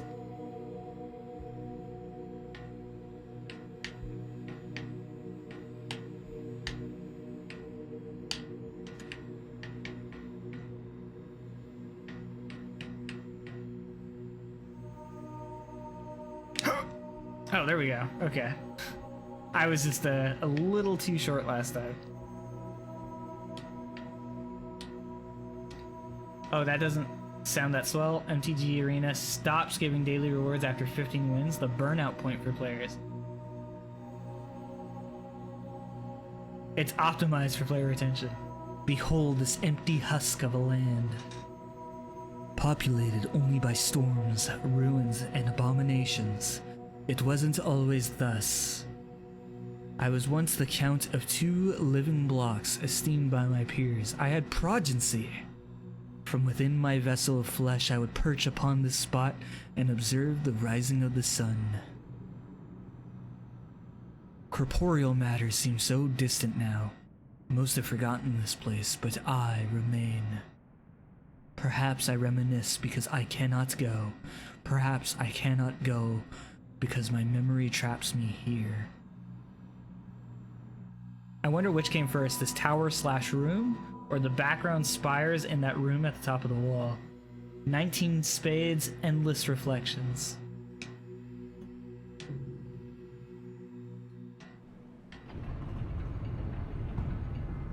The background spires in that room at the top of the wall. What, do you mean like the city towers? Those background spires, or...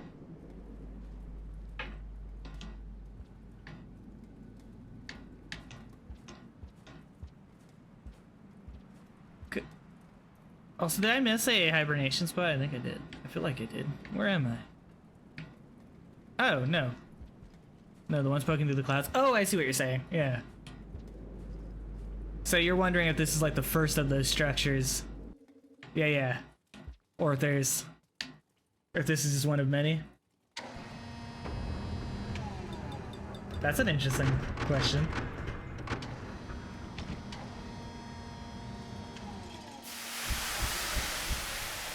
I'm really curious now that we're finally getting our lore dumps. What's the deal with what that guy just said?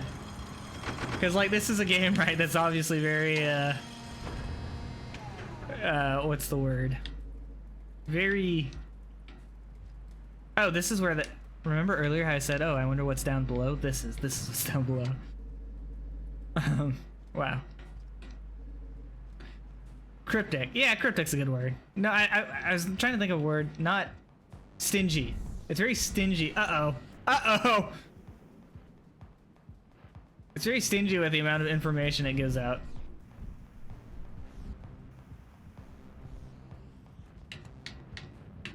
Oh.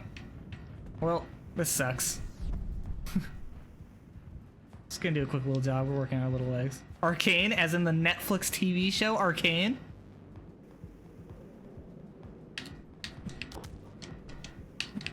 I missed. Leave me alone. They can't fit in that, right? There's 3 of them.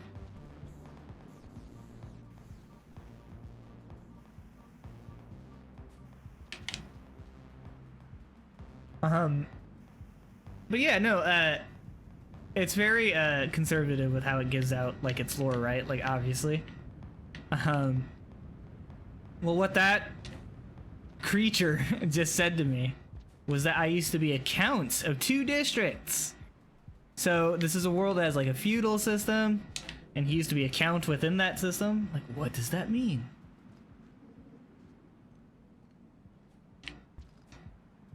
What kind of civilization built these structures? Were slug cats around before, or were we just born into the system? In the words of Rue from Euphoria.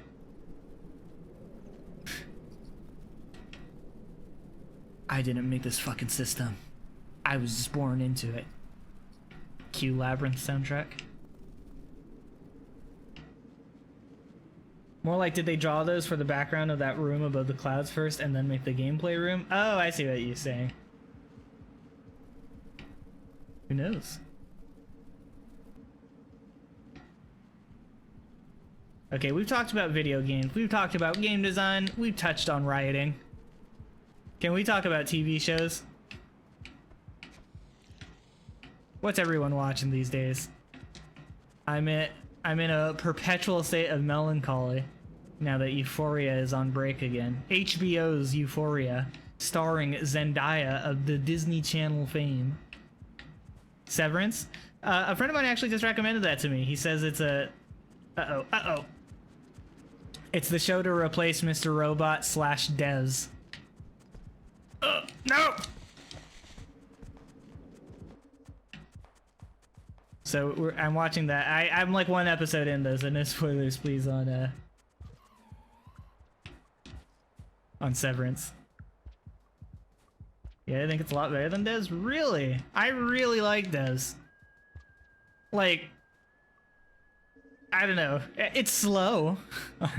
I would agree. I think Des is a very slow show. Man, Des is like one of my favorites. I really liked it. I mean, okay, actually no, now that I'm recalling, the ending wasn't perfect, I don't think. But I don't know. I liked it. I thought it was good enough.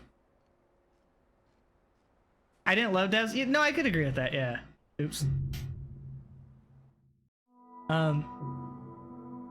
There's a lot of shows that have a really hard time sticking the landing. I think Des got like 90% of the way there, you know? Was it perfect? No, it wasn't. But I don't regret watching it.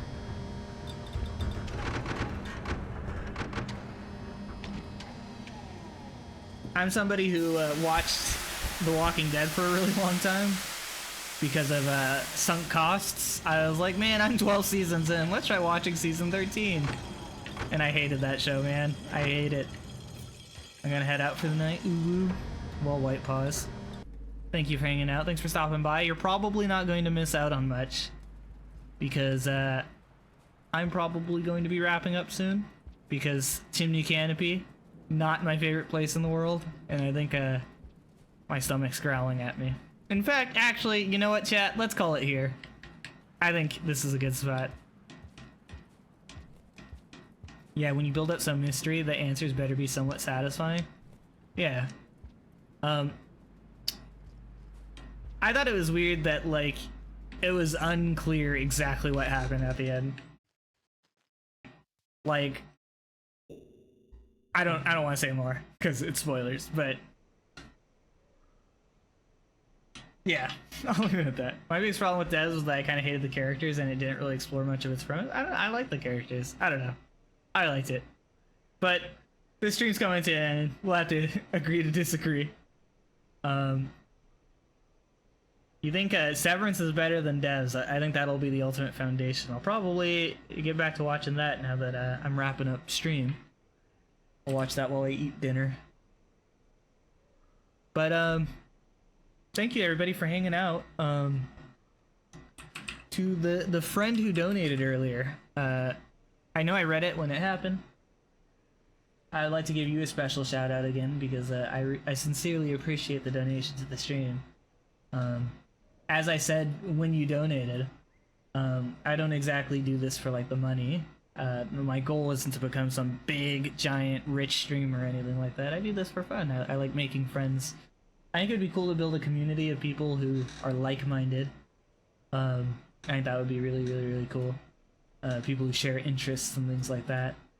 But you know, you donating and complimenting my my impressions, that means the world to me. It seriously makes me feel really good. And as I also mentioned, you know, as somebody who isn't currently employed, $10 means a lot to me. And I know to someone who is employed, I'm sure it means a lot to you. So again, thank you.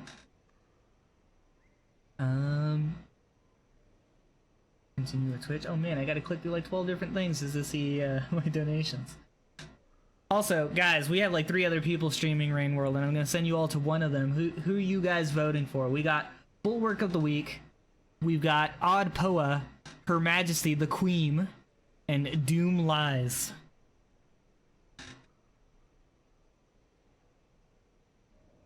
Anyone? Boruto Sasuke, you were the one who shot me $10. Thank you, friend.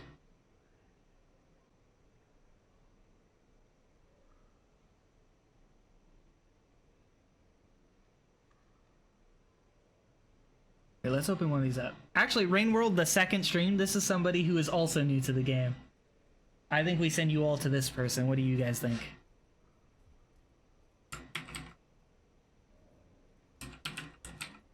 Enjoy. Be sure to give them a warm welcome. Go ahead and spam some Begwans in chat. One of my favorite emotes. Or go ahead and grab my free emote, because you guys probably have the viewer points. Peace. Have a good night. Go forth and do good.